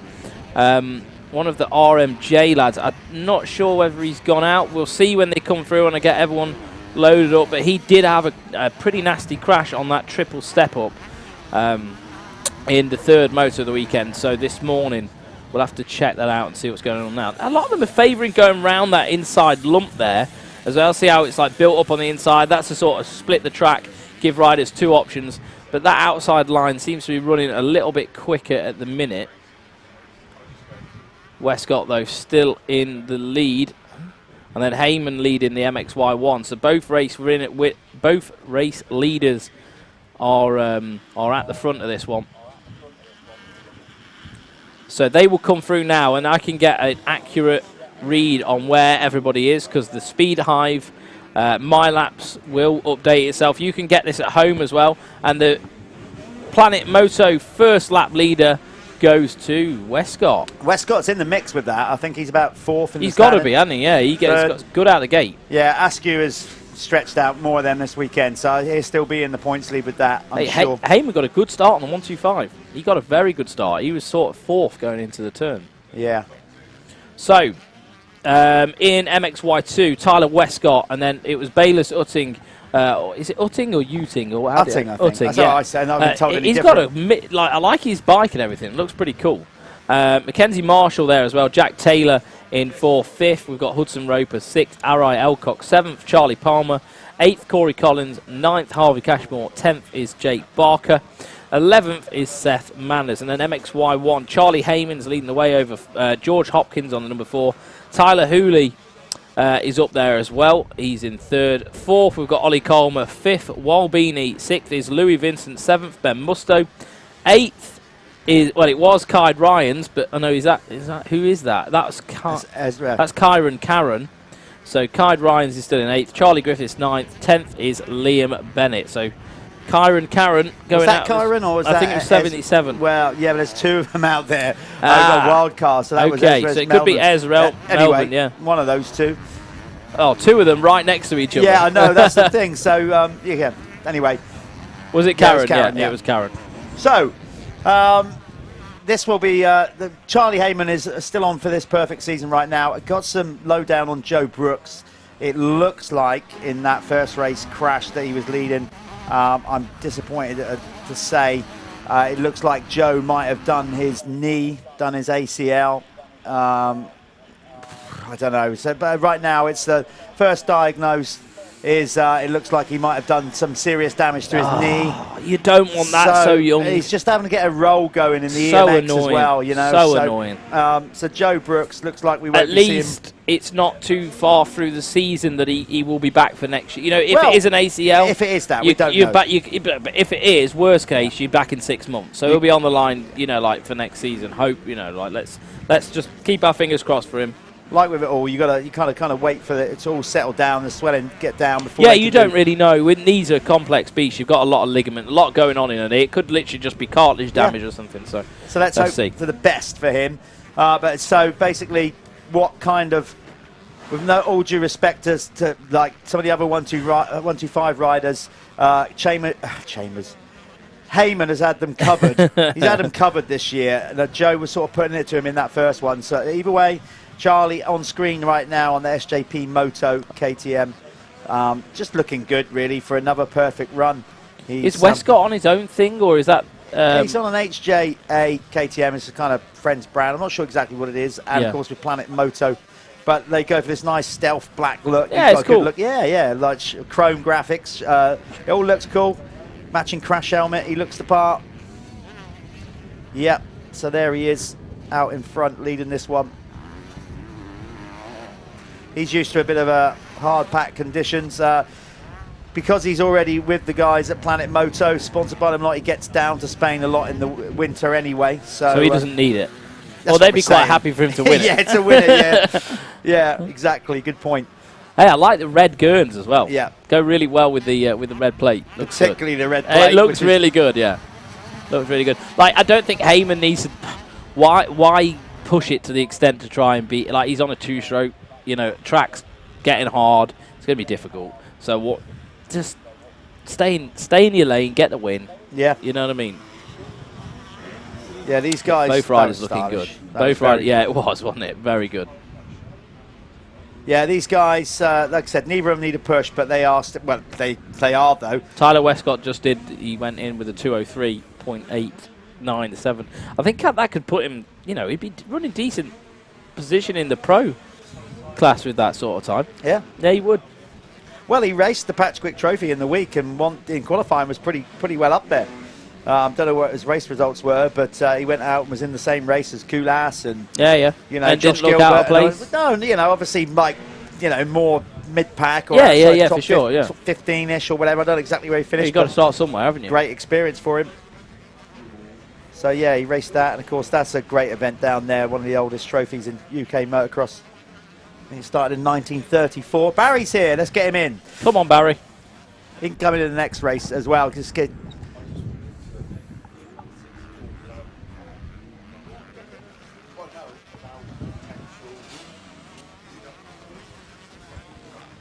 Okay, so yeah, no, Barry from Phoenix Tools is here on another matter. So actually, like whatever, we had Barry on the show last night about the live stream about the straight rhythm. So Barry from Phoenix Tools sponsoring the straight rhythm last night, but no, he wasn't coming in to chat. He's got some other query he wants to ask Callum. So while he does that, Tyler Westcott leads the way. Heyman second, Uttington third, Dennis Mackenzie Marshall, the young Mackenzie Marshall, in fourth, ahead of Jack Taylor, Team Green Kawasaki rider. Then it's the United Gas Acer United Gas rider of Tyler Hooley. Ollie Comer on the GRT Impact KTM in seventh, ahead of George Hopkins on the Passion Racing Machine. And it's Ben Mustoe, Matt Gardner Racing Machine. You're seeing it on screen right now. And then it's the second of three Team Green Kawasaki riders. Hudson Roper, who's had a very up and down weekend, literally in 10th.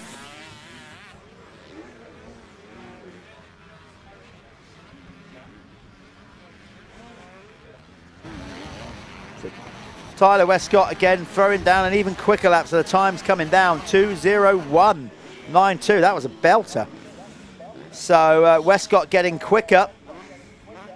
Ollie Comer coming under pressure from Ben Mustoe, and Ollie's a big old lad. He's always been tall. He seems to get tall. You know, even when he was on the 65, he was tall. Good rider. I love Ollie's style, to be fair.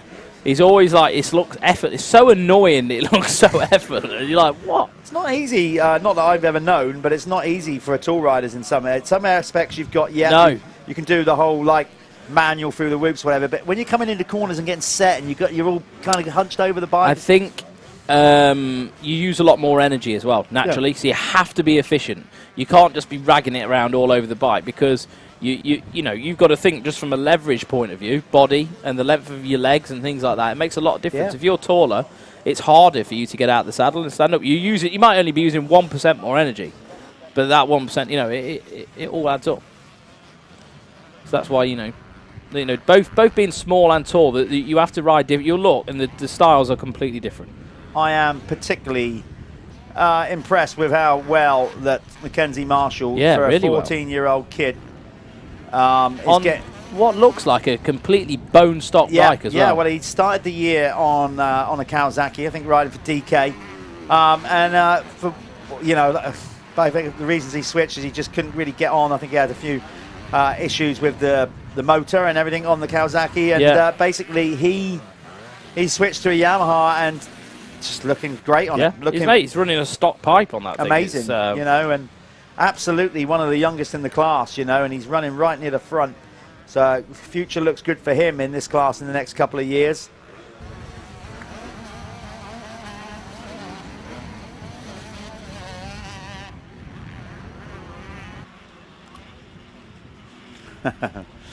So Ed Warren at Keck's not missing a trick. He's already posted up some of the live stream Tommy Searle's interview on Keck's social media page. Callum's shaking his head because he knows he's going to get even more tirade of abuse about his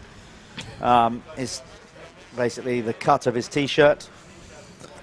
Anyway, hey, this is do you know what? This is a double X. I even walked up to Motoverde and I was like, mate, have you got any bigger t-shirts? He was like, no, they're designed to be like that. And I'm like, yeah, but it ain't working. Not working for me.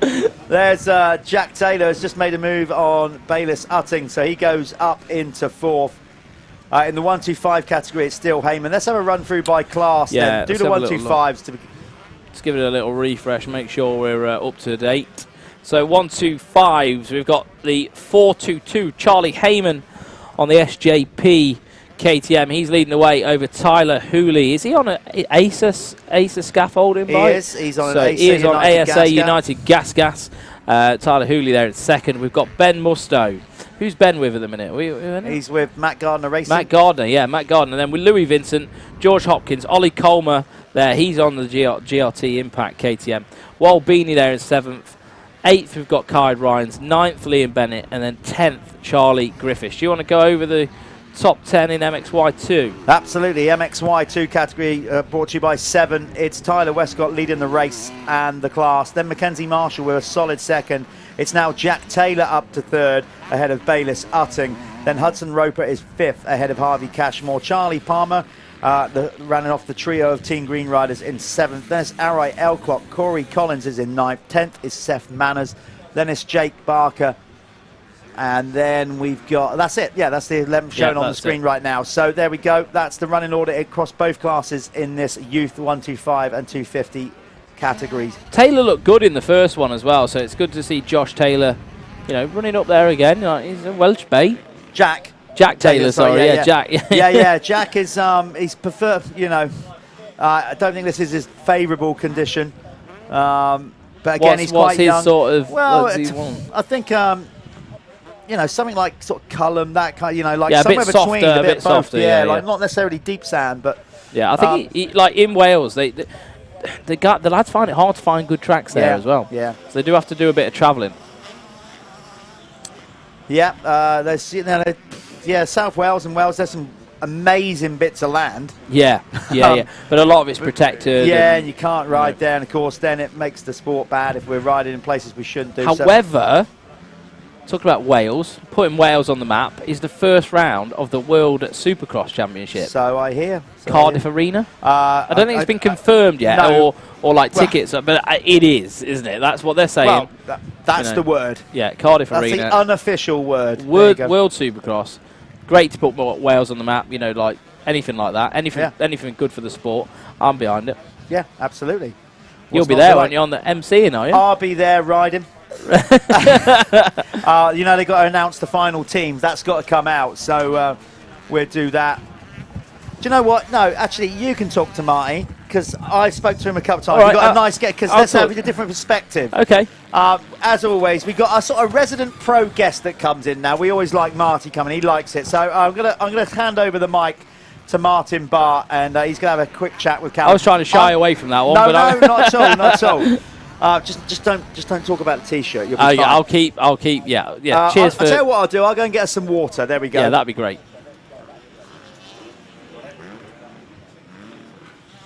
So I'm here with Martin Bart. Martin, what happened in that first race? Because did you throw the net brace or? Yeah, it came undone. Random, a stone or something. Stone yeah. must have got hit and hit the little button, and it kind of Imagine came the undone. chances of that. They probably go through so much R&D, like let's throw stones at it, let's do whatever, like to try and replicate that, and you probably couldn't, could you, if you did it 1,000 times? No, so. definitely not. But I just felt it coming undone, and just luckily it was when Dylan and Conrad was coming up by, so I was able to get out of the way and launch it off the side of the track. So did it make you? You always ride with a net brace, don't you? Yeah. Did you think, oh God?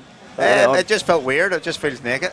So I feel naked without it. But yeah, once you're in a race situation, you get through a couple more corners, and you know, it's the back of your mind. Yeah, you've again. forgotten about it. Yeah. Yeah. So, but yeah, well, you're looking good though. Like you're trying to build throughout this year, haven't you? You've just been building. Yeah, it's been a difficult year. I've got underlying health issues at the minute, so we're just trying to get to the bottom of that. So is that like from a virus or something? Or? We're still working on it. Just to try and get to the bottom of it. So it's very frustrating because, you know, I haven't been able to go to the gym since February. I think there's a lot like Sean as well. Simpson, he had the same, like the same thing. Long COVID issues maybe or something like that. Yeah, it might be something different for you, but I mean, I know I had COVID. Yeah. And I mean, I'm not an athlete, so I'm not so aware of like where my, you know, like you're very aware of your body because you're training all the time and you know what you're doing. For me, I just kept getting sick. Yeah. Well, I've been being sick and just stomach cramps and feeling really poorly, you know, and as I say, I haven't been to the gym since February. I've been able to practice 4 times in the last 13 weeks. Wow. So I'm just going from race to race at the weekend, just trying to keep my energy. Save your energy for that. But it's very frustrating because, you know, although I'm not doing the prep, you know, my results should be better, but I'm not far away. They're not bad. Like that, so and that must be frustrating for you because you need that probably extra 5% or whatever, and you haven't got it. Yeah, so I'm just getting to like maybe 3/4 of the race and just like hitting a brick wall with fatigue, and I'm just having to kind of stand on the pegs and bring it home again. Yeah. So, but it's life. There's always something.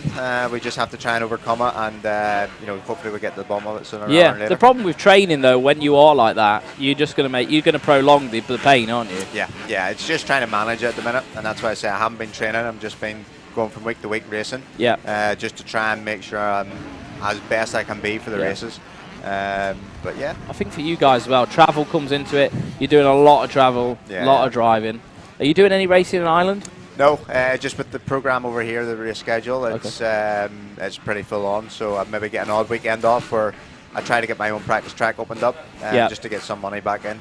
Because as I say, coming back and forward here every week, it fairly adds up. Yeah, I bet you do you not have anyone running that when you're away then? No, unfortunately not at the minute. It's one of them. It's just trying to get somebody that you can trust and are ready to take on that responsibility because it's not easy. No.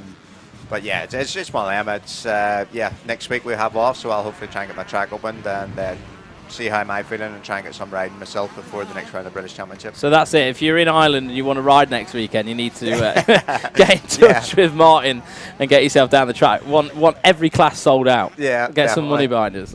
But so what's your going into the rest of this year then? What's the plan to try and get better really? Have you got some sort of plan in place? I've a few doctor's appointments coming up, so hopefully we can try and get to the bottom of it. I do have to go for an MRI scan and stuff like that, so hopefully get that sooner rather than later.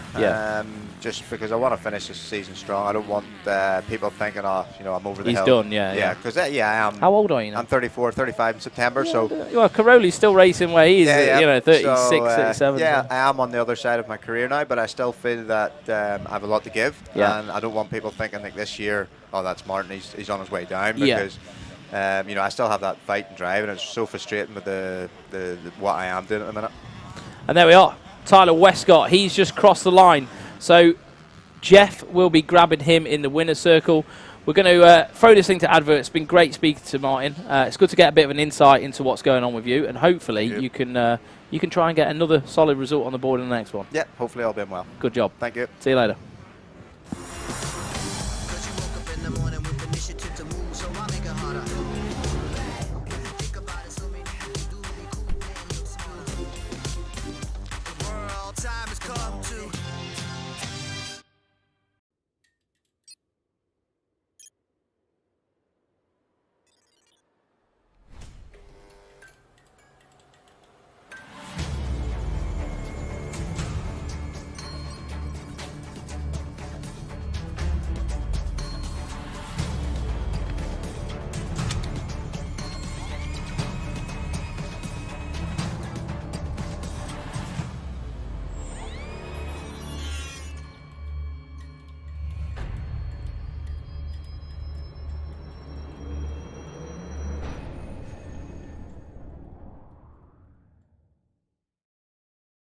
Right, we are in the winner's circle with Tyler Westcott, who takes another race win in the 7 MX250 class, youth class.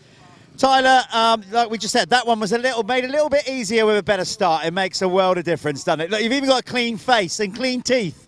Yeah, definitely. Easy. Good start makes it way easier, and yeah, just controlled the race and managed to bring it to the line all safe, so it was good, yeah. Championship's going well for you. You got the red plate. It's another round done. I think you've potentially extended the championship lead. I'm not sure. I guess you've won the overall this weekend. Am I right in thinking that? Yeah, so 2 to go, all on track. You've got a good bunch of people behind you. Let's give them a solid name check, because it's not just you putting the work in, it's all these other guys too. Definitely. Planet Moto, HJA, Race Effects, Bell Helmets, Goggle Bob. A lot of people in there. Yeah. This is where you need your mechanic, like they do at AMA, to hold up with all the sponsors on it. Well done, mate. There you go. We're wrapping up with this one. We're going to move to the next race. He's the winner this weekend in the Youth 250 class, Tyler Westcott.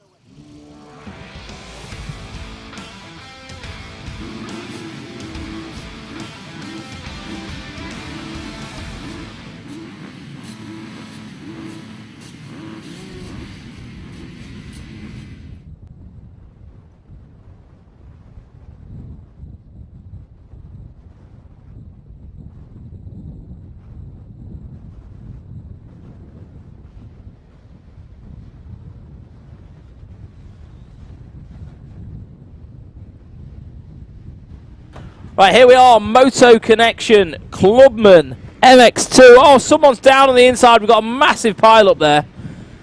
That's going to help out some of the other guys. So, yeah, this is the one that I was in yesterday. Believe me, these guys can rip. Right, I've raced all over the place. I've raced Clubman classes all over the place. It's probably one of the most competitive Clubman classes, well, it is in the country. Jake Taylor, sorry, has got a good start on that 2023 KTM. Sure, people are going to be gawping at that. So we'll get these round and we'll get them through the line, and we'll be able to pick very accurately where everybody is. It looks, though, like George Boyce has not had the start that he wanted.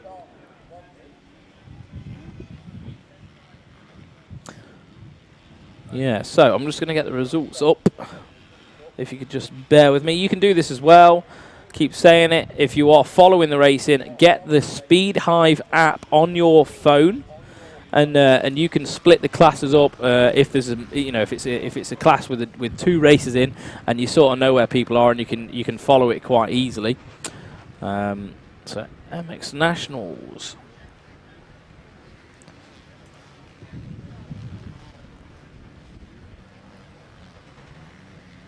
There we are. My live timing is just loading. But just trying to get my eyes on George. That's George Boyce there. He is back in about 10th position, I think, right now. So that's not the ideal start for him. I hope. I think that pile-up would have caused him a bit of an issue on the start. I think he just got bunched up behind that, and he's got a lot of work to do.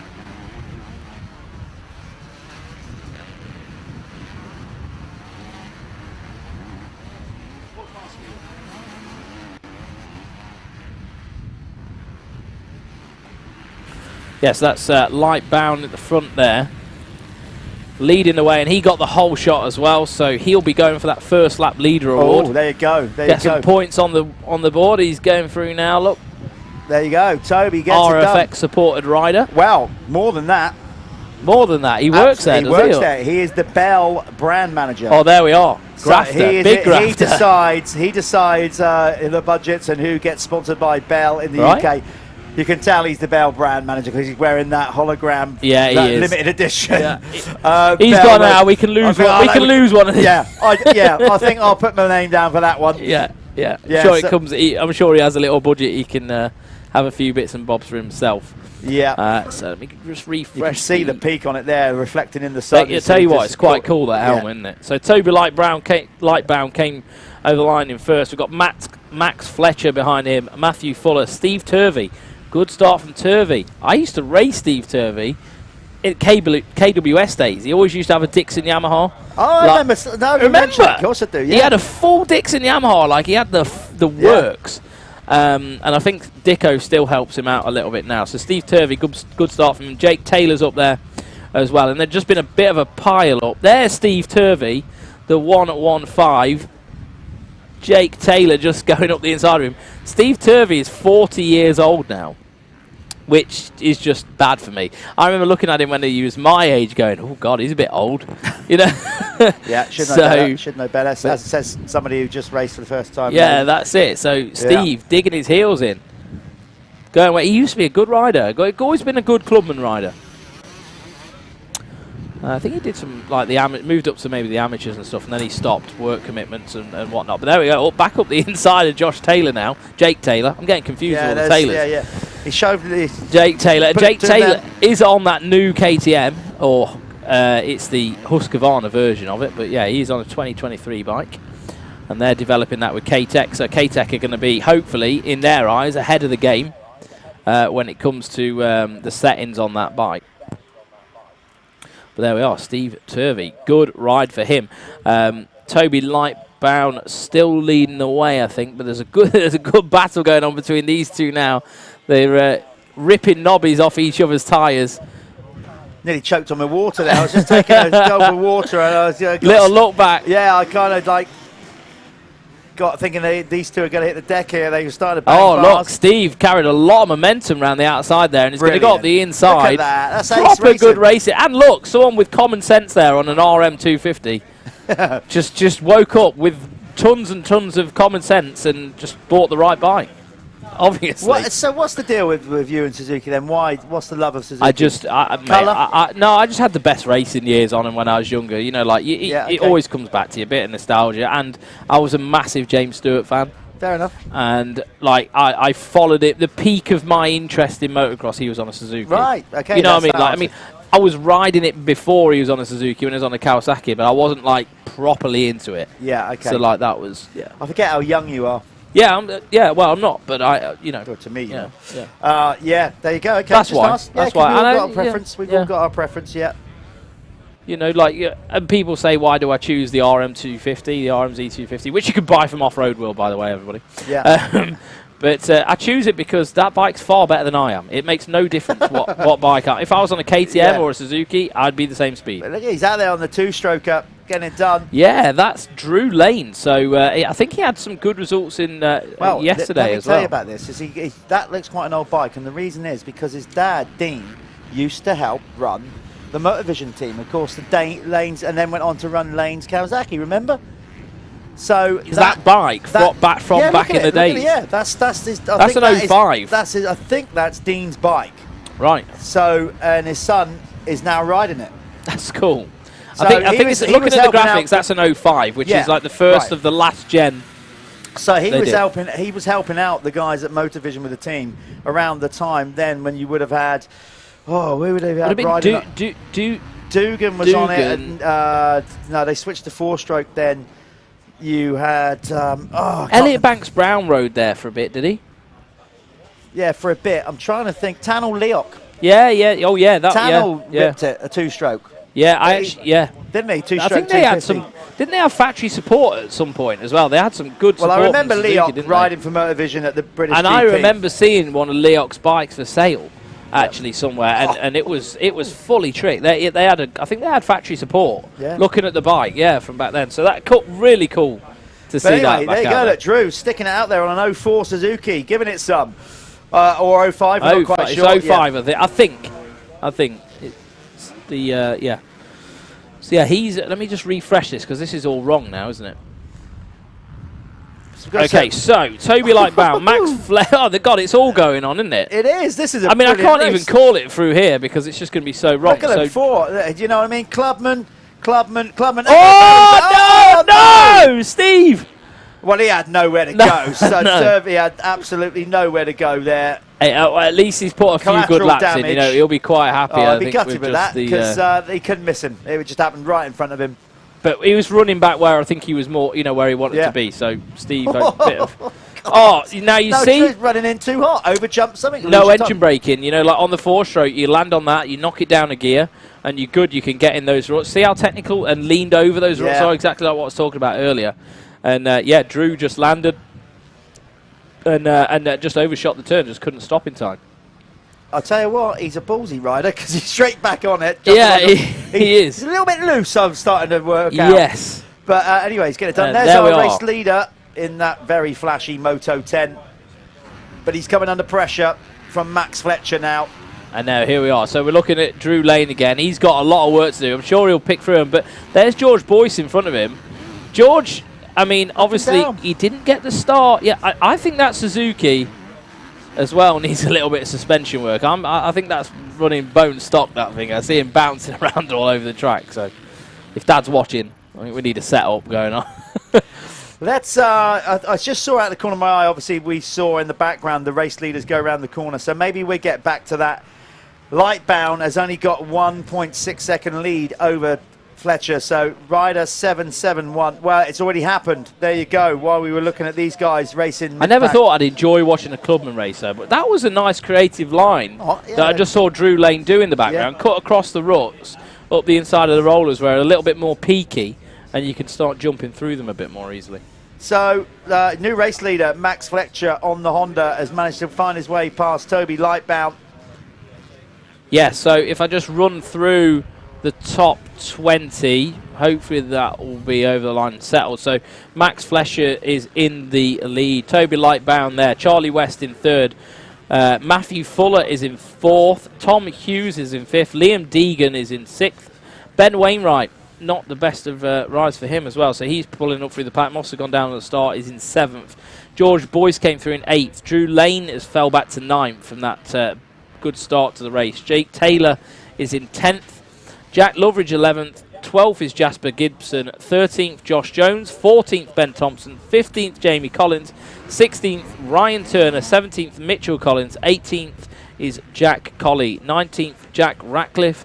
And rounding out the top 20 is Charlie Parker. Well done you. This is, Lightbound's not giving up on it. Well done you. What, because I pronounced people's names well correctly? Done, It's yeah. like, well done, Callum. Well done, Callum. You got through without a hitch. No, because obviously, you know. It's hard. People don't realise how difficult it is. Sorry, no, we can't seriously say that just reading out 20 names is hard. No, it's not, but you know what I mean. When you've got names it's the going pressure, around in your head, it's the pressure, yeah.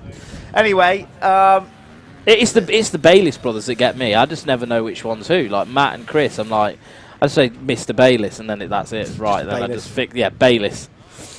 Yeah, I'm terrible for that. But hey, we'll get better. We'll get better with age, like Jeff, like a fine wine. Start losing my hair and absolutely. And yeah, there we are. I'll be all good. Got yellow flags out because we got a fallen rider in the whoops, but there is our incredible track crew and medical. And there's our clerk of the course. And nice, Andy sensible Watts. riders looking at the flag situation and you know, doing what they need to do. But we had the static yellows out way before, so the guys knew that something was coming up. And they'll be all pushed to one side. So our incredible track crew keeping everybody safe out there, or safe as we possibly can. Obviously, it's a high-risk sport, but still, if we can make the rules, regulations, and good marshalling, make the track safer. This is not done, I don't think. No, I don't think Lightbound so. is like there. He's not giving up at all. He's got a little bit more in the tank, I think. There's Charlie West in third. So here comes. Tell you what, the track looks a bit better today than it did yesterday. I think there's a lot more moisture in the ground. Yeah, I don't know, but I mean they were watering it all night. Yeah, the track's in a much better nick today. Matt Fuller is there in fourth. There he is on screen. We've got another waved yellow, another rider down. Yeah, a lot more moisture in the corners. The ruts look in a much better shape. Yeah, you can still see like the colour of the track still dark. I mean, he's quite sensible where he waters and where he doesn't water. We won't see no like shiny water jump faces. That's not, you know what I mean, like he knows what he's doing. That's it. If you're going to have a track like this, you really do need to know how to prep it. But look at the lines in that corner. So many different options. It's really nice to see. So down that step down there, and then there's a triple up, which someone's crashed on. That's what all those wave yellows are for, I think. Not quite there. I don't know. There doesn't seem to be anybody up there. A lot of wave yellow, but it's like sort of almost all the way around the track. Maybe they're doing it just to slow the. I don't know. Maybe to slow the pace. It shouldn't be, but anyway. Because if the whoops are all, I don't know. Either way, but they're keeping the riders safe out there because we have got this So we have... If they can't attend to the rider in a dangerous area, of course, there is a very realistic chance that a red flag might come out soon. Yeah, I think we're a red flag. That's why the yellow. Yeah. That's why the yellows were already out, because obviously only the clerk of the course and one other person has a red flag. Yeah. So we don't give every marshal a red flag, just in case they get trigger happy and put it out. And What do you think? Do you think they'll call it at that? Well, I don't know. How far were we into the race? Yeah, with the time left, I would have thought that's going to count. Yeah. Yeah, so we're going to throw this over to ads. We're going to figure out what's going on. We'll get this all organised for you. And we'll be back for one of the races in a minute. Yeah.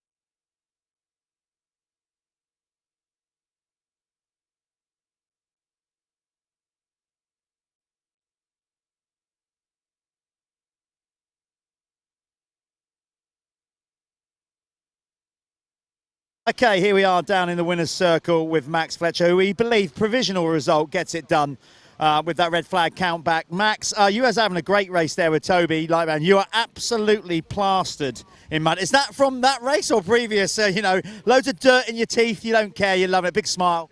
No, it's great. I was a bit confused about obviously the red flag and things, but yeah, a good start, and then managed to pass Toby. So absolutely buzzes. So it's my second win. So yeah, I was going to say, have you ever won race here before? Last year, yeah, because I can remember now. So this is your only ever your second. So this is obviously a track you like. Is it local to you? It's about an hour and a half for me, so it's probably the closest one. But yeah, I've been trying all weekend to get the best start possible, and finally got a win. So yeah, you got your family here. Anybody? There they are. I don't know if you can hear that. Anybody you like to thank? I mean, the bike looks pretty free of sponsors, but you must have some people helping you out. Yeah, just my mum and dad. It's just my mum and dad. Big thanks to them, and my brother. So he's got a little cut on his nose and a nose ring, but the main thing is he's got a big white smile with a load of dirt all around his teeth and where he's done it right. Congratulations, mate. Well done on your second ever win here at the Michelin MX Nationals. That's Max Fletcher. We're going to go back to an ad, and hopefully we'll be back racing soon when we clear the track out there. Thanks a lot. Cause you woke up in the morning with initiative to move, so I make it harder. Think about it, so we can do it cool and look smooth. The world time has come to.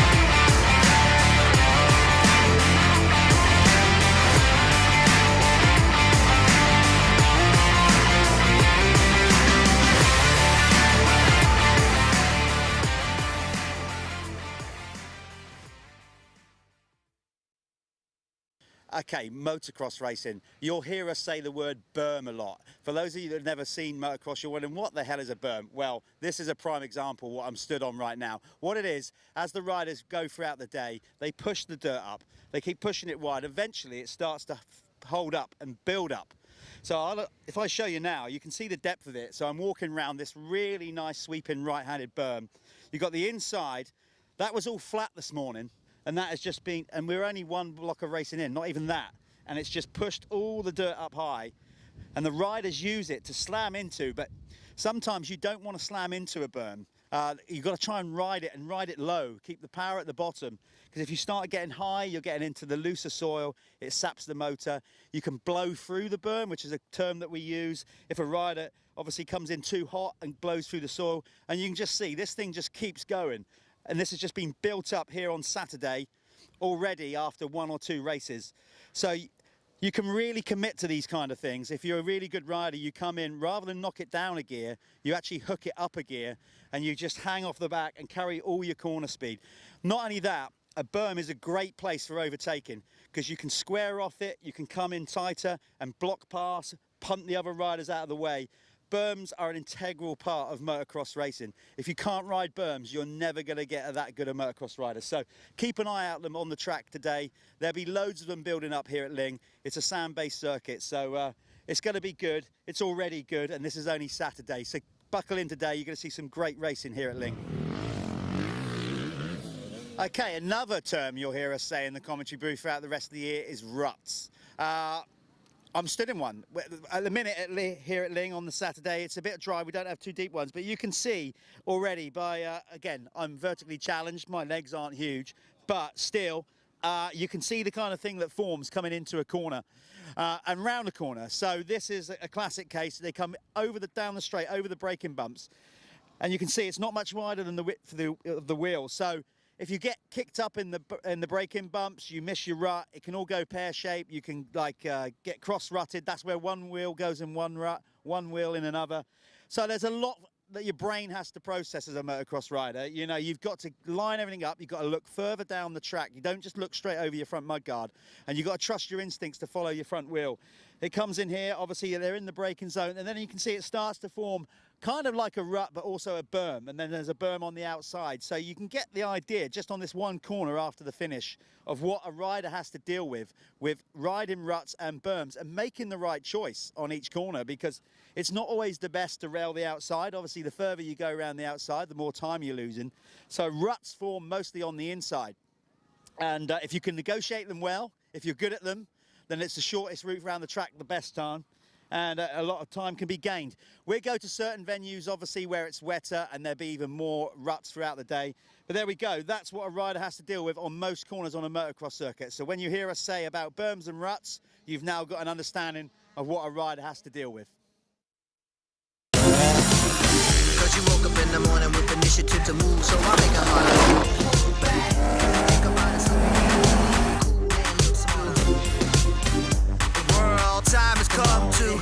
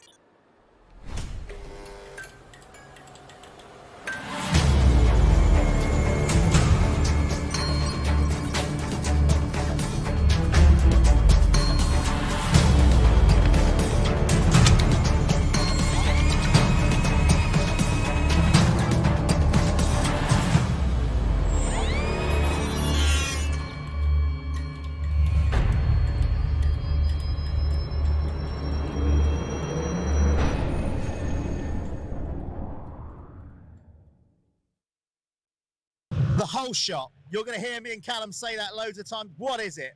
Basically, that is the first rider around the first corner.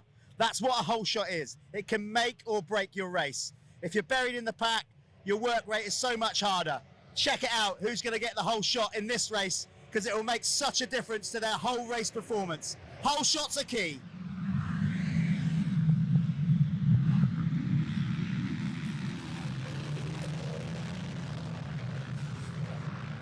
Rollers, here they are. What they are is an uneven surface that sort of spreads the whole track.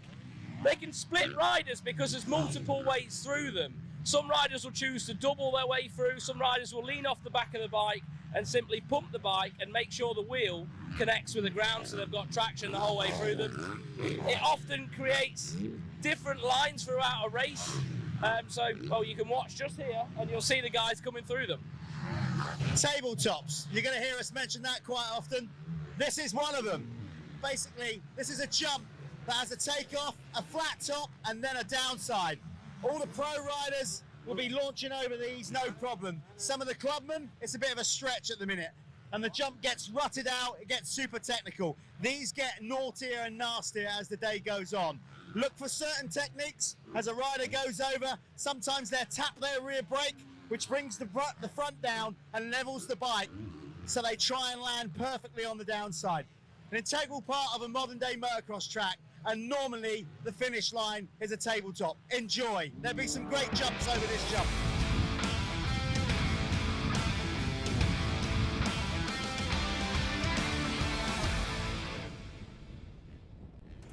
Back to it. Back to it indeed, yeah. Obviously, they were some of the stuff we recorded from earlier rounds of the championship. The reason we had a red flag was an injured rider. We know the dangers of the sport. We don't have to highlight that to you, the viewing public, wherever you are in the world at home. So we basically went to a few features we've done previously. The said rider is off the circuit, being looked after now.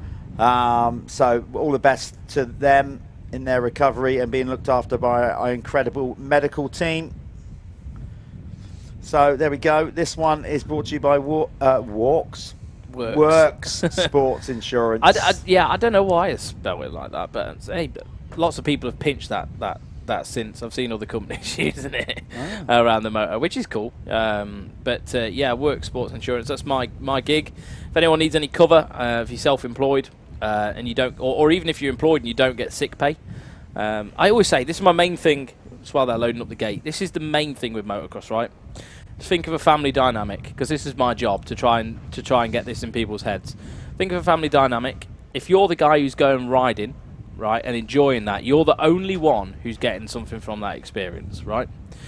So if you're doing that without protecting your income, which then pays for the whole family, you know, kids go to school, they need new shoes, wife might be at home looking after the kids or whatever. If you're the main earner, the breadwinner, and you're going out and doing a sport, it's great, all great, it's all fun, but it's also very selfish if you don't protect the no, it is, if you don't protect your bubble and make sure the people around you aren't going to be affected by your decisions, all cool. But if they are, give me a call and we can have a look at some insurance for you. It isn't going to be too expensive. Everything we do is tailored around your needs and your income situation and everything else. So just call one of the guys, drop a message on the website, and we'll get back to you, and I promise you we'll come up with a solution that makes sense to you. There you go. You know where I'm coming from with that, I do. No, I'm just saying. I'm just like, you know, like there you are. There was your window. There was your sales pitch, perfectly executed. Well done. Thank you very much. You need insurance. Yeah, absolutely do. In this game, so go and give Callum and the guys at Worx a call. Let's get down to it with, well, as highlighted by that previous race. Can see Mitch Best there. Look. Yeah, Mitch. He's in a good spot on the gate, actually. He was a little bit apologetic about his move with Conor Baldry, but Conor took it well. I think, you know, it's just kind of this racing, it happens. I think Mitch, he said to me, he just carried so much speed down that hill. He did. He had no. It was just it. He had no chance to stop. I don't think it was an intent move, and I'm sure Conor won't look at it that way. I know people do stuff in the heat at the moment. Going for the race then. And there is the spiral graphics. 15-second board, soon to be turned to 5. I've got some brand new spiral graphics on my bike. Jake hooked me up. Get you. He hooked me up. Gate drop, all safely away. Charging into the first corner. Baldry's going to hold that inside line. No, is he over? Who's that on the outside there? No, it's not. I think it's going to go 69. Yep. We'll find out who that is. That's Caden, isn't it? So I think it is, but I want to double check. I've got it on here. I can fire this bad boy up. So as they work their way around in the opening lap, who's going to be? So that is Keaton Stewart. Keaton Stewart, yeah. That's who's going to be in the lead on the opening lap. Keaton had a solid ride in the opening moto today. Got a little bit tired towards the end. Got picked off by a few riders, didn't he? But yeah, looked good. Well, he's got a good start on this one. Look, Mitch has made a much better start in this one. Mitch Best has already made a move past. A much better pass. yeah. Be a bit happier with that one. Yeah. I think Connor will be as well. Yeah. Both of them. Okay, so we got. I think we can manage in that interval. Yeah, we have. Look in the background. So while the red flag was out there and they were dealing with the injured rider, that was a perfect opportunity for the track crew to get some water down. So these guys are now going to be riding a slightly skatey circuit.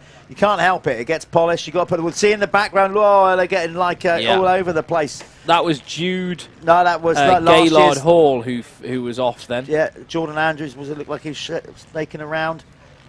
Not sure. This is the last race. Okay. I'm just trying to. That was the guy on the floor. Yeah. So live. I'm going to wait until they come through. We have to wait sort of to complete a lap. So we got some water down, and it takes sometimes once it goes down, it takes. Maybe a lap or two. Well, probably even more than that. These guys are going to be, for the first few laps, are going to have a very skatey circuit. By the time we get to the end of this moto, the track will start to come good again. But the guys had to get some water down. The track can't afford to dry out. Beautiful English countryside in the background. I just saw Mitch Best lost a lot of traction out of that turn there. Yeah, you see him coming across the ruts now, look. Yeah, nice line. My man on the Suzuki, Drew, is it? He started doing that. He was the first guy I noticed start doing that. Yeah, as we saw in the background, we said Planet Moto leaders Keaton Stewart, so he gets a point on the board. Well done, Keaton. We can see how it's getting thrown around a bit under there, that whole bike. So it is going to be a dodgy couple of laps of these guys just for the track to settle in. As they came through that time, Keaton Stewart still leading the way. He's got a 2.5 second gap back to Mitch Best, the man from Australia on the 53 there in second. In third spot, we've got Grant Martin, so another good start from Grant as well. And then James Thompson in fourth. Fifth, we've got Connor Baldry, so he's been pushed back. Not gone quite the way he wanted it to go. He obviously put on a better show in the first moto today. In sixth, we've got Jordan Andrews. Seventh, Ivan Kerr. Eighth, Talon Aspiden. Ninth, Ash Senior. And 10th, Rodney Jones. I think that might be Rodney Jones. I'm not sure, but that might be Alfie's brother, I think. Alfie. Oh, is it? Yeah, I think so. I'm not sure. I'm not highly sure, but I think he's got a brother called Rod, and that might be him out there racing. Apologies if not.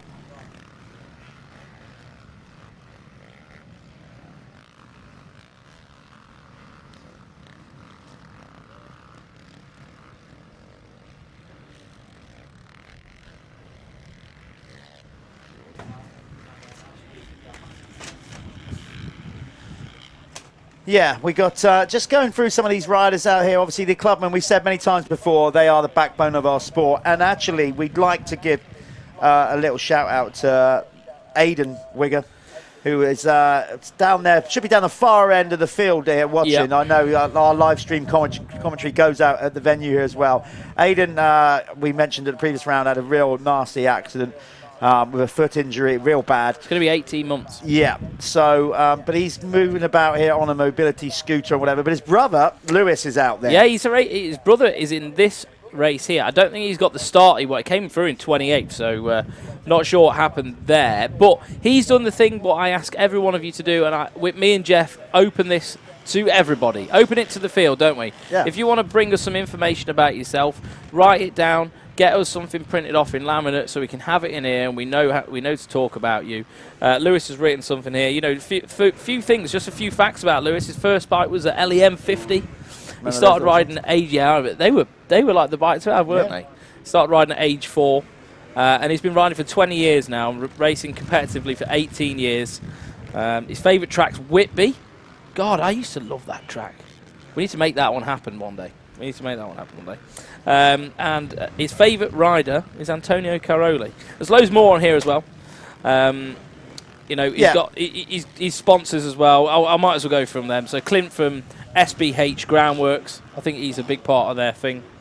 And you got Dury Vehicle Services, RFX, Motoverde, Physique Clinic, and New Tech Construction, SM Pro, Oakley, Destination MX. So there we are. Little shout out for Lewis. Look, you all can do that, and you all can get on the live stream. We can help you out with a bit more info about you if you help us and bring it to us.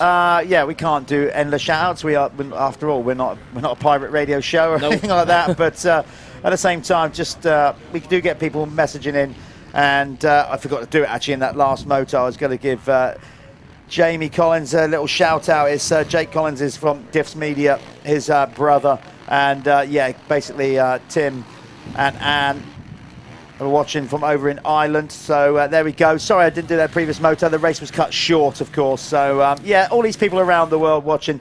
We can't get to watch all the live comments as much as we'd love to do that. Anyway, look, Keaton Stewart has been pushed back. Mitch Bess is in the lead now, and it's quite tight up the front. He's gone, so the 36 as well. Grant Martin's also passed him. So Stewart's had a pretty shocking lap that time round. I don't know what's quite gone on, but looks like the 53 of Best is making the best of this one. Hey, impeccable. Hey. But I tell you what, and he didn't do no prison rules on anybody either. You know what I mean? So Grant Martin is done well there. He's got the Keck's fastest lap, and he's closed in visually there. You can see he's getting closer. He had that little, he had a good run going, didn't he, in that first race, but then had that little tip-off as soon as he came onto the screen and we started talking about him. Down he went. Commentator's curse.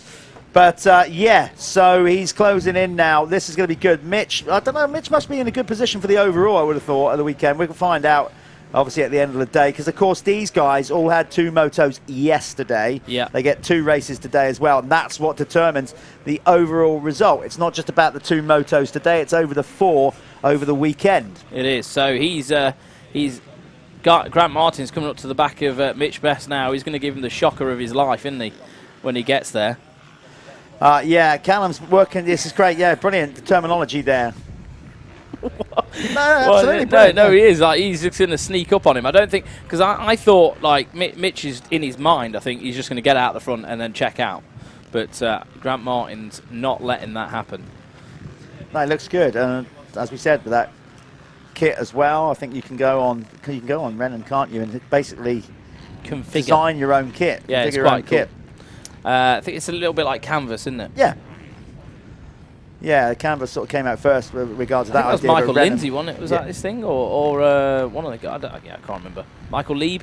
Lieb. Maybe. Who is brother-in-law. Lieb with Villapoto, isn't it? It's their sort of thing. Villapoto's brother-in-law. Yeah. So, you know, they kind of, that thing. Yeah. But Martin is getting... big over here, though, are they? No, I suppose not, you know. I think it's logistics, probably. Well, I think they have a lot of it made in Mexico and South America. The way the world's been as well, not easy to ship stuff around still around the world. A lot of delays on stuff. A lot of teams have been suffering big time in getting product. Absolutely, there's teams out there that still haven't got their allocation of tyres, the thing or whatever. So the whole COVID thing has really affected. Oh, and there we are. Get the job done. Thank you. There we are. Grant Martin, nicely done. Yeah, but the actual designer of Canvas is in the UK, and it's a guy called Tom Siddall, I think. He's the designer. It's mad. Weird setup. He does all the that's why the world is a small place in digital terms, regards of shifting stuff around. There's been a bit of mayhem the last couple of years, but hopefully, regards of the industry and products arriving and, you know, distribution around the world, that will get back to normal. But I can honestly, categorically tell you, there's even some of the bigger pro teams have really struggled to get the product they need to go racing. The logistical issues go far and wide. I know I was talking to the guys at Michelin when they launched the 6th, the Michelin Starcross 6, which we've been talking about earlier on in the show, new tyre from Michelin, obviously. They had a launch in America at a track, and anybody could show up. and I think they wrapped everyone's bike in a pair of tyres. If you bought a pair of tyres and they waved the track fee, something like that. I can't remember the actual the jigsaw. Yeah, Best is fighting back. But they actually had to ring Michelin in the UK and ask them to air freight tyres over for this event because there wasn't enough Starcross 6s in the US. Yeah, well, that's what I'm saying. It's been mental. Tough times, not just for motocross, but for the world in general. Hopefully, we'll get to some kind of level normality of we've got a recession first, where we were about 5 or 6 years ago. It will reset. We will get there, folks. Positive We're humans. mental We attitude. always go forward, don't we? Right, here we are, 53. Mitch Best is trying to get the best of Grant Martin right now. That was completely seamless, wasn't it? So I'm going to go through here. We've got Grant Martin, Mitch Best there in second. As you can see, fighting for the lead in this one. They're quite far away. Keaton Stewart there in third. James Thompson, Connor Baldry, Ivan Kerr. Where did that go? Billy Saunders, Rodney Jones, Talon Aspiden in ninth, and Jordan Andrews rounding out the top 10. Oh! Grant Martin all over the place there. This is good. I'll tell you what, as Mitch said in his post of interview with me previously, he's an Aussie, he's a fighter. That's how it is, kind of bit of a mentality. He will go the distance with this one like he did in the first Faster again, race. 2:11 now. So gone a second quicker than Best in that one. But looks like Best has actually just reeled him straight back in as they've crossed the line. Yeah, this is going to be a good one because he'll push him all the way. Mitch Best, he's closed in on it. It's bizarre actually because regardless of the quickest lap time. I know, how is that even possible? Well, because Mitch must be like fractions of a second slower. But they're kind of turning almost the same pace really. So and that's Thompson there in third now. So Keaton Stewart's fell back to fourth after that blinder of a start. Number 0. I mean, is that a number? I don't know. There you go. There's one for you people at home to argue over. I suppose it is a number. Is it? It is, isn't it? Because you can use it in math. So there you go. That'll settle that argument. Yep. But are we going to start having -1 and stuff as well? Anyway, you don't often see a 0, but out there. But Madhead. He's made it his own at James Thompson. That's what Ewan would do.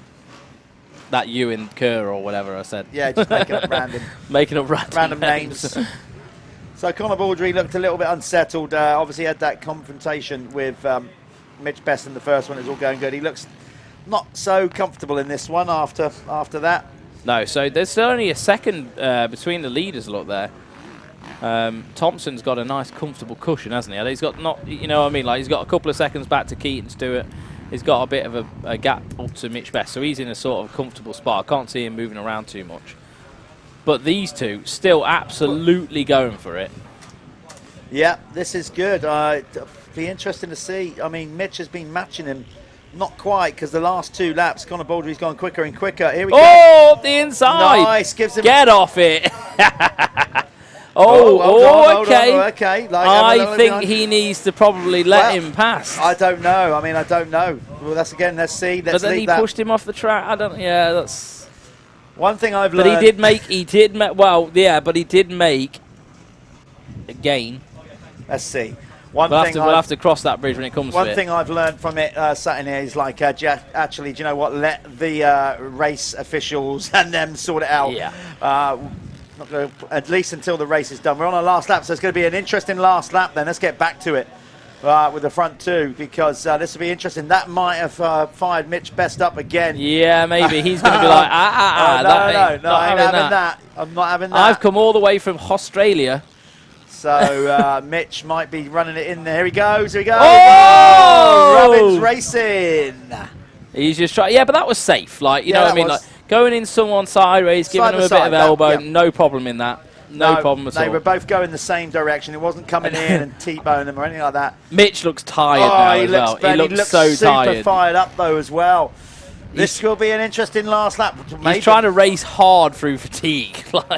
Maybe. He's going to try that same move that he did on Connor Baldry in the first one. Yeah, he needs to be a bit closer, though. We've got... yeah, we are on the last lap. Don't think he's quite close enough. Mitch Best got a much better run out of that turn, though, didn't he? He did. Much better run. He's got the inside. He's going to go inside here. He's got the outside working. Swoop it from the outside.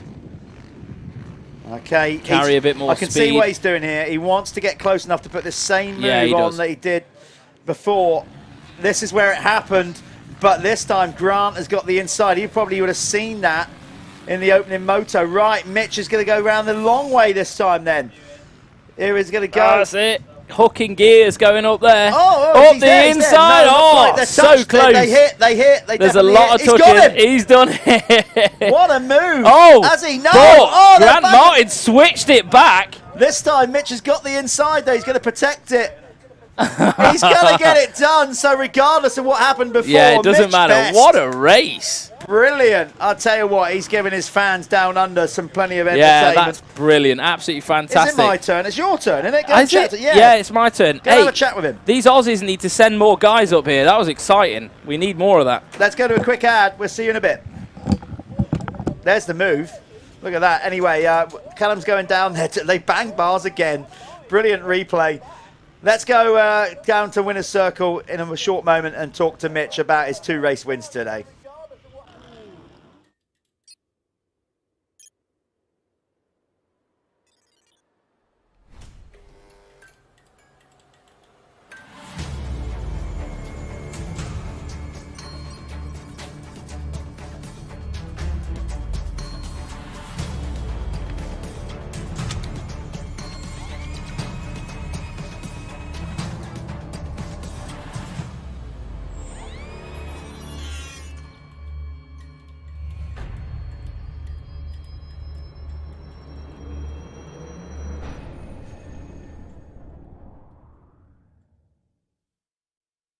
That was absolutely insane, mate. Honestly, me and Jeff were like jumping around in there. There was all sorts going on. I thought stuff was going to start setting on fire because you made it exciting anyway.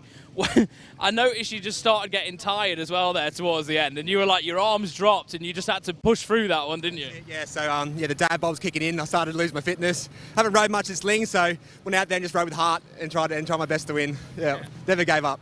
Well, when you pushed Grant off the track there and he came back on, I was thinking, oh, that's going to fire you up a little bit because he's got back in front. And did it like set the fireworks going? So I saw Grant sitting behind me the whole time, and yeah, the fitness wasn't there. So I thought, look, I'm going to back off, let him lead, and then the last 2 laps I'll go for it and see what he's got. So see his lines and just set him up. So it was aggressive racing, but we had a great time. We both stayed on the bike. That's the main thing, and I'm just stoked to get the win. Well, I think you gave people back in Australia a lot of entertainment when they watch it back. I'm sure they're going to love it. Is there anyone particularly you want to thank whilst you're on there? Yeah, I just want to give a big shout out to blackphone.co.uk, 92 Decals, Andy for mechanicking all weekend. It just makes a big effort for me to sort of ride my best. Well done, mate. You really did ride well, and you gave us all a show. Thank you.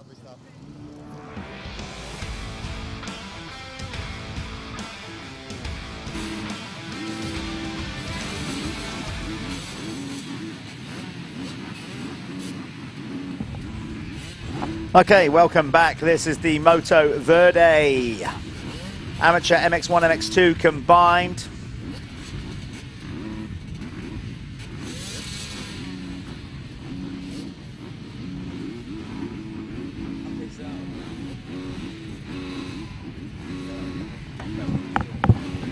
Well, that was some words from the Thunder Down Under there, wasn't there? Yeah, fun. Yeah, we're gonna name him that.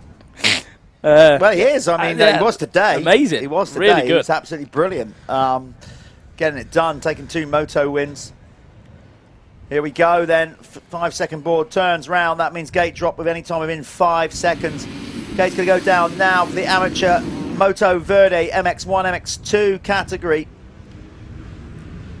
Looks like Josh Greedy nearly with the whole shot. Is it? No, I don't think, not quite. Looks like... well, Josh Greedy went through on his head the race before, so better stop. Better start. Harry Bradley making a better one. Yeah. Who else we got up there? Oh, look, we've got a Suzuki. Nice. Nice. That's what we like. I think that's Gary Pottinger's bike. I think he's got someone out there. I saw him wandering around. He's got the Wolf Sport Suzuki team, hasn't he? So I saw him out there. He's pretty. He wants me to ride it. He was like, "You need to ride my bike." His Welsh accent. It was... big old crash there. Somebody getting it all wrong off the side of the track there.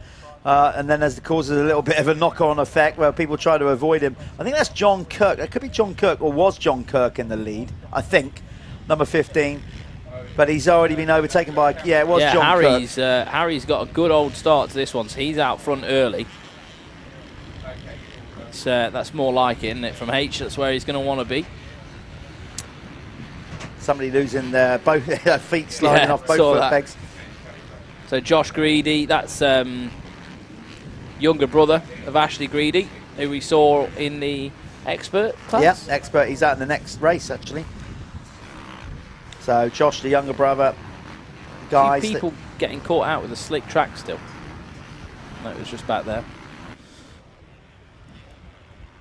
But Harry Bradley, looks like he's on track to get this done as regards of the first lap leader award anyway. He's got to be pretty close. 200%, no. He's had a few. He's certainly in the top 5. I think he's on 5 or 4. So he's had a fair few. So Harry seems to get a really good start or a really bad one. There's not sort of any middle ground for him. Here they come up to the line. There's Harry Bradley is going to get your Planet Moto first lap leader award. Is going to be Harry Bradley. Another point to him. There he is. Yep. I mean, obviously, if you want to know what Planet Moto is all about as well, it's Spanish motocross holidays. They get your bike there. There's some of the best tracks in Europe. Obviously, in Spain, they've got Red Sands, all that down there. And you tell them. Well, they've got a Planet Moto ride day for those of you that want to go and check what they do at Moto 101. Which is up there in, what's it, Cambridgeshire? No, Lincolnshire. Nottingham, Lincoln, on that sort of Grantham, I think it is. Yeah. So on July the 22nd. So everybody's welcome. Go and find out more about the holidays. Have a ride. And meet the guys at Max. Yeah, mate. Yeah. Ryan's just redone that whole track. Have you seen like the 101 sign? Looks like the Hollywood sign. Ryan. Amazing. Ryan Wilson from Moto 101 and Dirty does a great job. Obviously, with the series as well, he's involved with this new app that's going to launch soon. So basically, Dirty is like you can go online and you can book to go racing and practicing. And a new app like that, he's working on it. And we've come up with the Dirty Hard Charger Award with him. So basically what that is, we don't award it on the day because we've got to go through all the analytics after the race. And then we work out in these categories, youth, then we've got adults, as in clubman, amateur, experts, and then the pro class. So 3 categories. We work out which rider made the most positions in a race over the weekend. So basically we get some good riders that will crash on the opening lap and like come through and pass like 38 riders or something stupid. Could we maybe create a dirty soft rider award? And then that would be I could win that week in, week out. The rider who's lost the most positions. Who's lost the most positions. Yeah. Why not? Absolutely. Be a shoe-in, wouldn't you? It would be a shoe-in.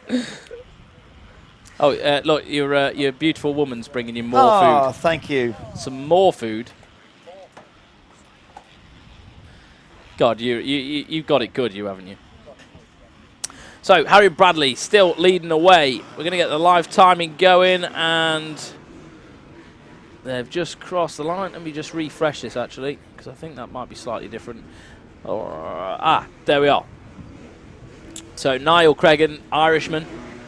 Running the no sponsors look. I did say, right, come on guys, let's get some, we need a title sponsor on this bike, so maybe next time he's going to have something on there. But the 945 of Niall Cregan is there. He's leading the way in Amateur MX2. Behind him, we've got the 807 of Luca Pegg. Logan Wilcox is in 3rd. Dan Broth is in 4th. 5th is Ryan Tanner. 6th is Ricky Carter. 7th, Sean Springer. 8th, Lewis King London. And 9th, Lewis Glynn. 10th, Harry Foster. Good to see Sean Springer back. Bit of a wild card. He's been trying to find his feet again, I think, hasn't he? I think he had a bit of time off. So Jeff's filling his face. I just asked him a question, and it's all good, mate. You eat, please. Listen, you eat your dinner.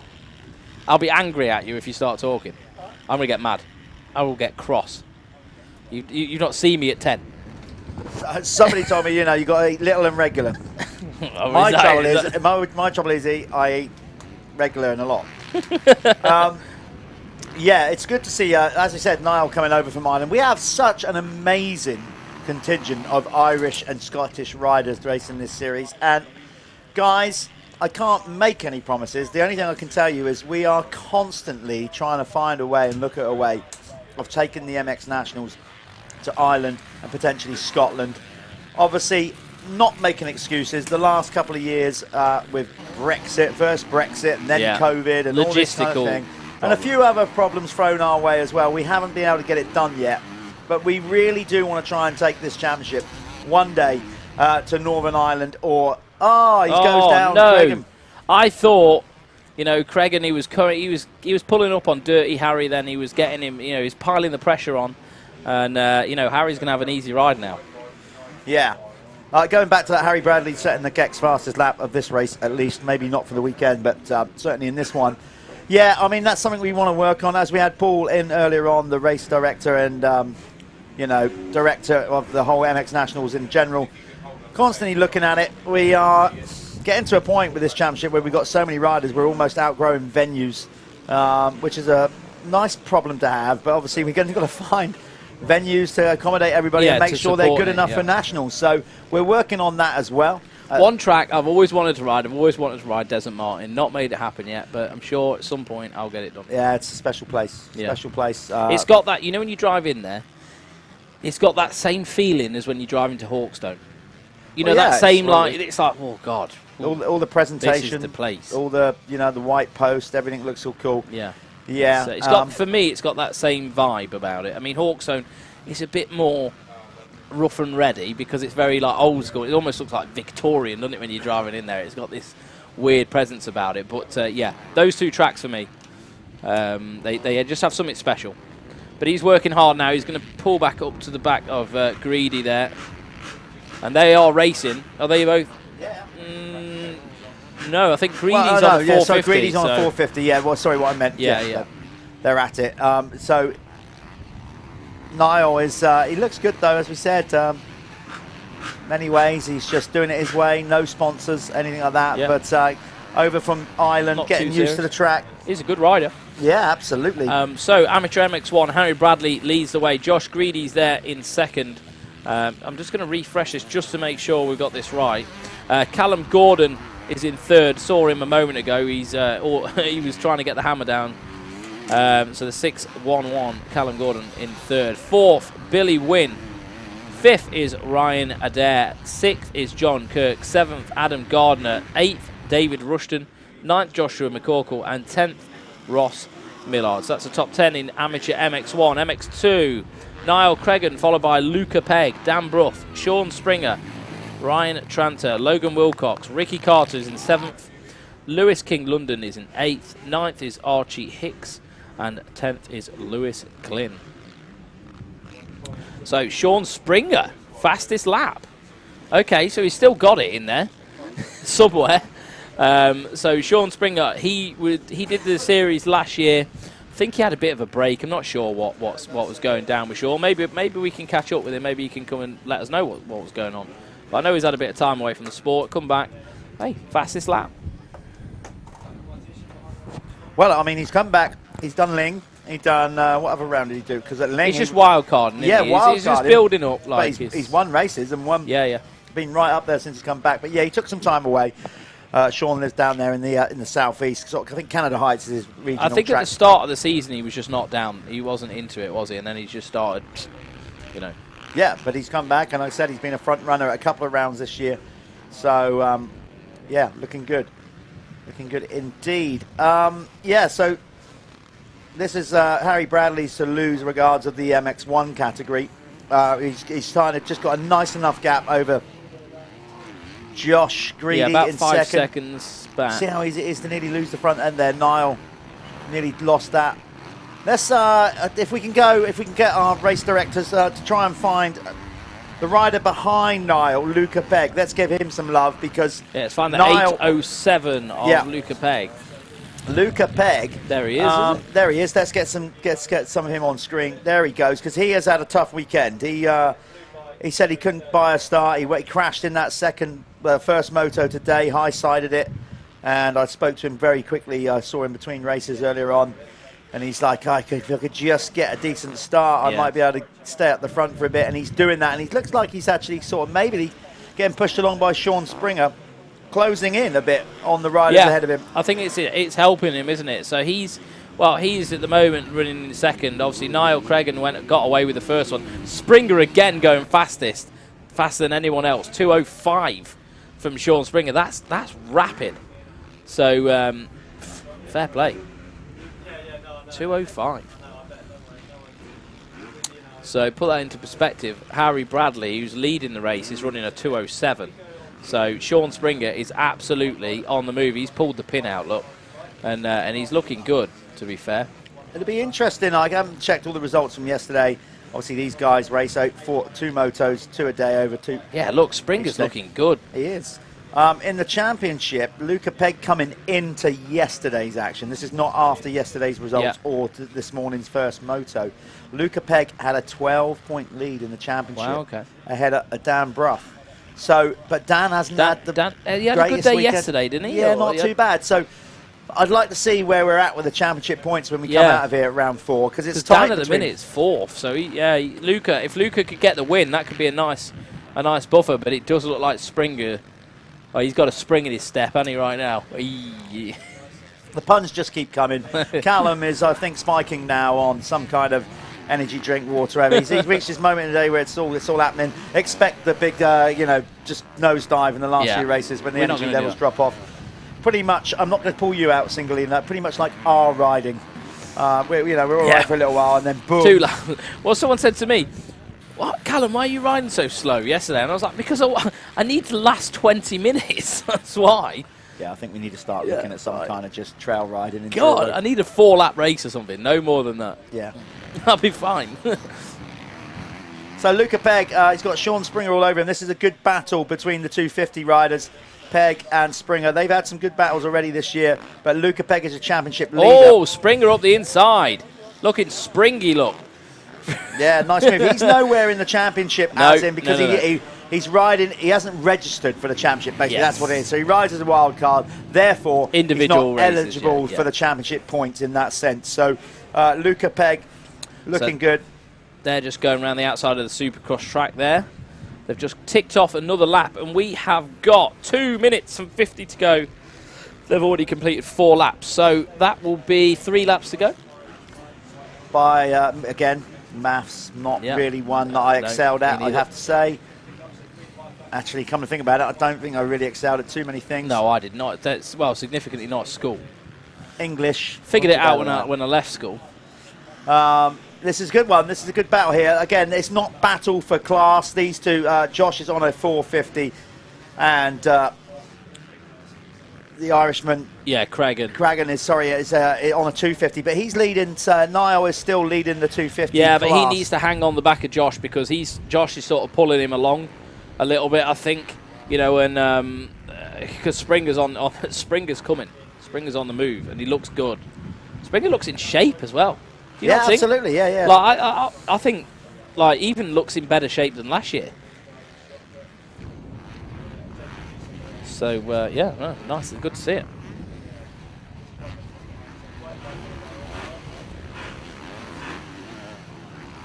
Yeah, some good racing going on here. We're getting down to the end of this Motoverde amateur class. Of course, while we do that, I'm going to, because we haven't done it much today, well, enough in individual ways. You're right there, mate. So, Jeff's just having a coughing fit. It will all be good. Bit of rice gone down the wrong hole. Is that Chinese you've got? No, it's not. It smells it's like Chinesey. It's a very healthy dish because I'm a healthy kind of guy. Right, so we're going to give a shout out to everybody, really. Michelin, who gives us massive support.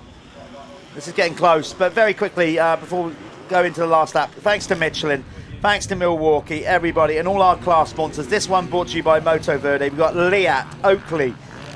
We've got Moto-Connection, Worx, Sports Insurance, Syntol, 7, RFX, Lyfelinez. We've got the Lyfelinez Fastest 40 coming out soon. We've got the guys at Carbon Comps getting involved. Go and check them out if you want to buy a ticket to buy a brand new motorcycle or equipment. Guys at Apico sponsoring the Elite MX2 category. We've got the guys at Kex with the fastest lap. Planet Moto, first lap leader award. Ryan at Dirty doing our hard charger awards. The guys at Fly. I'm trying to get everybody in. Spiral, Bell. It just goes on. Basically, ASA, Scaffolding Services, all these people. And if I've missed somebody out, I apologise. Oh, look, Sean Springer up the inside. Pushed it through. So Sean Springer up the inside, but they've both got to get round a Greedy. Greed is a significantly very difficult beast to overtake. Yes, you have they to know treat how them, to run a wide line. You have to treat them with respect. You don't want to rile them. They end up stinging. Yes, they do. They're we're talking about them like they're an animal, like an indigenous animal. Yeah. So yeah, you get bit. You get bit. You have to sort of trick it. So Josh is Springer's trying to make a move round the outside. Dangerous. Yeah. Yeah. Don't be doing too much of that. No, but Josh is he's sensible enough to know that he's not actually racing him. Like I saw him look over then, and I thought he was like, "Oh right, okay, you go then, you go." So Sean Springer, I think he's going to get this one, and they should be getting the last lap to go. Now Harry should have already got it, I think. No, so Harry's going through right now. So this will be one lap to go. I'm pretty sure when they go through. But Sean Springer, really impressed with how he's riding. Looks very good. Looks in good shape. Well, just going back to, because we had a query about the points with Sean Springer and stuff. What I'm saying is, obviously, like when you initially enter as like sometimes as a wild card, you don't. Yeah, it's a complicated thing. The pressure's not there, is it? Well, yeah, there's that, but sometimes you've got like with championship and eligibility. Yes, you do score points, but Springer is currently 11th in the championship coming in, so he's basically last round took some championship points. So maybe obviously as a wild card you was do. Was last round his first round? Yeah, I thought it was, wasn't it? I think it was. Because I've never really worked out, sorry, with the points. That could be my bad, and apologies. I always thought if you were a wild card, you're not eligible to points, but that might not be the case. So my bad, sorry. I thought you're meant to register as a competitor into the series, therefore your points. But I think you can. It looks like enter each round as a wild card. Yeah, but you wouldn't necessarily get a seat on the gate if the class was full. That's it. Yeah, that's what it means. So you do score points. So my apologies on that. That's what you're running the risk of, isn't it? Yeah, I just went back and checked all the results on that. Dirty Harry is looking good, eh? Yeah. Are we on the last lap? Times the laps? We are on the last lap, yeah. So Harry looking good. Are we though? Yeah, we are. I saw the last lap board. I saw Barry there. So there we are. Scaffold by design. Kawasaki. George Boyce, obviously, behind that as well. Or his dad.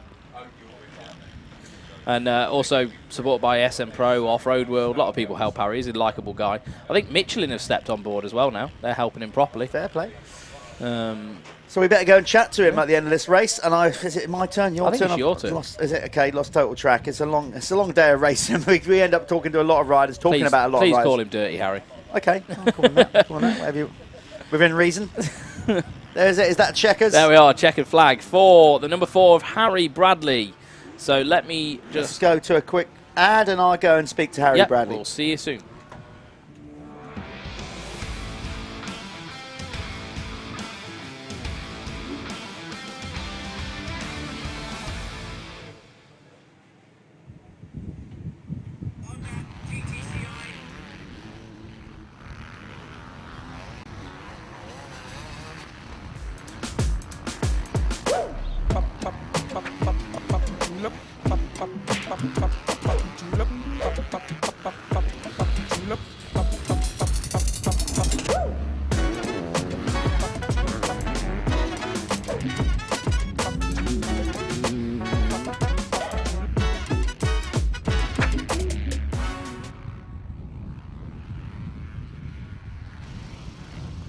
Okay, here we are down in the winner's circle with Harry Bradley taking the MX1 win in that Motoverde class. Harry, first and foremost, thanks for doing the onboard camera yesterday. The track looks, in some ways, better than it was when you went out and did that because we got more water down and the pros have now made good lines. Looks like you're enjoying that one. Yeah, track is definitely better than yesterday. there's more lines, like I say, a bit more moisture, so the wood chips kind of sank in a bit rather than just being dust berms. It's like rooted out, it's more technical, a bit slower, so I've enjoyed it more today. You got another good start, and you led around the first lap, another Planet Moto point in that little quest, so you might end up going down and having a holiday down with those guys. Anybody you want to thank? Before we do that, Callum told me I've got to call you Dirty Harry. That's all he said to say, all right? So I don't know where I got the nickname from, but yeah, thanks to Swanee. It's been a good weekend with him and the boys. Design scaffolding, my dad, my girlfriend, off-road world, the boys at work. My mum might be watching from Singapore again, I'm not sure. But yeah, everyone having an enjoyable year on my bike, so can't complain. that's what it's all about. Keep up the good work. That's Harry Bradley, the winner in that second moto in the Motoverde MX1 class.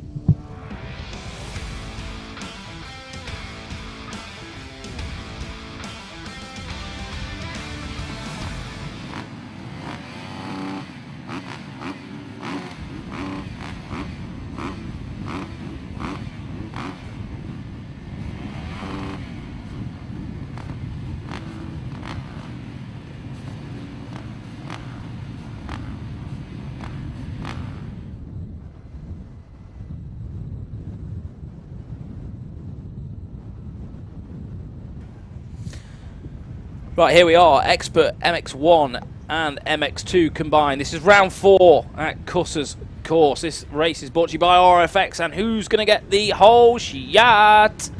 It looked like Jaden Ashwell. Oh, closely followed by Gareth Paget as well. So Paget getting a real nice start on that bike at Kawasaki. And Josh Waterman as well with a good start. Whoa! Gareth Paget, such a style on that kid, so yeah, you expect a bit of flair like that from him. He did do the straight with him last night as well. Trying to see who else is up there. Ongley's got a good start as well, and Southgate. So yeah, all the big hitters up there in this one. Nathan Dixon up there as well. Yeah, we're going to have a good race here. So let's let them circulate. At least I know some of the riders' names on the front. It's a change. But Jaden, good start as well on that AJP. Oh God, I always forget. I'm going to be told off of that. Gas. So yeah, they do a good job down there. I know Ben, who is part owner of the team. I think he does it with his dad. So good, big shout out to those guys. And he's from Zimbabwe as well. So Jaden, travelling the globe, racing motorbikes, absolutely fantastic. Good to see. Oh, Paget. Just getting it a little bit wrong out the corner there. And looks like Waterman may have found his way past him at the minute. So it is Jaden Ashwell, followed by Josh Waterman right now. So Waterman's going to be much happier with his start. Definitely wasn't ideal where he finished in the race a bit prior to this. So he's going to be happier with his position. Obviously does the AMCA Championship as well. Some of those guys come over and do this. It's a good bit of practice for them to be riding at this intensity. It's probably hard to find that anywhere else other than the Michelin MX Nationals in this expert class. But let's see if Jaden has the legs to good, but has the legs to get to the end of this one at the front, because it seemed like he just dropped off, I don't know, 5-10% in the last one, and that was it. He had to just pull back. But yeah, he's getting better. He is always getting better. He's a rider that I've constantly, well, he's been improving throughout the year. I know the guys at the AJP team, they do believe in him, and they all seem to they give him the best tools for the job that they can possibly provide. So we'll see what he can do.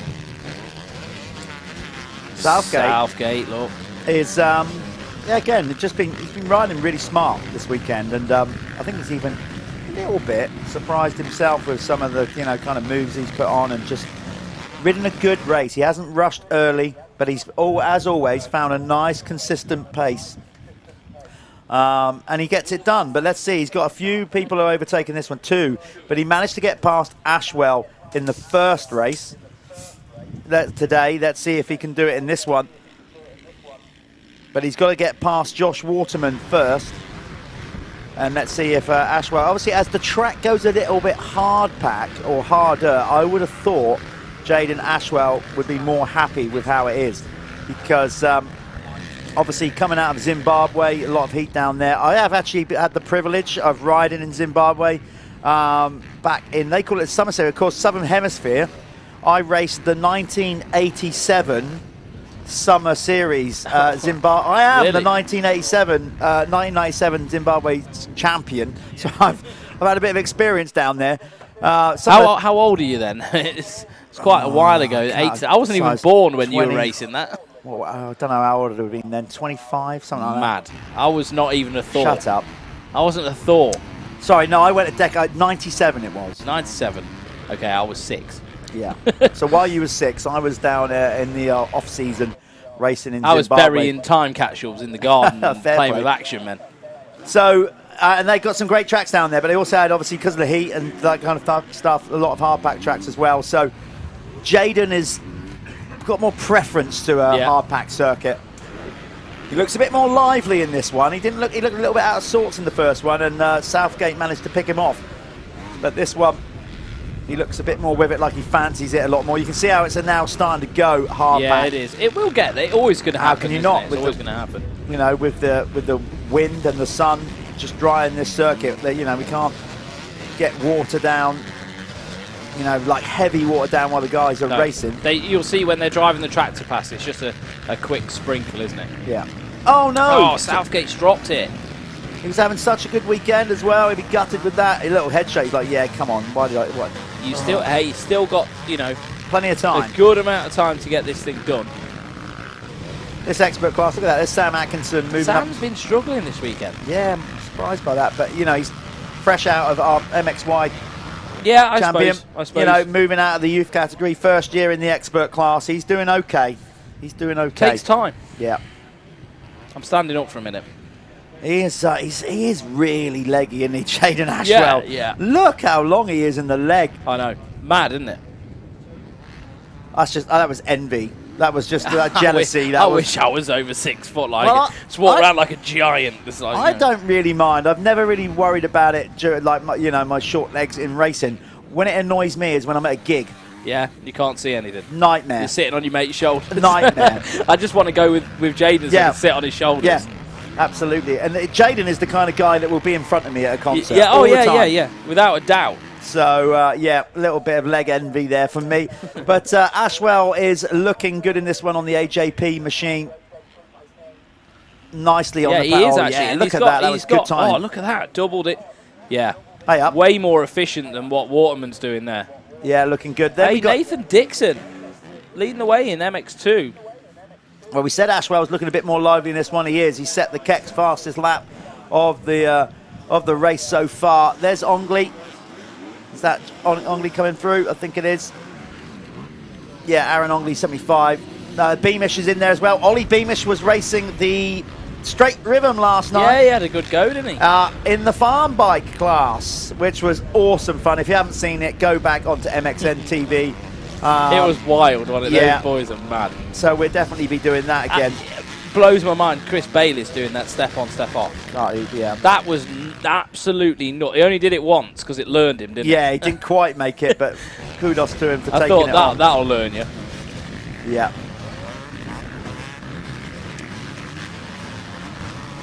So a bit of a freight train of riders here. Louis Kessel's looking good. I saw him got super traction out of that corner just before, and he sort of leaned backwards. So Kessel's on the move. Ongley leading the way, though, of that little pack there on the 2-stroke.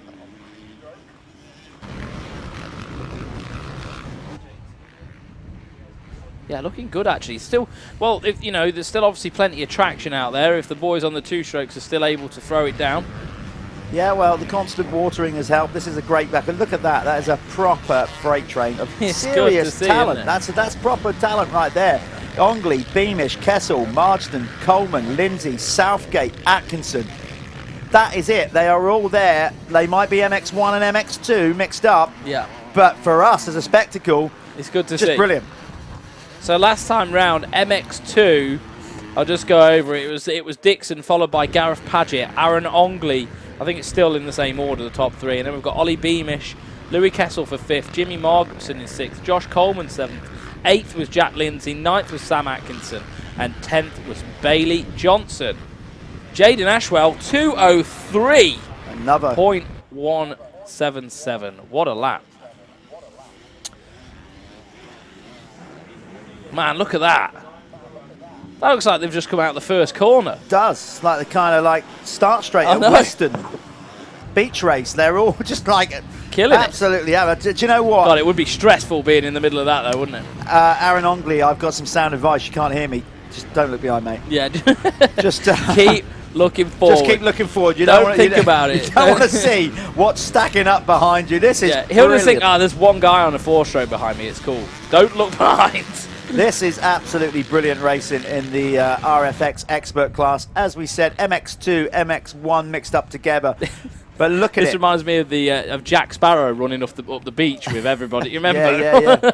On Pirates of the Caribbean. Look wow, at that this. is wicked. Now, look, motocross is a spectacle. You know, listen, we've said it time and time again.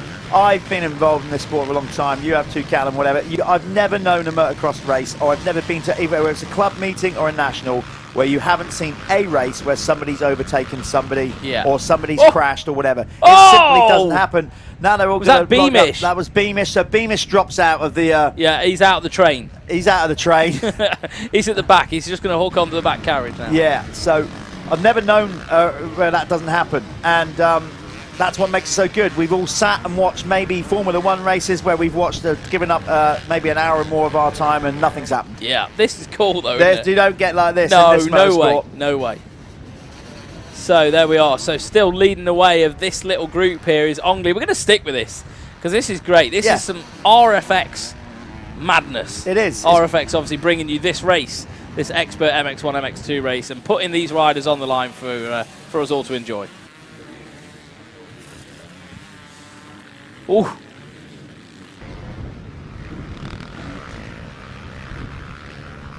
Jaden Ashwell goes faster again. 2:02. Yeah, he's in the group. That's pro stuff. That is pro times. So yeah, well that's it. I'm going to make a note of that actually because I want to see where he'd be in the pro category. So there's Jack Lindsay on the Apico machine just ahead of Southgate. Southgate has regrouped, no doubt about it.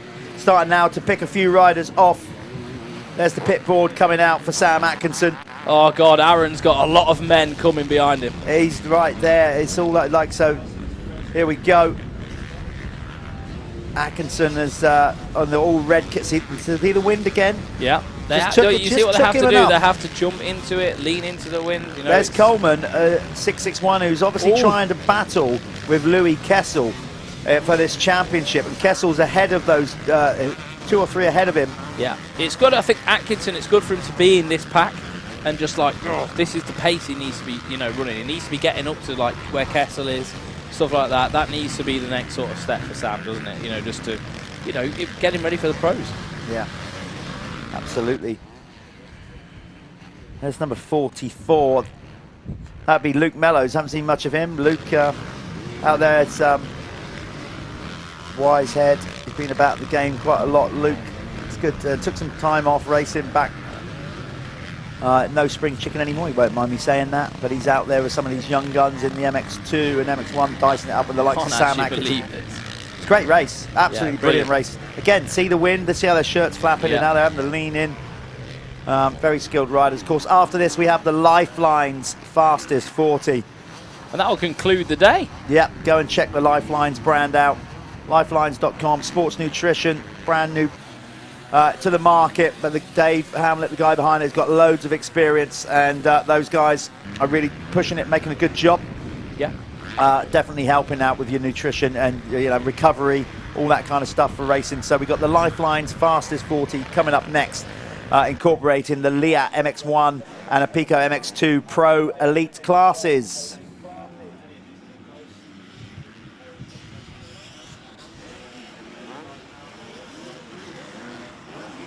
Ooh, oh, ouch. I've just found a bruise. That kept itself hidden. There'll be more of them coming out. Oh, I imagine. Great. This is just brilliant. Can't take my eyes off it. Jaden Ashwell is kind of suffering because of this race because we're hardly showing him. I know. Fair play, though, to Ongley for keeping this freight train of madness behind him. He hasn't looked back. No, he hasn't. He's just kept going forward. So, yeah, he's doing a fantastic job. He's actually having a flying of a moto, isn't he? So he's on his third in MX2. I mean, I feel sorry for Paget as well and Nathan Dixon because they're gone. You know, they're not.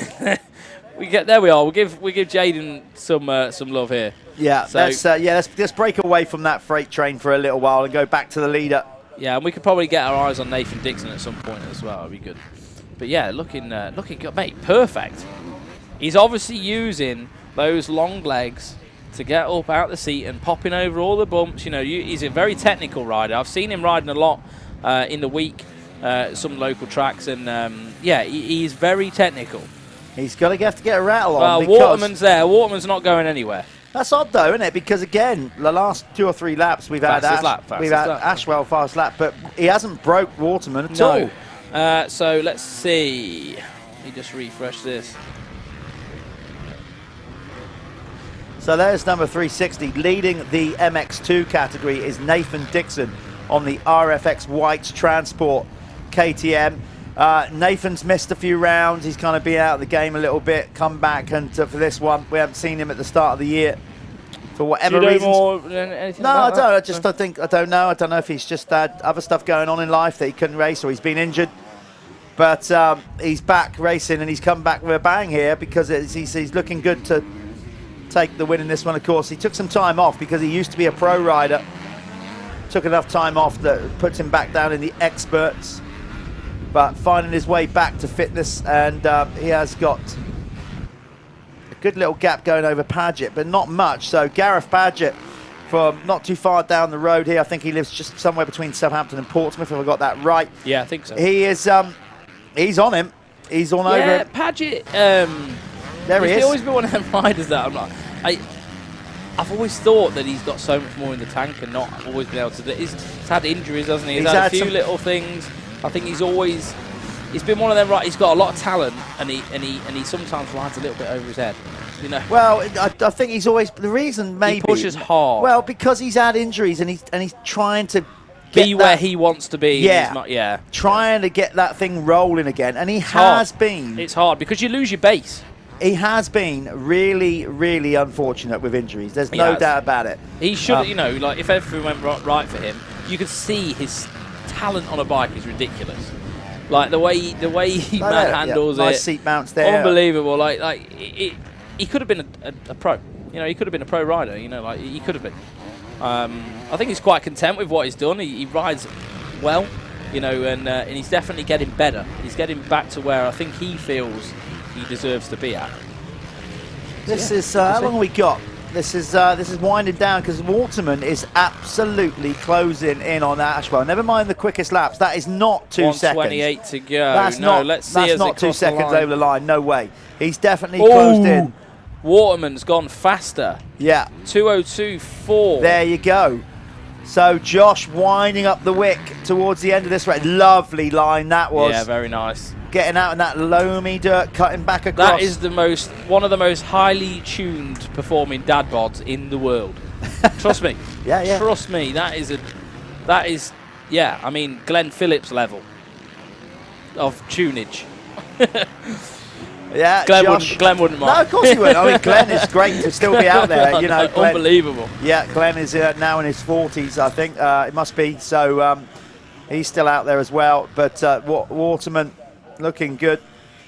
He's closing in here on Ashwell, and he's got time to make the pass done. It's going to be 1 lap to go next time around. Yeah, he's timed this very well. Like I don't know how much is Jaden going to have in the tank. Is he going to be able to deliver? They desperately want that win.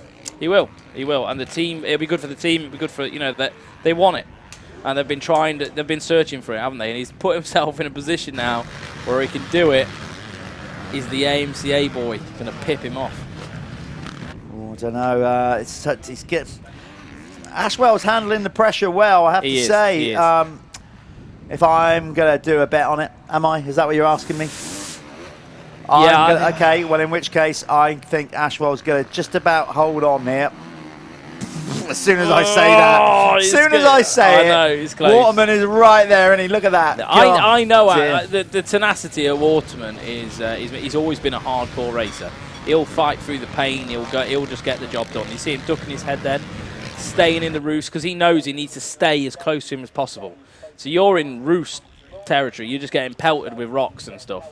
But it's the only way you're going to put yourself in a position to possibly make a move. Oh, Jordan. This is where he can manual that bike with his long legs. Yeah, but Waterman went wide, got a run. Well, I rolled That's the dice. it. Oh, nice little lead. No, well, if he didn't know he was there. Are we on the last lap He now? definitely knows now because he just looked over his shoulder. Waterman's got the line down here low. Oh, we've turned It is away. the last lap. It's the last lap, and I think, oh, Waterman tried that undercut. He's got the inside, but Ashwell has got the run and the drive around the outside. Hey, I like both of these guys, so yeah. whatever goes. Yeah, they're good guys. They're going to race hard. They're going to show respect. That was beautiful off the top of there Yeah, from very Ashwell. nice. The way he just kind of really technical jumping down there as well. Yeah. The bumps are massive. Well, he absolutely looked over his shoulder over that finish jump, and he just had a face full of Josh Waterman. So he definitely, if he didn't know he was Panic closing mode. before, he knows now. I'm sure you've been there, Callum. I've been there enough times when you've been in a situation like this where you're winning a race or wherever you are, and you know you've got somebody giving you heat with 1 lap to go. And you stressful. it is stressful. You're just like, okay, I've got 1 to go. You just got to give it everything. Got to admit, I was always terrible at it. If I find myself in that position, I'd normally crash because I used to try riding a bit above my level sometimes. I always remember battling with a good friend of mine, Dean H. You know, every time he was always better than me, always got the better than me. But every time I was close or beating him, always the same thing. You know, like I just threw the bike down the track. So I was never the best at that situation. So I tip my hat to someone like Jaden Ashwell, who's just putting up with the pressure. He's just riding his own race. Look. Well, he's not. He is. He's defending. Absolutely He's is, having but to defend. He is defending. Yeah, he is defending. He is going inside. There's Waterman's got a run on him. I don't think he's going to be able to get that quite. there. Very close. It's going to be. This is going to be the rollers. Yeah. Well, Ashwell's got to hold tight. He's got to hold tight. Squares him up there. He's got him. Oh, no, Jaden just grabbed a handful of gas on the Husqvarna. I mean, on the gas. He was so hard on the front brake. He's got the control in line here. Josh, He's that's going to get a run. Oh, what's going to happen, manual. Jaden? It's going to be a sprint. They're to the using flag. everything. Oh, what a race! RFX expert race. That was wow. I am going to have a heart attack. It was Ashwell by, well, we don't know. We think it was Ashwell. Refresh that. I'm going to refresh Let's that. go to an ad. I'm going to go and speak to, I think who the winner is, Jaden Ashwell. No, me. I'm going to, yeah. Yeah, you are. Yeah, okay, so.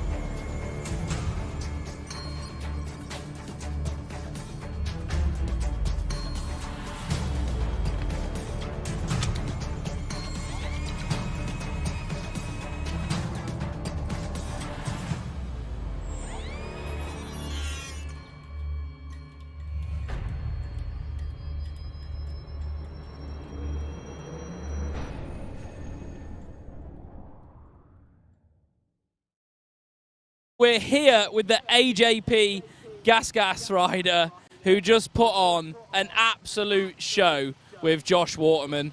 That was a battle all the way to the end there. You had to push really hard to get that win. Well, how are you feeling after that? I bet you're absolutely done. Yeah, I'm obviously struggling with my shoulder from the crash at Ling, but that was a good race. I knew it was the last race of the day, so I pushed flat out, and thanks to Josh for riding clean. He kept it clean all day, and I love riding him.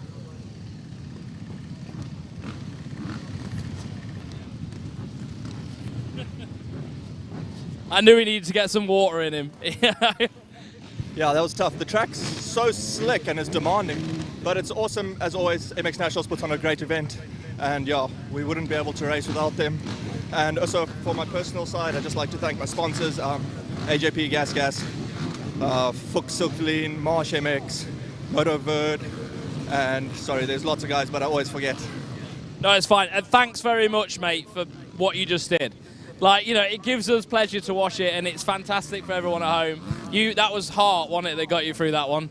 Yeah, for sure. No, I just wanted to win so bad, but it was close at the end. I had to launch that double into the face, and I think I just got him. I would like to see how much I actually won. Mate, we want to see as well. That would have been, you know, not a lot. A gnat's tooth, I think. But well done. Thank you.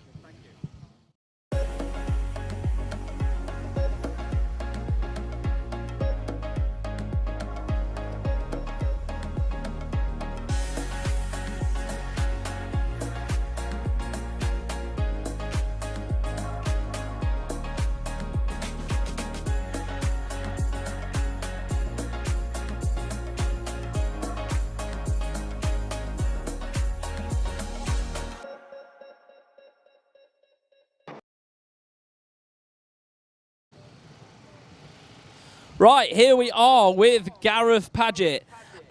You know, I've always known you've got it, mate. You're a good rider. You've just never been able to put the puzzle together, and that was your first national win, you've just told me. First national win. It's the best I've felt all weekend. Track's quite gnarly, but I didn't want the race to end. I was having that much fun. It was good. You look mint. It's good to see you riding with that confidence as well. You can see, like, even when everything wasn't going right, and you would have like the bike snaking around, you just corrected it. You seemed like you were well in the zone. Yeah, I got a shout out big to Moto33. He's had my bike set up this year, fantastic. So I'll give all the credit to him for that one. It looked like you and the bike were gelled and well in control, but well done. Anyone you want to help, thank? I thank my mum and dad, Bike It, Steve Dixon. That's about it. Thank you. Well done, mate. Hopefully you can get another one. Cheers, mate.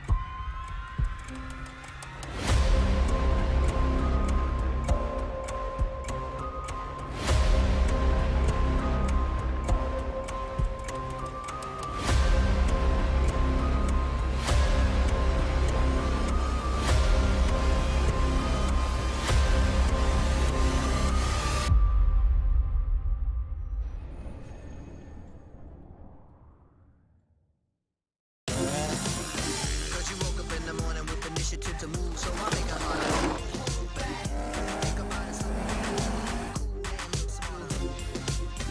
The world time has come to.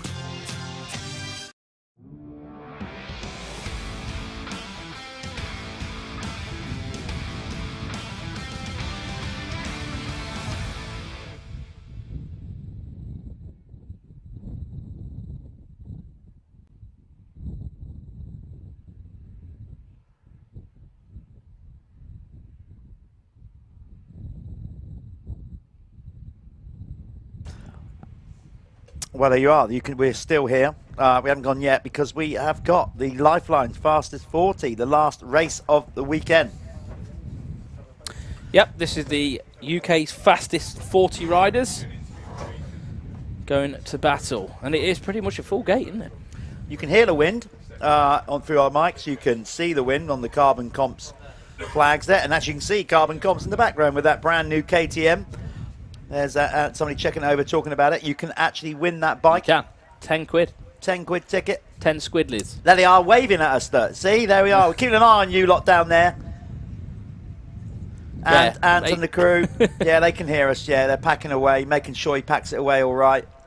Yeah, we don't want any scratches on that, Ant, when I win it. Yeah. There he is down there. So, yeah, get on there. Get on to carboncomps.co.uk. £10 ticket. Get yourself a brand new KTM. What is it, 250 or 450? I can't remember. I think it's 450. 450, yeah. Okay. One of our many amazing sponsors that have got behind this series, Syntol, Leatt. You can see them all down there. Milwaukee. We have got the Lyfelinez fastest 40 incorporating the Leatt MX1 category. That opening moto was won by Tommy Searle. The MX2 brought to you by Apico. I can't even remember who won it. Right. It was Walsh, wasn't it? Or was it Conrad? It was Walsh. It was Walsh. It was Walsh. There we go. There's the whistle being blown. That basically means they're going to be going down to the start area anytime soon. We're going to probably film them going down to the start line again. They've had their sighting lap while we was doing those 2 interviews. There they go. So we alternate. Muse was quickest in qualifying. Kulas was quickest in the 450. So we alternate them down to the start line. So race... Oh, no, they're already down there. Sorry, Walsh was quickest, wasn't he, in MX2? Race 1, top 5 in each. Tommy Searle took the win over Harry Kulas. Josh Gilbert was 3rd. John Adamson, yeah, decent ride from John in 4th. And then Martin Barr in 5th. Obviously, we heard from Martin. We had a chat. He's got a bit of a health issue going on. They don't quite know what it is yet. All right. They're going through a lot of diagnostics to see what's happening. Yeah, I missed that one. So what happened with his neck brace? Because I jumped out and Martin basically a rock just hit the butt. Thought so. Just hit the butt. Like you could do like 1,000 times and that would never happen. You know what I mean? So he's going to try and figure this health thing out. Hopefully they get to the bottom of it. And then the top 5 in MX2, it was Dylan Walsh, Conrad Muse, Tom Grimshaw, Jamie Carpenter, and then Florin Mayo.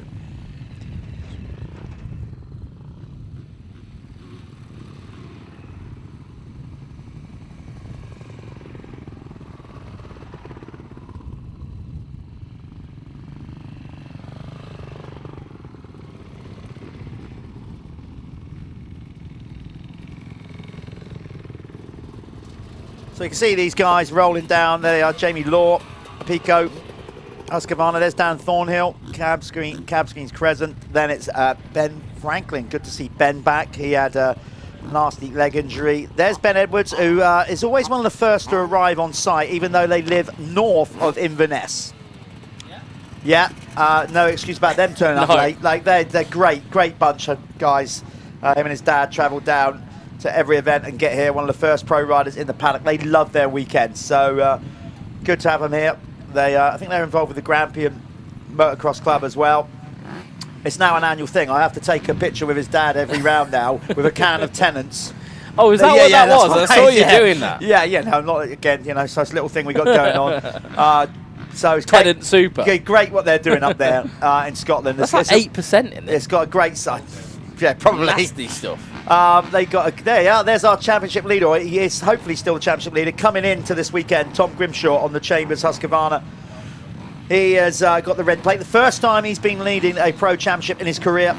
Great. Yeah, great season. Yeah. Great season. Good to see. I've been following him for a few years now. I was on a training day with Spinksy the other day. I went on one of his academy days, and he had Tom there to help, show the guys what to do, how to do it correctly, because Tom's a very, very technically gifted rider. So let's see if Adam Collins on the motorcycle KTM has a bit more luck out the gate this time. Something happened in the opening moto. The bike either died, it just stopped, he didn't. Yeah, it was looking down like what's gone on there. So it's a motorsport. Stuff happens. Yeah, there's the Spiral Fly Racing 15-second board. Soon to turn to 5, and then they'll have a gate drop within that 5 seconds. This is it. So the overall, Kulas, if he gets a good gate drop, he's in with a shout. Remember, because if Kulas wins. Yeah, and Tommy's second. Well, it doesn't matter. If he just wins, he wins. If he 2-1, Walsh having a head like a chicken. As he got the drop, Tommy Searle's got another flyer, but Kulas is up the inside, not quite. Searle is away, and this time Gilbert doesn't quite get it done in second, and another flyer for Glenn McCormick. That's 2. He's had really good starts. And then there's Kulas up the inside in 4th, going for 3rd. Martin Barr there, as you said, has got some health issues at the minute. Let's see, he's got the energy and minerals to go the distance. John Adamson side footing his way down the hill, one leg in it. Yeah, right. Martin was saying he can't ride in the week or anything. Yeah. Like he's, just races. No riding in the week, no gym. Hasn't been to the gym since, can't remember what he said, February. That's not cool. No, grim. So, he'll figure it out. You know, he's Irish. Yeah. Always figure it out. They're definitely determined.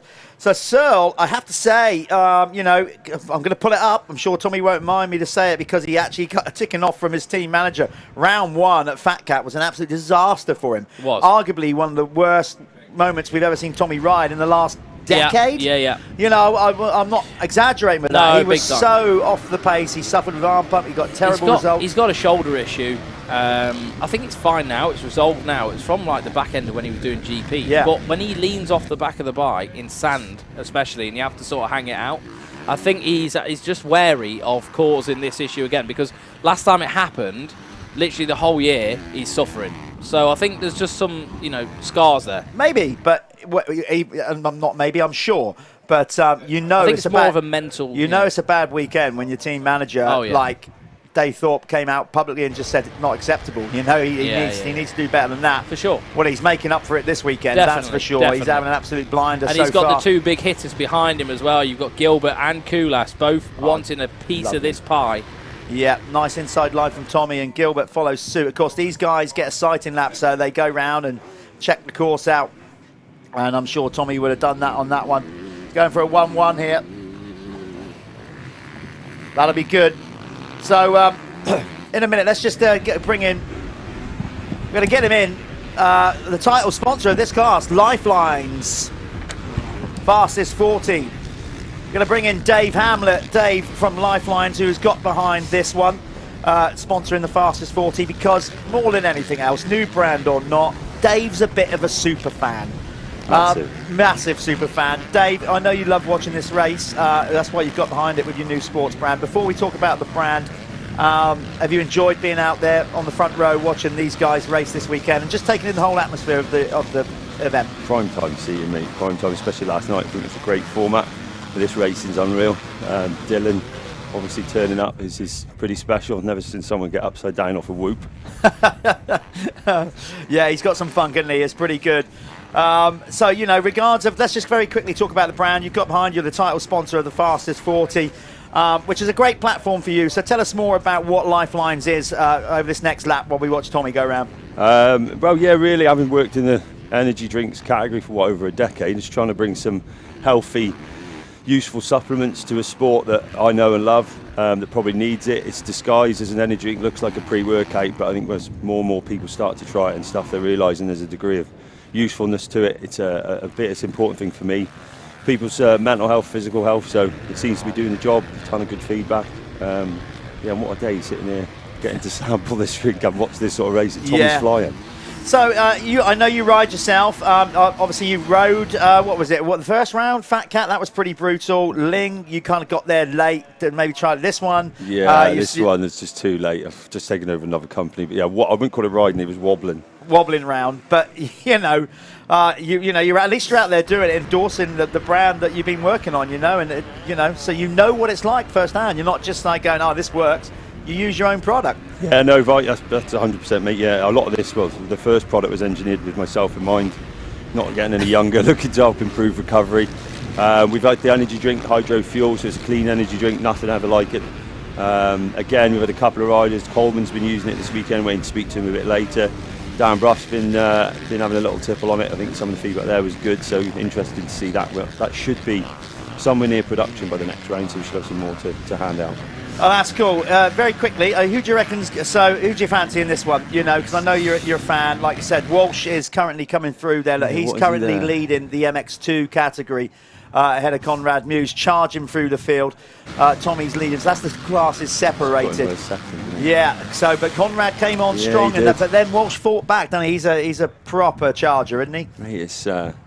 I don't know, we'll go Muse. You're going to go Muse, just for the sake of a good race. You know, he's an underdog. Look at him, look at Walsh hanging off the back of that. He is charging, he's going to try and put a move on Martin Barr. There he goes. I've just been with Big Mark from Revo, so he's probably stood. I think there's a gap just out front that's on my stand. So, Mark, sorry, buddy. So Walsh moves up past Martin Barr. Of course, he doesn't move him up because he's already leading the MX2. It just moves him up in the running order. Josh Gilbert has got a little bit more for Tommy Searle in this one. It's great to have, obviously, got Josh Gilbert back after his American adventure. Did you watch that? He looks good, though, doesn't he? Yeah. Did you watch yeah, him doing the AMA? Of course we did. Yeah, it was in the pub. I think there's a few people stood outside the thing. It was a great atmosphere speaking to Putnam last night. It was really good to get behind the boys. Yeah, good stuff. So, just very quickly then, before you shoot off and get out there and back in the sunshine, we get Callum back in. What's on the agenda more with Lyfelinez? Tommy Searle gets the Keck's fastest lap of the race so far. What you got in the pipeline? Any more products you're bringing out? So we've got so the clothing range is developing nicely, so people can see some of those. Again, some good feedback on that. Should be getting out to Bangladesh next month or so, where we can really start to hone the range. Clean energy drink, hydro fuel, as we've said, that's the next thing that's up. There's some honing to do on flavour profiles and tasting. And then one more for this year, which is an everyday health product. A bit like hydro fuel, just kind of de-engineering it so it's not quite as over-engineered for an everyday use. I mean, what we've got in hydro fuel really helps everyone that's just so training, goes to gym, running, riding, racing, whatever you're doing. But yeah, it's probably a bit much for partners and other family members who are kind of getting on the bandwagon and realising it's not a bad product to be using every day. Yeah. So that's it, free. That should wind us out for the year. There are some more stuff next year. I mean, I've got 18 products in the pipeline, so mate. Loads coming then. Yeah, plenty. Yeah, so you got plenty going on for the new brand. Well, look, Dave, we really appreciate you getting involved with the MX Nationals and stepping involved with Lyfelinez. Big up for getting behind this fastest 40. Well done on that. We'll let you get out there to sell more product and enjoy the race. Thanks for coming in. Thanks for having us, nice guys. One. Love There's it. Dave Hamlet from Lyfelinez. Go and check them out. As we said, it's a new sports supplement that Dave's loads of experience in the industry. He's worked for a lot of other nutrition brands and energy drink brands, so Dave knows what he's doing. Go and check them out. Tommy Searle is still just about keeping off Josh Gilbert, and Kulas is pushing as well. Oi, oi, Savaloy. All right, he's back. Back in my tight tee. Good to get Dave in there just to talk more about brands like new brand. Not just new to the sport, but deciding straight off the bat, I want to be involved with the Michelin MX Nationals. It's important. I think he's got some knowledge, in the drinks industry, stuff like that. So yeah, it's cool. It's cool to have him on board, and and it's not a drink filling people full of sugar and stuff. It's proper healthy. I thought you was nearly going to throw another swear word in there, but you changed what I thought you was going to say to sugar. So Tommy Searle is, loads of experience. He's he's raced home GPs and having the pressure of Jeffrey Hurlins behind him the whole time. He knows how to lead from the front. He's been in this position many times over. Dylan Walsh is having a stormer on that Revo. Yeah, he's riding really good. Yeah, Revo 7. Kawasaki leading the MX2 category. There's Brad Todd. He finished third last time out at Ling. Here's Conrad Muse, a little bit out of sorts, but remember, Conrad is Conrad's coming back from injury. Coming back from injury. Had to rush him back pretty quick, and I don't think his shoulder's still 100%. That's going to be sore, I mean, it's going to be fit. Look, if you put titanium in anything, it's fixed, but it's all the nerves around it and the muscles. Everything needs to settle down a little bit, doesn't it? Let's just calm down a bit. Yeah. All right, and then he'll be back. Trust me. Conrad's look back. at that down there. Yeah, that's what Conrad's good for, and he loves all that. That was rad. Obviously, Conrad is, from down there in the southwest, originally not far from Shepton Mallet. He's got his private track not far from there, and it's a real clay-based circuit, some big old jumps. I've had a little tickle around. Yeah. And I do mean that I didn't ride hard. I think I rode an 85 round it. Oh, really? So the poor little 85 was suffering.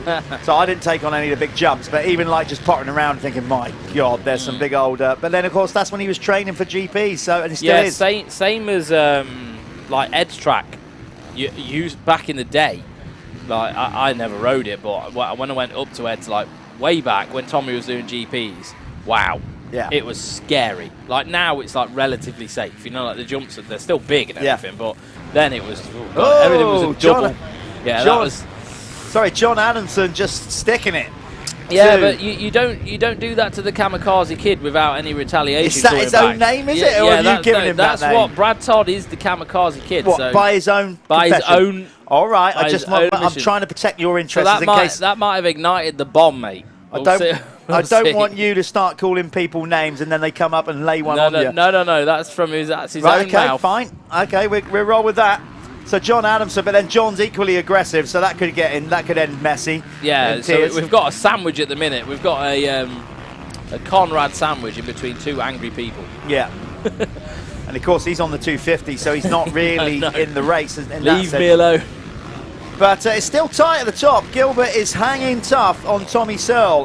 The question is, though, Gilbert could go by and Tommy could still win the overall. But if Cusses gets a move on, that could be a different proposition. I'm actually very impressed with Brad Todd. I think the other week at the British as well, he had a very good, he had a strong result. He did. And I think Brad's actually he's maturing. He isn't doing those kamikaze kid things anymore. He's starting to actually think about what he's doing, you know, and his approach and everything. So, yeah, no, it's really nice to see. It's good to see him figuring it out. We did the team profile on his team. We did. Oh, they're coming together. We did the team profile. Alfie Jones and Petrov coming together. We did a team profile on Gabriel yesterday, and it was good to catch up with those guys, Paul and Brad, Todd, taking about, and now they're in the same place. The team was on the up, improving all the time. Young team to the sport, really getting better. And so they're kind of rider and team are going hand in hand in their progression, you know. Slowly building, and it's good. Like a slow build's always better. You get less mistakes with like a slow, you know, when you build stuff up slowly. There is Jamie, is that Carpenter? It's Carpenter, yeah. Nice, and Josh Gilbert, 156. Closing in on Tommy. Right, okay, we're going to have a race up the front, so can we get the eyes on the 100 and the 362 of Josh Gilbert? Yeah, we're going to try and find our camera crew, and now going to try and find the race leader, Tommy Searle, because number 100 is getting pegged back by number 326, Josh Gilbert. So we're in search of them. There's Charlie Cole running the very cool 7 kit with the white top. That's always good. White kit looks cool either way. It's not the ideal kit colour for motocross, but it looks good on days like this. It does. So we're going to try and find Tommy Searle out on track because Josh Gilbert is hunting him down. There we go. There we go. So Gilbert got 3rd, did he, in the first race? So he isn't on for a win. Who? Gilbert. No, he's not on for the win. No, not at all. You never know what's going to happen. Gilbert would go 3-1, but and then if Tommy stayed in second, he'd 1-2. That would be enough for overall. And then, of course, you've got Cusses. Well, Cusses is only just there. Cusses could pick up any pieces here. They're on the same part of the track. Much closer this race. I wonder if the track sort of got a favourable line now, a bit more so. You know, maybe. You know, sort of a drier line, more grippy line maybe. Tommy though is quite smart. You notice he's very good at staying out of the bumps and riding really efficiently. That's something that Tommy's always been pretty good at, I think. This will be good though. Gilbert will want this. Gilbert is pushing hard. The Patch Quick Trophy on Wednesday. Apparently, I didn't see it, but there were so many people down there waxing lyrical about the overtaking move he put on Harry Cusses in the second moto. Yeah. Apparently Gilbert's it was absolute fit, ripper. as well. Gilbert's strong. Just sort of railed around the outside, caught Harry, and he said afterwards, Josh Gilbert said afterwards, that Harry Cusses is one of the smartest competitors I have ever come up against. He always seems to know where you are on the track, like he's got eyes in the back of his head. But Josh put on a hell of a move. I didn't actually see it because I was back at the van having nigh on cardiac arrest after my race. So I didn't see that. But hey, Gilbert, he's showing him a wheel. Oh, is he going to do it here? So Gilbert's just launched down there. He's on the inside. Tommy closes it off, shuts the door. Gilbert grabbed a handful of throttle, lost a bit of traction. So that's it. We're going to have to reset and remount an attack. Gilbert, though, so much corner speed. How good was that? He stood up the whole way through that rut. That seems to be the new fashion now. A lot of guys go through corners on the pegs. It's sort of a new age style, isn't it? And it's, you know, you're getting more traction to the ground.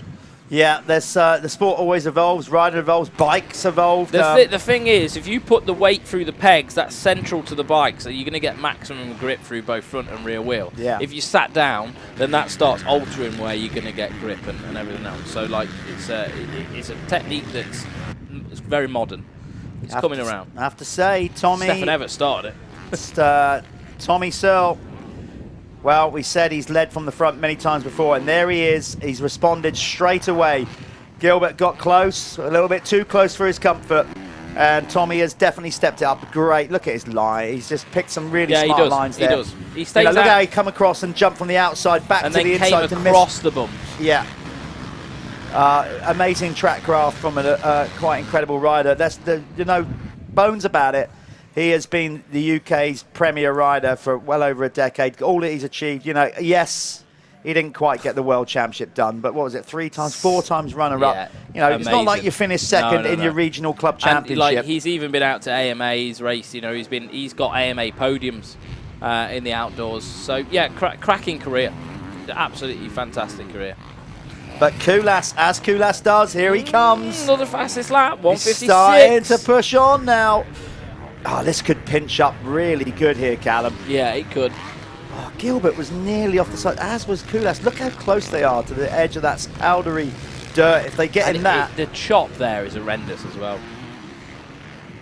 But that's the confidence these guys have. They just do what they do. They believe in their bikes as well, like their setup, everything, like the comfort levels need to be there, don't they? Yeah, they are. We're pros. They are. What more can I say? Jeff's panicking, trying to get his phone on mute. No, yeah, no. Yeah, so that's what Harry looks like without his. Gilbert's coming back. Gilbert is coming back. How long we got left on this one? Let's have a look. So not that much longer actually. Total time we're at nearly 17 minutes. So we'll be getting the 2 laps to go card, maybe another lap or so. But all the guys, it's starting to fight for traction a little bit now, out the corners when they're really hard on the gas. Obviously no more water going down now because we are at the end of the day. This is the last race of the Michelin MX Nationals, round 4 at Cusses Gorse. You are watching on screen Harry Cusses on the cab screen at Yamaha.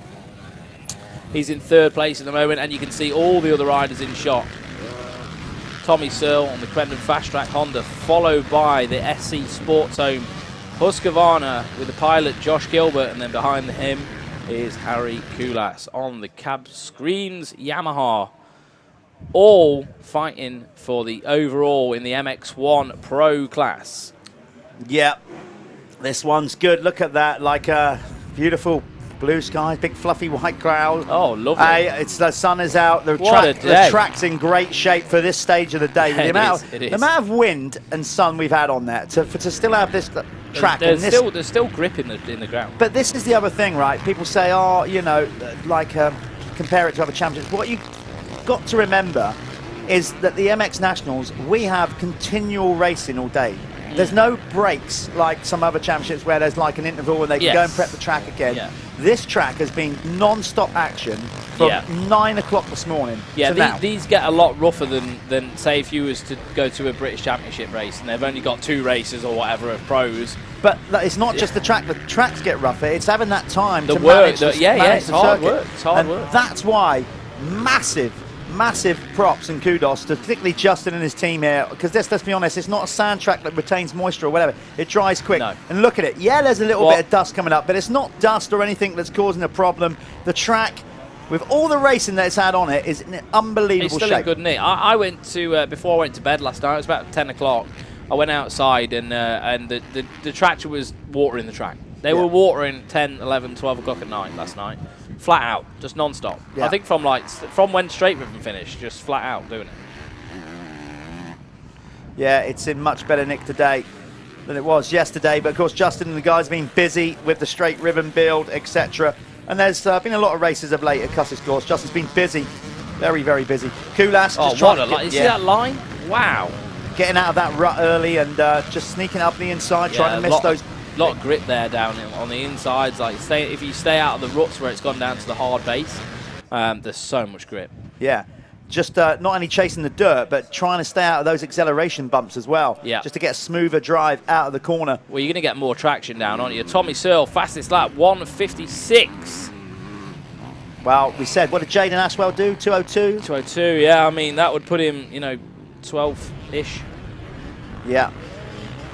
So, but Tommy, these guys on a different level in this current class. Walsh is still back there, 25 seconds back, nothing to be, well, he'd wish he was up there racing them. Yeah, but he is on an MX2 bike, so You know, he's leading the MX2 category. Maybe, how long have we got? We've got 20 minutes to go. We'll maybe try and have a little rip back to Walsh later on. See where he's doing in the race. See if we can get our cameras on Dylan Walsh. Show him some love as he is leading the MX2. Conrad Muse, though, is still... third, I think. Yeah, well, no, he's second, but he's 5 seconds behind. Yeah, John Walsh Adamson's now. having a good ride as well. So John Adamson in fourth. So he's having a decent ride, but he is quite a way behind the lead pack of 450s. So the current running order in the actual race, it's Searle, Gilbert, Kulas, Walsh, Adamson, Muse, Barr, Todd in 8th, then Grimshaw and Carpenter. As class only, it's Searle leading the MX1 ahead of Gilbert, Kulas. Then it's Adamson, then Barr, then Todd. In the 250s, it's Walsh, Muse, Grimshaw, and then Carpenter. Yeah, Carpenter having a good run. Here he is, Dylan Walsh. Let's give him a bit of love because looks like he's on set to go 1-1 here in the 250 class. Yeah, there's the 53, Dylan Walsh on that Revo Kawasaki. A little bit of annoying news from out this camp. They have had some bikes stolen from their workshop. So please share their posts that they've put on social media. We want these bikes back. There's a 250 and a 450, obviously all exactly like what Dylan's riding here. So keep your eyes out around Daventry for those bikes for the team, please. It really has put a dent in their budget. And well, I'd say they need these bikes to go racing. So let's help them out. Share it, share the love. That's what we got to do. So, yeah, here we go then. So we're winding it down in this Lyfelinez Fastest 40 race. The top pros, elite pros, incorporating the Leatt MX1 class and Apico MX2.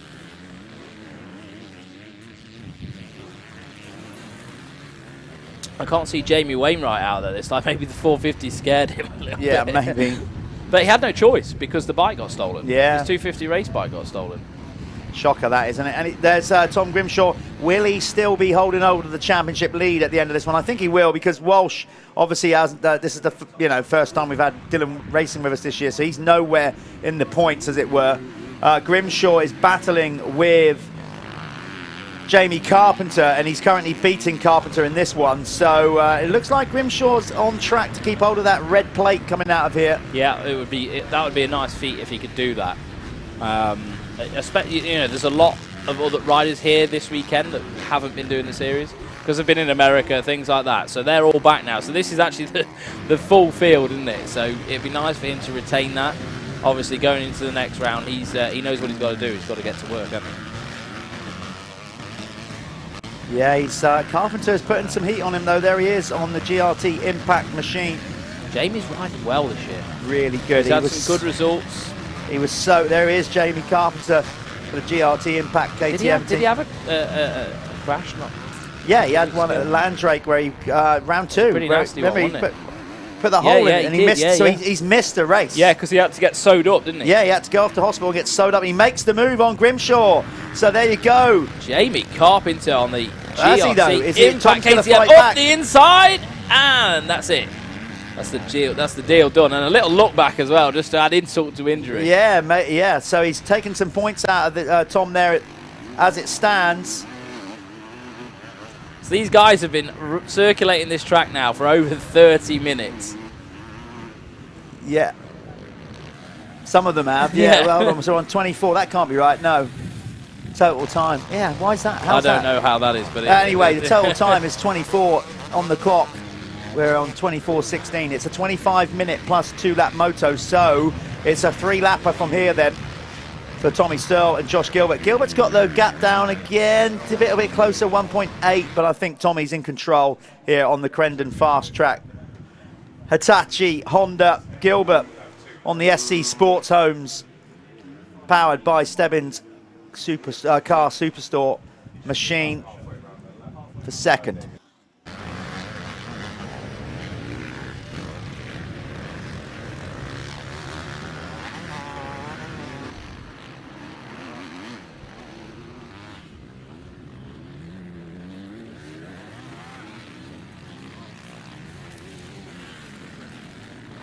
Okay, I think we might have a little bit of a timing glitch. We're not sure. We must be close to 2-lap board this time around. These guys get 25 plus 2. Most other races have a total time, and then they have a plus 1 lap. These guys get 2 laps, a nearly 30-minute race. Here's Searle, lovely up on the pegs. There we go. He takes a Gilbert's still there, but he just can't get close enough to make it happen. I think we got 2 laps to go. Let's get a shot of the Barry on the finish flag here to be able to see what. There we are. There it is. 2 laps to go. We were right.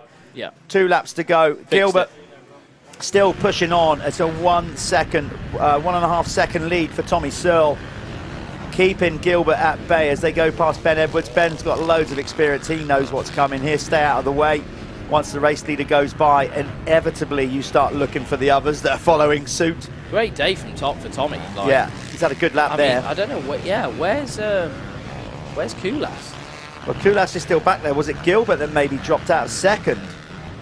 Let's see. There's Searle. No sign of Gilbert. Or Harry. Or Harry. God, he hasn't pulled away that much in that lap, has he?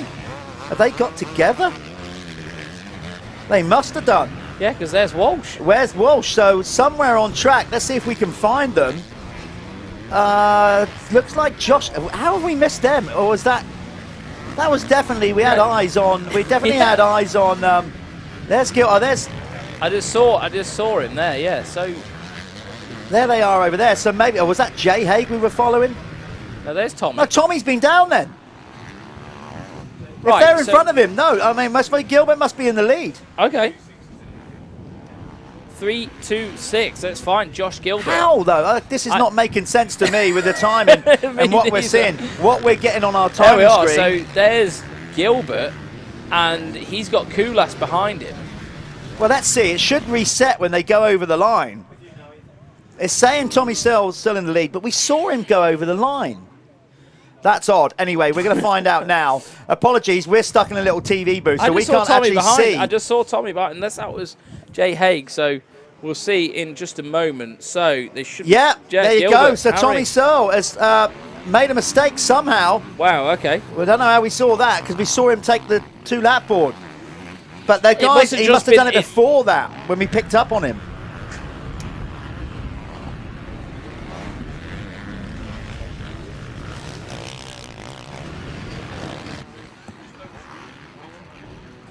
Right, okay, so just got a little bit of information. So Tommy did come through the line in first.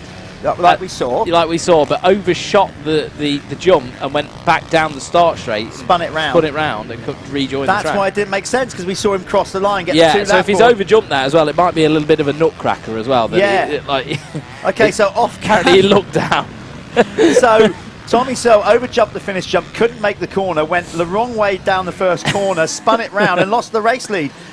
So here we go. So Kulas. Yes, game on. Well, last lap. So overall then, so I'm rubbish at this. I always have been. So if it stays like it is, I think Gilbert could. No, Gilbert will go 1-3. Kulas will go 2-2. And Tommy will go 1-3. But Gilbert will get it. Gilbert will get it because he. Oh yeah, he will. I think that's how it works. Tommy, it is how it works, but we'll Tommy have to see. and Gilbert will tie on points, but because Gilbert wins, Gilbert takes the second race. That's why Kulas is pushing like Gilbert a madman. had a bit of a swap then going down there. I nearly had a panic attack, but we're all good. We're still on the gravy train. Here we go then. We got 2 corners to go. Kulas is pushing like crazy because he knows if he can make a move, he's going to win the overall. But we've got 1 corner to go. This is going to be, I think, an overall win for Josh Gilbert. It's certainly going to be a race win. There we go. I think this is the checkers. There we are. Josh Gilbert on the SC Sport Home Husqvarna. Wow. Gets it done. And Harry Kulas nicks the boxer shorts with a 1:55 for the fastest lap of the race. Right, let's get down to the winner's circles. We're going to try to get both the overall 450 winner from the Leatt MX1 and the Apico MX2 winner down there. We're going to go to a quick ad and try and catch up with these guys in the final winner's circle of the weekend.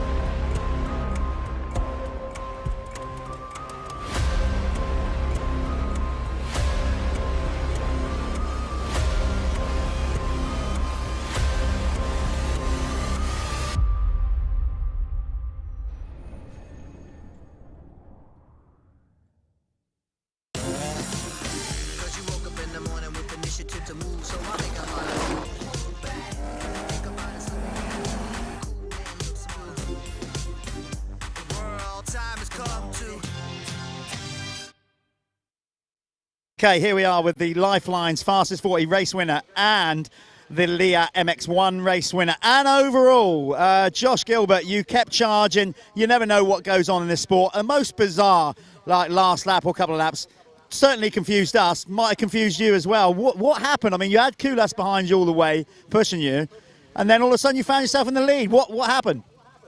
I'm not really sure, to be honest. I was on the back of Tommy from the start, and I know Harry was behind me from the start as well. It was pretty intense, that whole moto.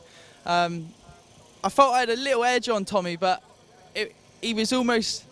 I didn't have enough of an edge to make a pass on him, so I was struggling to find somewhere, and then I sort of had a breather 3/4 of the way through, and then I could hear Harry right on me. So I put the hammer down again and just started to get on the back of Tommy with 2 laps to go, and he landed off the finish jump and just went straight on.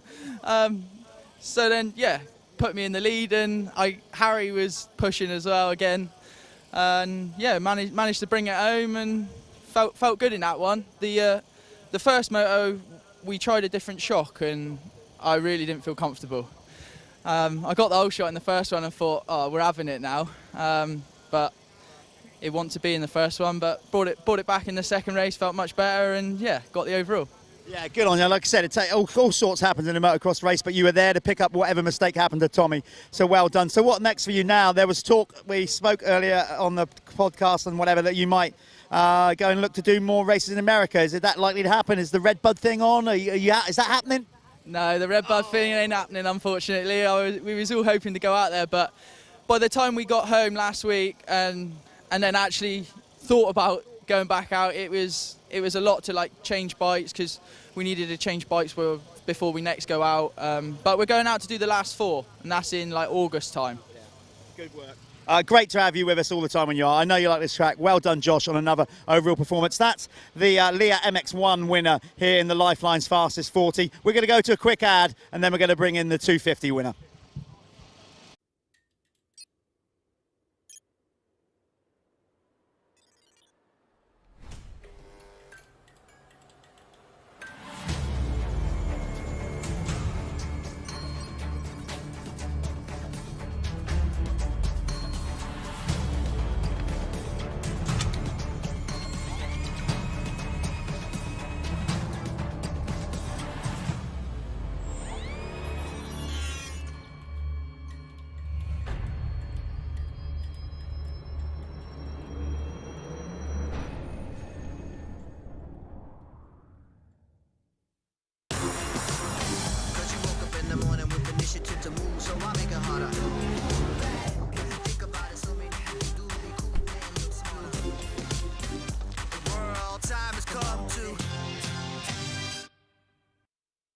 Hey, here we are with the Lyfelinez Apico MX2 winner, Dylan Walsh. Good to have you with us first time this year. It's been a good weekend for you. Straight rhythm champion in the 250s, and then went out 1-1 in the Apico MX2 class. We said yesterday you rode the track in the warm-up. It wasn't really to your liking, had a lot of pounding, but today the track was much better and you look much happier out there. How was your weekend? You obviously enjoyed that, racing with the Conrad and the guys. Yeah, no, the weekend's been wicked. These boys put on a great event every time, so yesterday was wicked. I ended up winning all yesterday, and then today I went P1 in quali, and then Moto 1 and 2 went win, so couldn't ask for a much better day. And yeah, yesterday when I did the warm-up, the track was pretty rude, but today they put it together and put a good track together, so I was stoked on that. You look like you had a lot of fun. You did something earlier on today, I think it was today in one of the races, you literally manualed flat out. Your wheel didn't even touch the ground through these whoops. The Supercross experience, you look like you're having so much fun on this section alone. It's your kind of gig, isn't it? Like tracks that are really jumpy and technical. Yeah, this is a much more Americanized track, so I enjoy this a lot, and it's hard to hang on to the old Revo rocket down there, so they can take the claim for that one. You've obviously had a tough weekend on the team out as well, with the break-in and whatever, so this at least a bit of a lift up for Mark and the team this weekend. Yeah, the year's actually been really tough for all of us as a team, and then obviously the workshop getting broken into Friday night, and taking a few bikes, so that's emotional, but yeah, I'm stoked to be able to give something little back to the team this weekend, and yeah, head into next week with a little bit of a smile, you know. Good stuff. Well, there we go. We spoke to Dylan earlier on about the dynamic between him and his mechanic, Luke. So a good weekend for you two. He got all the pit boards right this weekend, right? Yeah, Luke smashed it this weekend, so cheers for that, Luke. There you go. That's Dylan Walsh. Nice one, Dylan. He takes the win in the Apico MX2 Championship here this weekend in the Lyfelinez Fastest 40. He's going to get going. That's us done on another live feed. We hope you enjoyed it here from round 4 at Cusses Gorse at the Michelin MX Nationals, powered by Milwaukee. We've had a great weekend. Dylan has too. Keep subscribing. Keep liking what we're doing. Follow us on social media. We'll be back at the beginning of August for round 5 with a brand new venue. We'll be telling you more about that as we lead into it. Thanks to all our incredible crew, staff, medics, everybody that makes this happen. And we'll see you soon, over a few weeks' time. Hope you enjoyed it. We'll see you again. Thanks a lot.